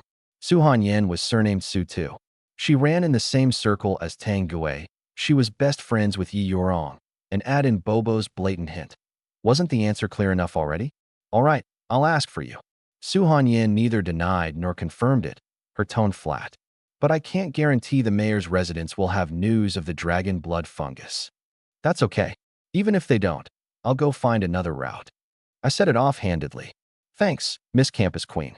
At this martial exam, I can let you win one. Let you come out ahead of me for once. The words had barely left my mouth when the other end exploded. Lu Chun, you said what? Her voice sounded like a cat that had had its tail stepped on. I said I'll let you beat me once. Haven't you always wanted to win against me? I want to beat you fair and square, not by having you throw the match on purpose. Her voice shot up. Even through the receiver, I could feel that fire blazing. If you dare hold back over this, I'll D several times, but couldn't manage to actually get anything out. You'll what? I'll stop asking around about the dragon blood fungus for you. I nearly laughed out loud. That threat was as soft as cotton candy, yet somehow it still worked. Fine. I won't hold back. Swear it. Okay, I swear. At the martial exam, I won't hold back one bit. I'll give it everything I've got. Good enough. She let out a humph, her anger easing a little, but that stubborn, refused to lose streak was still there. That's more like it. And then she hung up. I looked at the screen, the corner of my mouth curving up. This eternal runner-up really had been traumatized by all the times I'd beaten her, and she really did want to win against me just once. That stubborn streak of hers was kind of cute. Meanwhile, on the other side of the city, something was happening in the study of the mayor's residence, something I had no idea about at the time. The mayor's residence sat on the quietest street in the East District, a gray and white European-style building with 200-year-old plane trees at the entrance, their canopies blotting out the sky. In the second-floor study, Su Dingfang sat behind his desk, pinching a fountain pen between his fingers, a mountain of documents piled in front of him. He was in his early 40s, with a square face, thick brows, and sharp eyes, dressed in a dark gray mouse suit. The whole man as steady and immovable as a mountain. Shadow, he said without lifting his head. The light in the corner of the study suddenly dimmed, and a blurry figure wrapped in black, with only a pair of eyes showing, emerged from the shadows. Take a trip beyond the city. This evil god cult that Yenner mentioned, investigate it thoroughly. Clear out whatever needs clearing. Understood. The voice was low and raspy. The figure flickered and melted back into the shadows. Just then, the door swung open. Su Hanyan walked in, wearing a light beige knit dress with a tiny flame brooch pinned at the collar. She seemed much softer than usual. She walked up to the desk, the layer of frost gone from her face, wearing the little daughter look she only ever showed in front of her father. Dad. Su Dingfang looked up, his cold, hard brows softening a touch. Yenner, what is it? I did well spotting the evil god cult last time, didn't I? Shouldn't there be a reward? There was a hint of coaxing in her tone. There should indeed be a reward. Su Dingfang set down his pen and leaned back against his chair with a smile. Go on, tell me. What do you want? I have a friend who's badly hurt. He needs a dragon blood fungus. Su Dingfang's smile didn't change, but his eyes grew deeper. The only friend you've ever had, from childhood to now, is that Yi girl, and her father is the hall master of the demon-slaying hall. Who dare hurt her? Su Hanyan's face flushed. It's not Bobo. It's another friend, one I just made. Just made. And you're already asking me for a dragon blood fungus for him? She walked over, took hold of her father's sleeve, and gave it a gentle little shake, a move she'd been using since she was 5, wheeling it out every time she wanted something, and it worked every single time. Dad, he really is my friend. His uncle's been poisoned, and he's fading fast. Just help out, please. Su Dingfang looked at her for a good few seconds, and in the end he sighed. Shadow, take Yenner to the treasury. Fetch a dragon blood fungus. Su Hanyan's eyes lit up at once. Thank you, Dad. She turned to go, and he called her back. Yenner, this friend you just made, what's his name? She hesitated. Lu Chun. Su Dingfang nodded and asked no more. Once the door closed, he gazed out the window and tapped his fingers lightly on the desk twice. Shadow Guard. Another figure surfaced from a different corner, a gaunt old man in a gray robe, hands tucked into his sleeves, his face expressionless. Look into this new friend of Yenner's. Lu Chun. Understood. The old man silently vanished. Su Dingfang sat for a while, then suddenly spoke aloud to the empty room.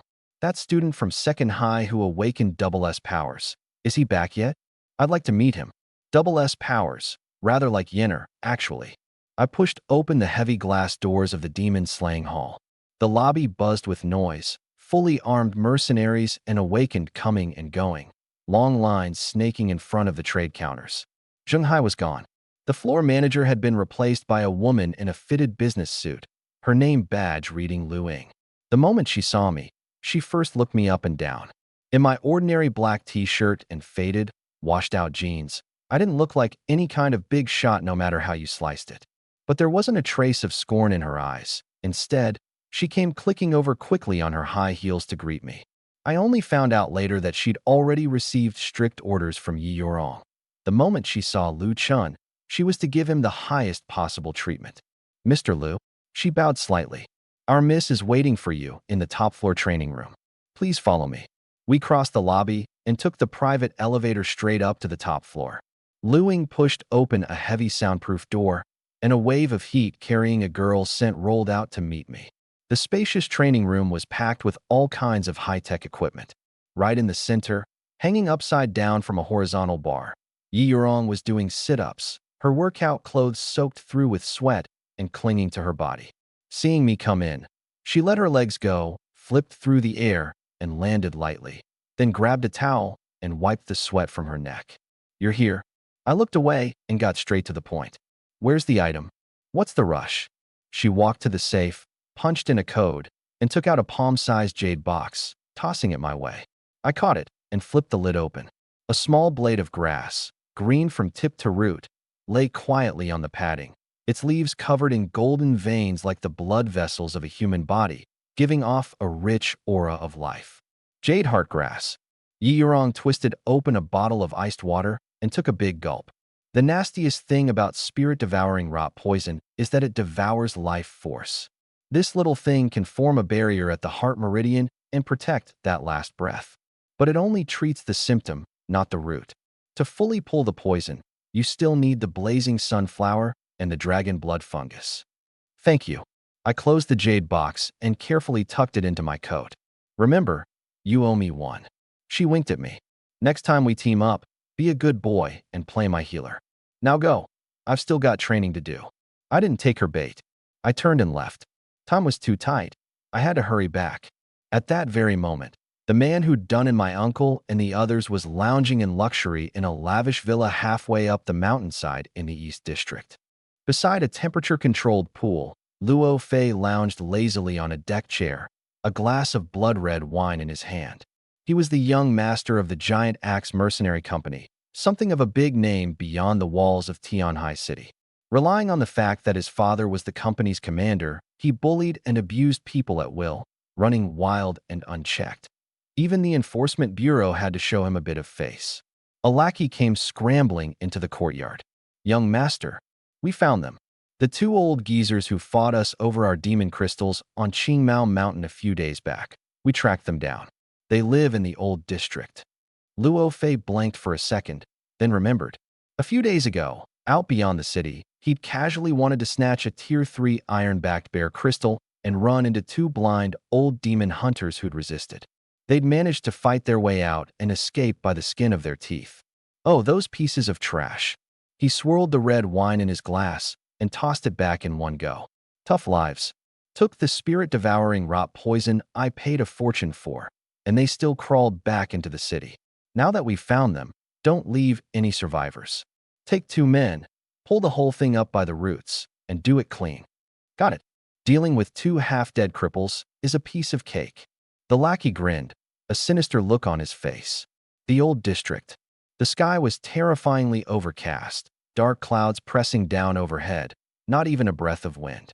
I'd just reached the ground floor when my steps came to a sudden halt. It was too quiet. At this hour, there were usually a few families cooking in the stairwell, the smell of frying oil mixing with the sound of TVs, all lively and warm. But now, it was dead silent. A very faint smell of blood crept up through the cracks in the staircase and slipped soundlessly into my nose. My pupils contracted. I instantly activated the double divine might Manjikyu. In my crimson eyes, the black shuriken pattern spun wildly, my vision cutting straight through floors and walls. The third-floor living room was a wreck. The coffee table was shattered, the sofa overturned. Auntie lay in a pool of blood, alive or dead unknown. 3 men in black tactical vests stood at the door to Uncle Yuan and Uncle Chen's bedroom. One of them, a bald man, gripping a bloody dagger, lifting his foot to kick the door in. My mind went blank with a roar. In that instant, my reason snapped completely. The rage I'd been suppressing for who knew how long erupted like a volcano. I drove my feet into the ground, stamping a deep crater into the cement, and shot up like a cannonball fired from its barrel, smashing through the stairwell window and vaulting straight up the outer wall. Bang! I ripped the third-floor security bars clean off. Trailing a sky full of shattered glass, I crashed heavily into the living room. The 3 men in black spun around in unison, startled by the tremendous noise. "Who is it?" the bald one barked, gripping his dagger tight. I looked at Auntie, lying in a pool of blood, that face gone white as paper, the crimson spreading endlessly beneath her. My killing intent condensed into something solid. "You want to die?" 2 words left my mouth, my right eye and Manjikyu spinning wildly, locking onto the bald man. Divine might. The space, centered on the bald man's neck, began to twist and strangle without warning. A grating, tooth-aching friction sound came from the air. His eyes bulged out of their sockets. He didn't even have time to scream before his head, under that irresistible immense force, was wrenched around a full 3 times. After the crisp snap of shattering cervical vertebrae, his flesh was twisted into a pulp, blood erupting skyward and spattering over the heads and faces of the 2 beside him. That bald head rolled with a gurgle to the edge of the coffee table's wreckage, its eyes still fixed dead on the ceiling, frozen in the shock of his final moment. The whole thing took less than half a second. A Tier 3 awakened, and he hadn't even finished drawing his blade before he became a headless corpse. The dagger clanged to the floor, breaking the dead silence in the living room. The 2 remaining men in black stood frozen where they were, their expressions shifting from shock to bewilderment, and finally locking into utter terror. It had been too fast. They hadn't seen at all what had happened. They only knew that the boy who'd smashed through the window had glanced at their comrade once, and the man's head and body had parted ways. Unknown methods are what most thoroughly shatter a person's psychological defenses. "Damn it! What the hell did you do?" A burly man in black backed up 2 steps, pointing at me, his voice shaking beyond control. The other one, with a scar across his face, forced the fear down with pain, a fierce light blazing in his eyes. "Kid, you're courting death." He let out an enraged roar, the aura of an early-stage Tier 3 pouring out without reservation, kicking up a fierce gale in the cramped living room. The burly man snapped out of it too and burst out with his own Tier 3 aura. The 2 pressures wove together. No wonder Andy lost. Now I understood. She was Tier 3 as well, but her body was weak. 1 person against 3 high-tier fighters of the same rank ganging up on her. That she'd held out this long was already a miracle. I paid no attention to their bluster. I walked over to Andy, took off my jacket, and gently draped it over her. Her breathing was faint, and there was a wound on her abdomen so deep the bone showed, blood still gushing out of it. Only after doing this did I slowly rise to my feet and turn to look at the 2 of them. My left eye crimson, my right eye crimson, the 3-bladed death god scythe turning slowly in my pupils, radiating a chill like the depths of the netherworld. Just now, who was it that did the hurting? I spoke, without the slightest fluctuation in my tone. The burly man, pinned by those eyes, felt every hair on his body stand on end. But relying on his Tier 3 cultivation, he steeled himself and stepped forward. I'm the one who beat her. What are you going to do about it? He crossed his arms, spiritual energy surging madly into them, his originally flesh-colored skin rapidly turning jet black, taking on a cold, metallic sheen. A C-rank power, steel hands and iron arms. Not a high rank, but useful in practice. Once activated, his arms became hard as iron, able to smash even rock. This woman was crippled by these very steel hands of mine. He waved his blackened arms, his tone arrogant. Kid, let me give you a taste too. Before he'd even finished, he pushed off with his legs, shattering the floor, and charged like a cannonball, his black iron fist tearing through the air straight for my face. The punch carried tremendous force, enough to punch through steel plate. Behind him, Scarface sneered coldly, waiting to watch my head burst open. I stood where I was, not even blinking. The iron fist reached my face. Die. His features were twisted into a snarl. But there wasn't the slightest sensation of impact. His fist, along with half his body, passed straight through my head, meeting no resistance at all. No, impossible. He looked at his hand, then at me. No one can dodge my steel hands and iron arms. What kind of witchcraft is this? Refusing to believe it, he roared and spun around, raising his arms for a second round of attack. But right then, azure light burst forth from my body. Violent spiritual energy raged through the living room, and a 2-meter-tall azure skeletal frame condensed out of thin air, wrapping me in its center. Azure flames danced across the surface of the skeleton, radiating an ancient, cold, and evil aura. Susanoo, the third of the divine powers, hidden in the deepest part of the Manjikyu. 2 broad azure bone hands reached out, one from each side, and clamped down hard on the burly man. Damn it, what is this thing? He struggled desperately, but couldn't stir up so much as a ripple, pinned firmly in place by those iron vice hands. I circled behind him, reached out and grabbed those 2 black iron arms, then lifted my right foot and planted it on his back. He finally panicked. The azure pressure enveloping him made his very soul tremble. The Tier 3 cultivation he'd been so proud of counted for nothing before this power. Are you even human, or a ghost? His voice was hoarse, tears and snot streaming down, his fighting spirit gone entirely. I didn't answer. I just gripped the joints of his arms tight. You're pretty proud of these hands. Just now, it was these hands that beat my ante, wasn't it? Not waiting for him to weasel out of it, I wrenched both hands in the opposite direction. Crack, crack. The tooth-aching sound of bones dislocating rang out.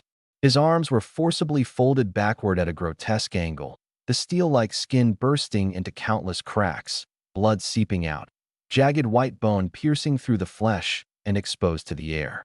Arg! A shrill scream tore through the night sky of the old district. His features contorted from the pain, his whole body convulsing. No, I'm begging you, no. He'd already guessed what I was about to do next, and terror had completely engulfed him.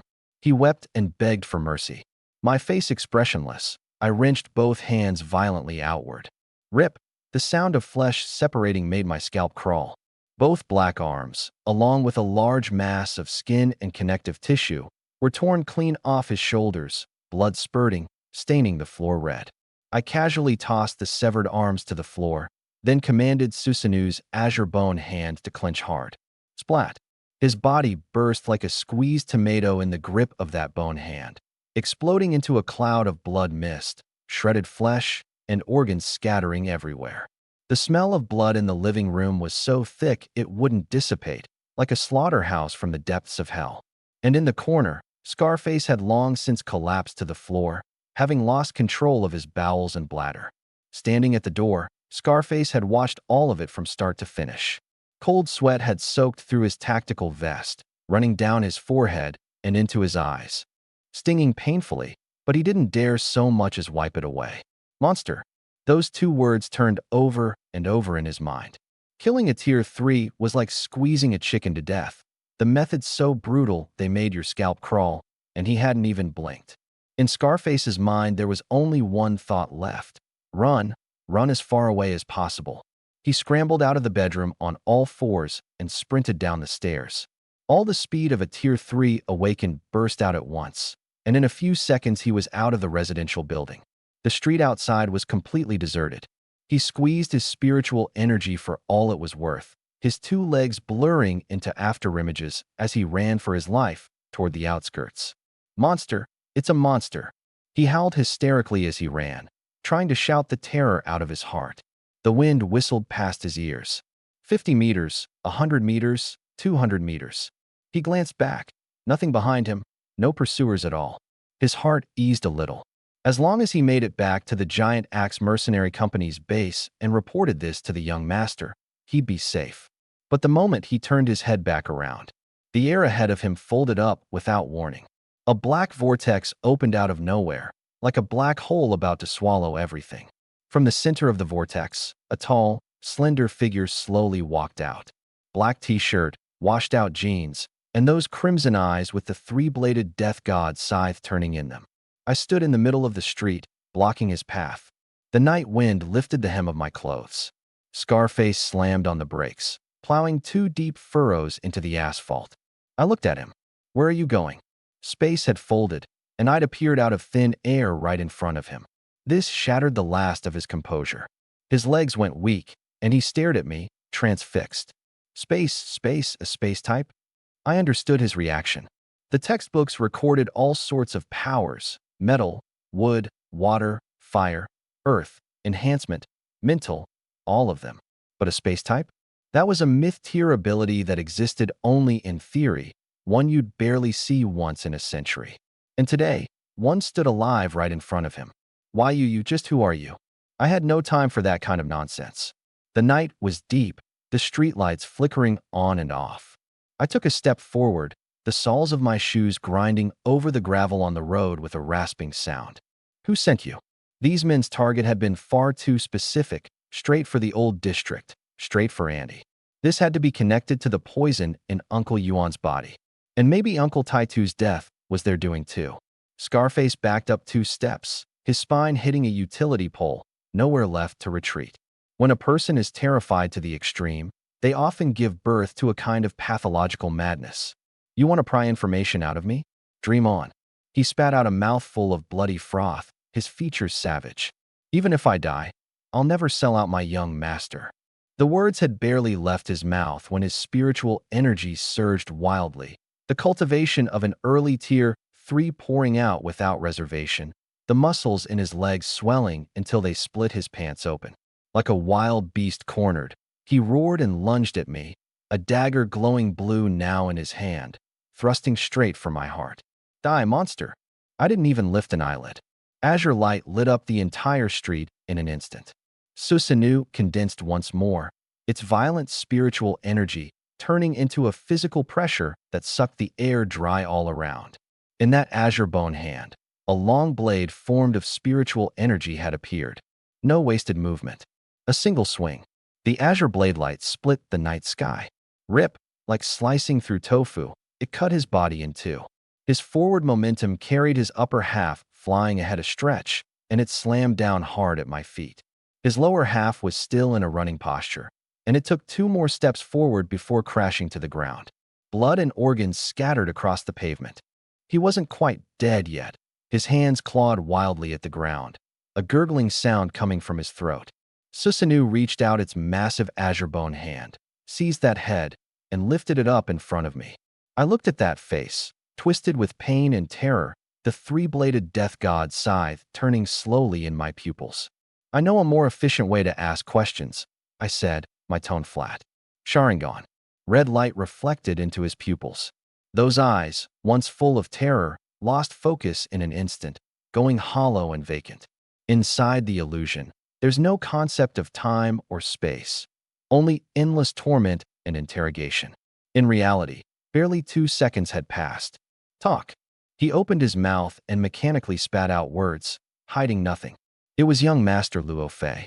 He ran into Lu Yuan and the other one, both badly wounded, out beyond the city. He wanted to snatch that Tier 3 iron-backed bear crystal of theirs to present to the Tang family's 3rd young master. So he secretly hit them with the spirit-devouring rot poison.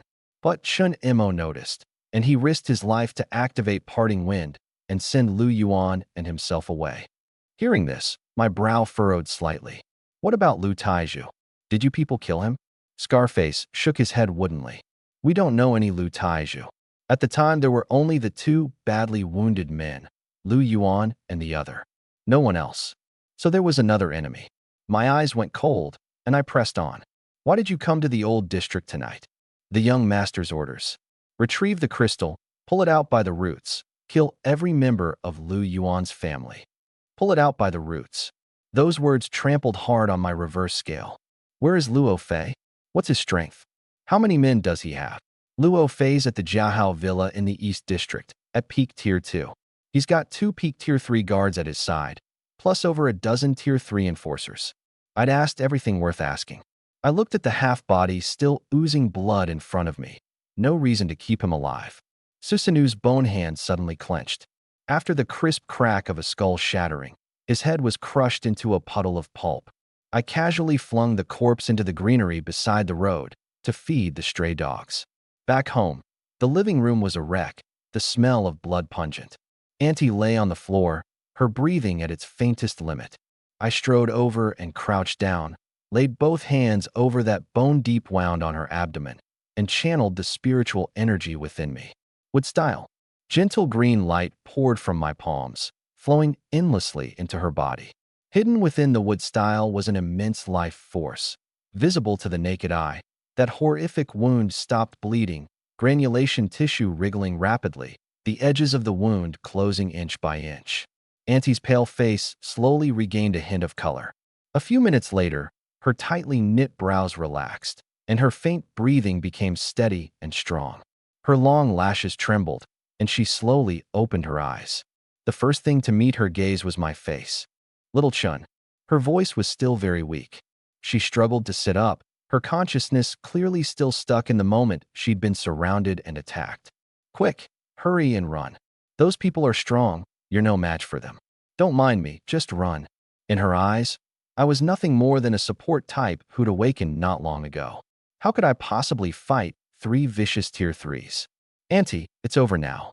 I turned my hand to grasp hers and said in the steadiest tone I could manage, those villains. I drove them off.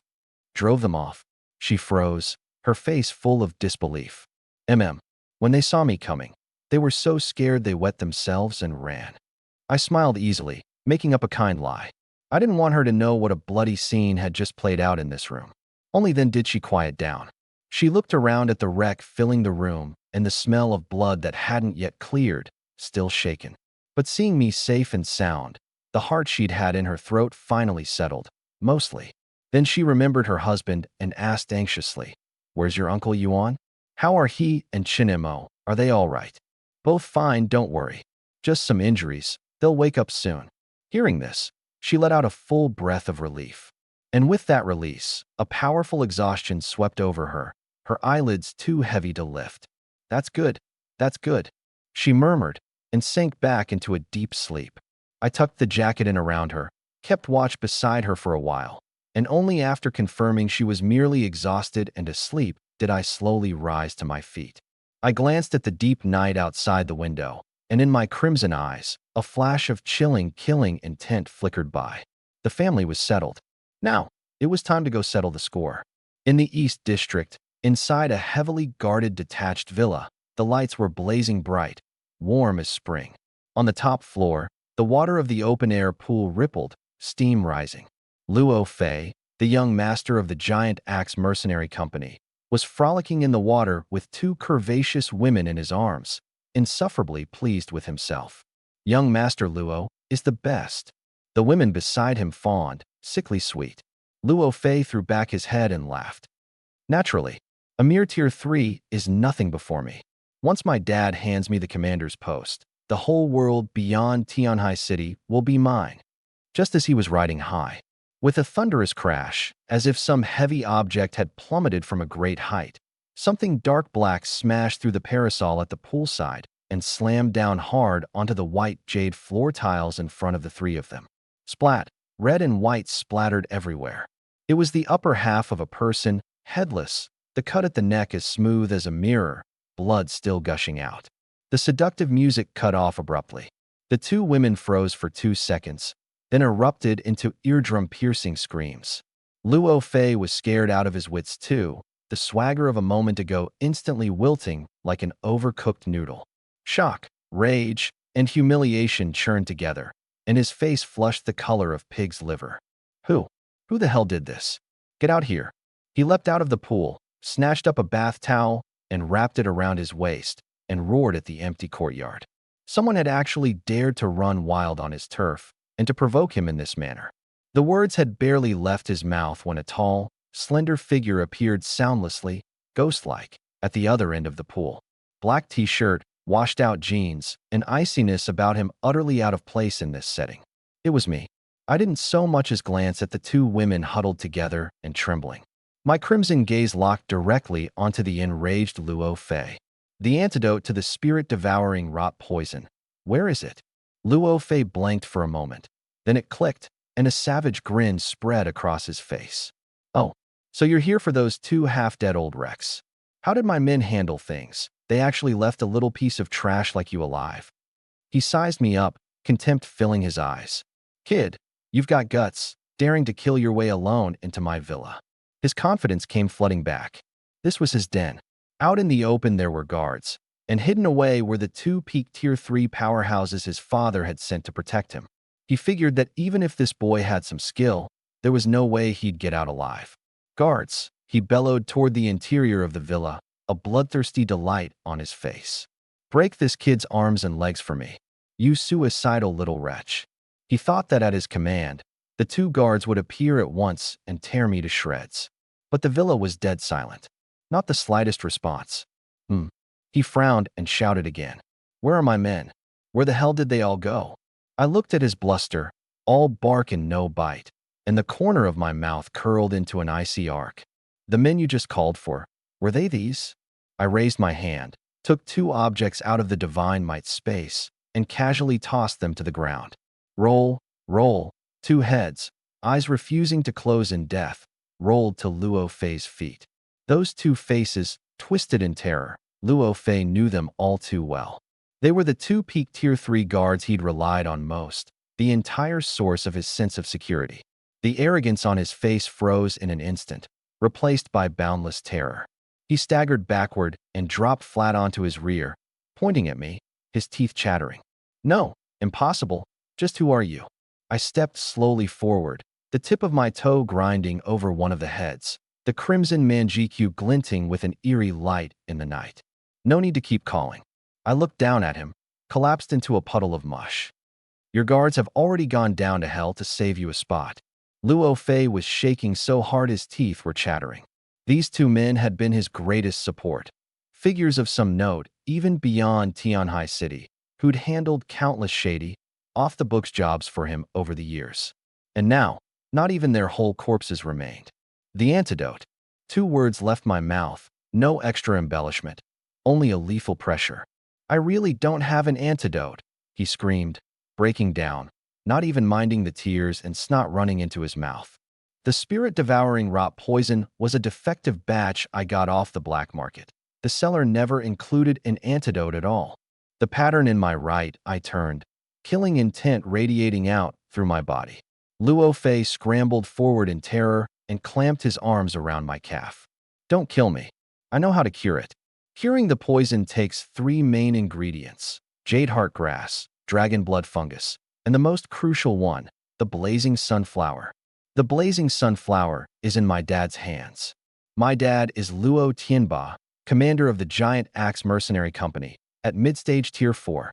Let me go, and I promise I'll get him to hand over the blazing sunflower with both hands, plus a big pile of money. Let's just be friends. Mid-stage Tier 4. I calculated rapidly in my head. With my current peak Tier 1 spiritual energy, paired with Susanoo and the Divine Might, killing a Tier 3 in one blow was no problem. But Tier 4 was a major watershed. The spiritual energy underwent a qualitative change. If it truly came to a head-on clash, my energy reserves weren't enough. Susanoo couldn't hold out for long, and once it dragged into a war of attrition, I'd lose for certain. Whether it was revenge or getting the medicine, I'd have to find another way. But before that, I lifted my foot and stamped down hard. Crack! The crisp sound of breaking bone echoed through the night sky. His right knee was stamped clean into a reverse angle, jagged white bone piercing through the flesh, blood flowing like a fountain. His wail had barely started when I gave another stamp, snapping his left leg. He thrashed madly in the pool of blood, his features scrunched together from the excruciating pain. You've crippled me." His eyes were full of venomous hatred. Unmoved, I spun my right eye Manjikyu at high speed. Divine might. The void twisted, and a vortex opened beneath him, an irresistible suction swallowing him whole. Locking him away in the divine might space was both imprisonment and a bargaining chip for dealing with Luo Tianba down the line. I stood at the empty poolside and summoned the system panel for a glance. To go arm wrestling with a Tier 4 powerhouse, my greatest reliance was Susanoo. Upgrading it from level 1 to level 2 would take a full 10,000 points. I had to break through to Tier 2 as soon as possible, then head out beyond the city to kill demon beasts and rack up points. "My lord, please don't kill us." In the corner, the two women trembled. The woman in black recovered first, and seeing how young I was, her mind quickly started working. She boldly crawled forward a couple of steps, deliberately pulling down her collar, her voice sweet and clinging, laced with blatant suggestion. "My lord, as long as you spare us, we'll do anything for you. The two of us sisters will serve you together." I stood there unmoving. The two thought this tactic was working. The woman in black brightened and, swaying her hips, moved to press herself against me. "My lord, tonight we're both yours." Before she could finish, the red glow flared in my right eye. Spatial strangulation. Invisible blades sliced through the air, and both their necks parted cleanly, their two carefully made-up heads rolling into the pool, sending out ring after ring of blood-red ripples. As they died, those fawning, seductive expressions were still frozen on their faces.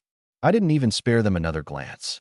Having seen my trump cards, and still daring to dream of leaving alive, that was impossible. I turned and melted into the deep of the night. Back at the rental in the old district, the night was already very late. I'd cleaned up the living room. Auntie was still fast asleep in the bedroom, her breathing steady.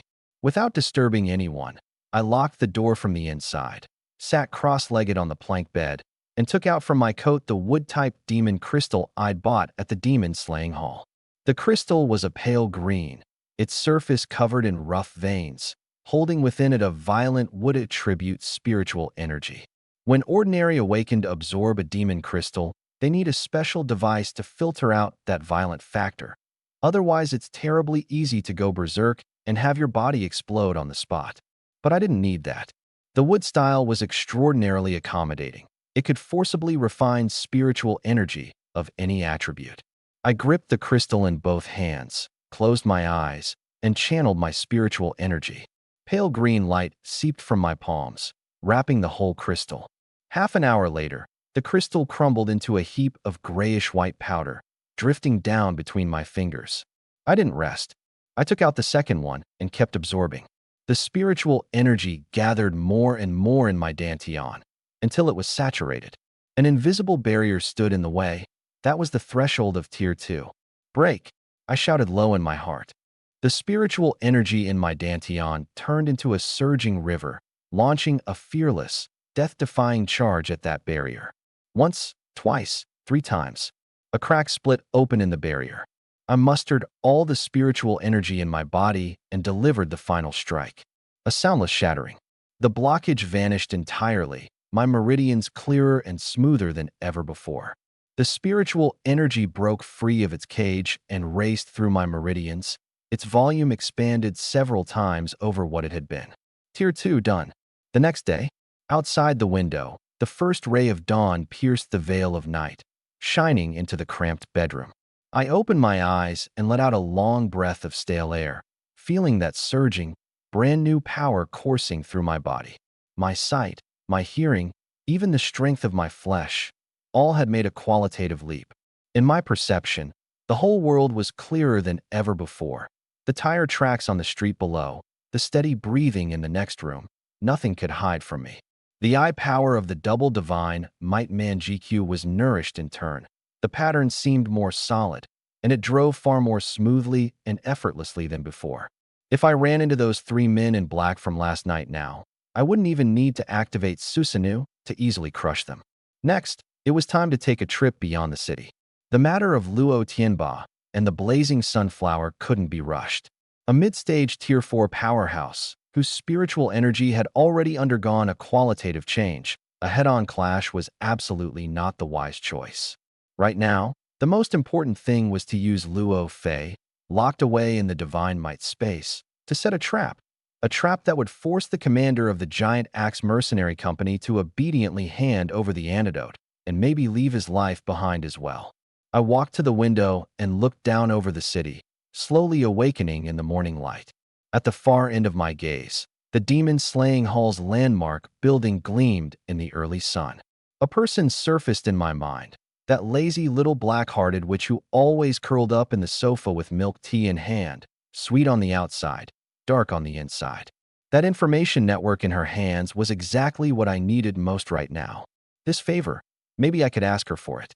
Mind made up, I walked into the kitchen, quickly threw together a few simple breakfasts, and quietly set them on the dining table. Annie was still fast asleep. Though the wood style had repaired the wounds on her body, the mental shock and drain still needed slow recovery. In Uncle Yuan and Uncle Chen's room, the two men's breathing was as steady as ever. I tore off a sticky note and wrote a few lines, telling Auntie I'd gone out to find the last of the medicinal ingredients, that she should rest easy and recover, and not to worry.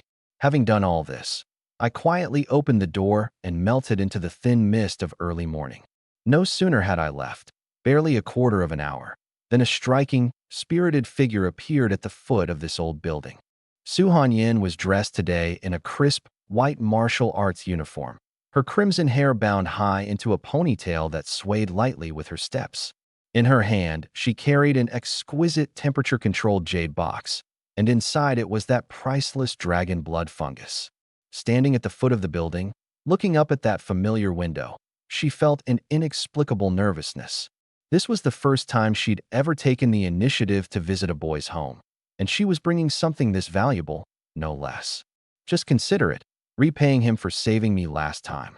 She found herself the perfect excuse, and only then did her heartbeat settle a little. She adjusted her breathing and started up the creaking stairs. Knock, knock, knock. But the one who opened the door was a middle-aged woman with a pale face and gentle eyes. "Hello, ma'am. I'm looking for Lu Chun." Su Hanyin spoke politely, her voice crisp and clear. Auntie looked at this flame sprite of a girl at the door and blanked for a moment, then broke into a gentle smile, the weariness in her eyes even fading a touch. "You must be little Chen's classmate? Oh my, come in, come in." She warmly welcomed Su Hanyin inside, pouring water and fetching fruit, her eyes looking her up and down, that appreciation and satisfaction nearly overflowing from her gaze. "That boy little Chun just stepped out a little while ago." Auntie held the water cup, a note of regret in her voice. "Did you need him for something, dear?" "My name is Su Hanyin." She took the cup a bit stiffly and held out the jade box in her hands. "Ma'am, this is what I brought for Lu Chun. I hope it can help with Uncle's condition." Puzzled, Auntie opened the box, and a rich, pure aura of life washed over her. Inside lay a lingji shaped like a dragon's horn, its surface glowing with a faint red light, clearly no ordinary thing. This is dragon blood fungus? Auntie's own strength wasn't high, but she'd traveled all over with her husband in her younger years and had seen a thing or two. She paled in shock and hurriedly closed the box, pushing it back. "Dear, this is far too precious. We can't accept it, absolutely not." "Ma'am, please, just take it." Su Hanyin's manner was firm. "Lu Chun, he helped me a great deal. This is the least I can do." Seeing she wasn't putting on an act, Auntie was both moved and heartsick. She took Su Hanyin's hand and patted it gently, sighing. "Good girl, what a good girl. That boy little Chun, for his Uncle Yuan's injuries, he's practically been tearing the sky down lately. He shoulders everything alone and won't even tell us. He's really had it hard." Hearing this, Su Hanyin's heart inexplicably clenched, as if gripped by an invisible hand. She asked softly, "Ma'am, where did Lu Chun go?" "He left a note saying he'd gone out to find the last of the medicinal ingredients. Seems he's gone beyond the city." Auntie answered offhandedly. Gone beyond the city. Alone. Su Hanyan's pupils contracted slightly. Whoever could gravely wound a team of powerhouses like Lu Yuan's was no gentle sort. For him to go out beyond the city alone now, he'd gone to make trouble for those people. For a moment, her heart was a tangle of emotions. Admiration for his boldness, appreciation for his strength, but more than anything, a thick, heavy worry she herself didn't even notice. That fellow, always wearing that improper grin. It turned out he'd been pressing every last burden onto his own shoulders. Meanwhile, I'd already reached the mission hall of the Demon Slaying Hall. I planted myself in front of a self-service terminal, my fingertips sliding rapidly across the light screen, filtering straight for the tier of missions with the highest point rewards. Hunt the late-stage Tier 3 Demon Beast, Black-Scaled Demon Crocodile. Hunt the peak Tier 3 Demon Beast, Three-Eyed Wind Wolf King. Clear out the red-tailed Scorpion Swarm at Rockslide Slope. Kill the Scorpion Queen required. My expression unchanged. I accepted all 3 of the highest point, highest danger missions in one breath. The bounties for these missions added together would be enough to repay Yi Yorong for those 2 Tier 2 crystals. And killing the demon beasts themselves would bring me a massive haul of system points. 2 birds, 1 stone. Ding. Missions accepted successfully. At the electronic chime from the terminal, Lu Ying, the front desk staff assigned to guide me, felt her eyelid twitch violently. She instinctively glanced at the light screen before me, and when she made out those lines of glaring Tier 3 missions, she was struck dumb. Black-Scaled Demon Crocodile, Three-Eyed Wind Wolf King, Red-Tailed Scorpion Queen. These were all demon beasts of fearsome reputation beyond the city. Name any one of them, and the veteran mercenary companies would hold a half-day meeting over it. And more terrifying still, I'd taken all of them. One person, 3 Tier 3 hunting missions, packed up and carried off. Lu Ying hurried over, doing her best to hold a professional smile, though that smile was clearly trembling. Mr. Lu, are you certain you want to accept these missions?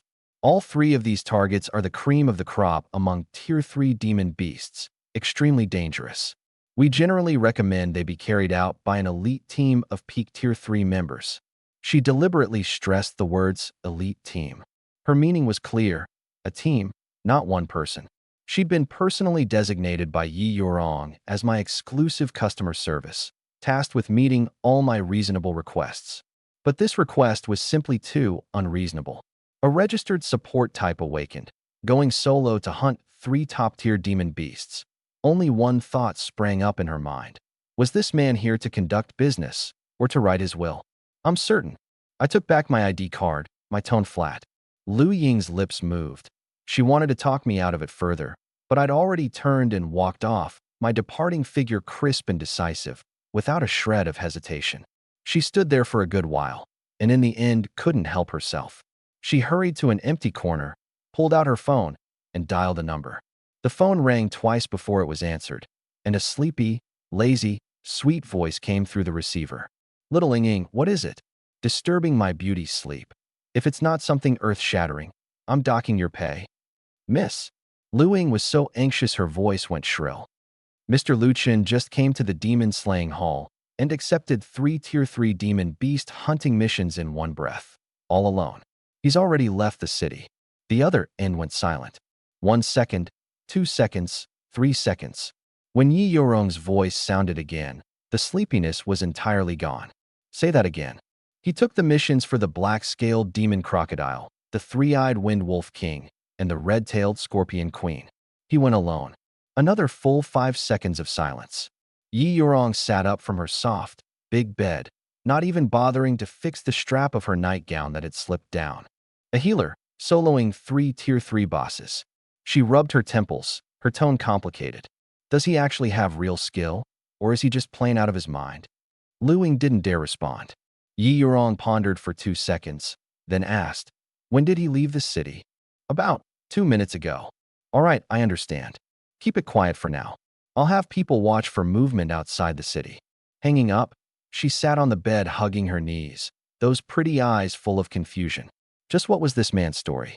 Beyond Tianhai City, at the entrance to Black Wind Valley, several bedraggled figures came stumbling out of the valley, propping each other up, every one of them battered and bleeding. One of them had his left arm severed at the elbow, the stump haphazardly wrapped in a few loops of cloth. Blood had long since soaked the cloth through. They were the Raging Wind demon-slaying team, of some standing in Tianhai City 2, all Tier 3. The captain, Feng Tao, was a mid-stage Tier 3 veteran who'd been cutting down demon beasts for over a decade. What scene hadn't he seen? But today's scene had nearly gotten all of them killed in there. The mission they'd taken was to hunt the three-eyed Wind Wolf King. Intel said the wolf pack was around 30 or 40. Only after entering the valley did they realize that wasn't the case at all. There were at least 60. They'd barely made contact before their formation was scattered. Damn it, the one-armed member leaned against the rock at the valley mouth, gasping for breath. The intel was wrong. There were at least twice as many wolf pups in that valley as we'd estimated. Where's old Zhao? Feng Tao asked. No one answered. There was no need to. When old Zhao was covering their retreat, 3 demon wolves had pounced on him. As for what happened after, no one dared to look back. The mood was as heavy as if it had been poured full of lead. Feng Tao was about to say they were retreating when a figure caught the corner of his eye. A young man, black t-shirt and jeans, hands in his pockets, was walking toward the valley mouth, his steps neither fast nor slow, not even lifting his head. Feng Tao's brow knit tight. Stop. Black Wind Valley is very dangerous right now. This is no place for a rookie like you. Turn back, quick. He'd caught sight of the Tier 2 Awakened badge on the young man's chest at a glance, and his tone got even harsher. A peak Tier 3 team had gone in and lost people, and here came a green Tier 2 kid, sticking his nose in for the fun of it. The young man's steps didn't stop, and he didn't spare Feng Tao so much as a glance. Feng Tao's face flushed red. He was, after all, a captain of some name and face in Tianhai City. When had he ever been ignored like this by some Tier 2 brat? Kid, I'm talking to you. You. Enough, Captain. The one-armed member grabbed his arm, his voice weak. Don't get worked up over some reckless fool. If this arm of mine doesn't get treated soon, it's done for. Feng Tao was pulled back, the breath in his chest bottled up. He watched the young man's back disappear into the shadows of the valley mouth and let out a heavy snort through his nose. Another idiot who's gone money crazy. He turned his head and spat. Won't last half an hour. No one echoed him. Everyone was busy tending their wounds, with no time to fret over a stranger's life or death. The one they'd concluded wouldn't survive half an hour was me. The instant I stepped into Black Wind Valley, the temperature around me plunged several degrees. The cliffs on both sides blocked out most of the daylight, the valley floor dim and damp, the sound of wind cutting through the crevices in the rock sharp and grating, as if something were hiding in the dark, grinding its teeth. I didn't hesitate in the slightest and headed straight for the depths. Aru, the first Black Wind demon wolf, spotted me. The thing was as big as a small ox, its whole body covered in coarse, stiff, gray-black fur, a pair of ghostly green eyes locking onto me from behind a thicket. It opened its jaws, and a condensed black wind blade shot out, wrapped in an ear-piercing whistle, streaking straight for my face. I didn't so much as move an eyelid. My right eye Manjiku turned. Intangibility. The wind blade passed through my body. More precisely, it passed through the space my body occupied, meeting no resistance at all. That wind blade flew on for another 20+ meters and struck a boulder taller than a man behind me. The boulder split neatly in two down the middle, the cut surface so smooth it could reflect a face, with shattered rock clattering to the ground. The Black Wind demon wolf paused. Its hunting experience told it something was wrong. The attack had clearly landed. The prey should have fallen. But the prey was still standing there, and what's more, it was smiling. Divine might, strangle. My left eye locked onto it. Invisible spatial force gathered, compressed, and twisted at its neck. Crack. The bone snapped cleanly. That massive wolf head was wrenched off by an unseen force, rolling a couple of turns on the ground, its ghostly green eyes still frozen in confusion. The headless wolf body charged 2 more steps on momentum before crashing to the ground. Ding. Late. Killed early stage Tier 3 demon beast, Black Wind demon wolf. System points gained, 250. From spotting it to killing it, start to finish, no more than 3 seconds. I drew back my gaze and continued toward the depths of the valley. This was only the appetizer.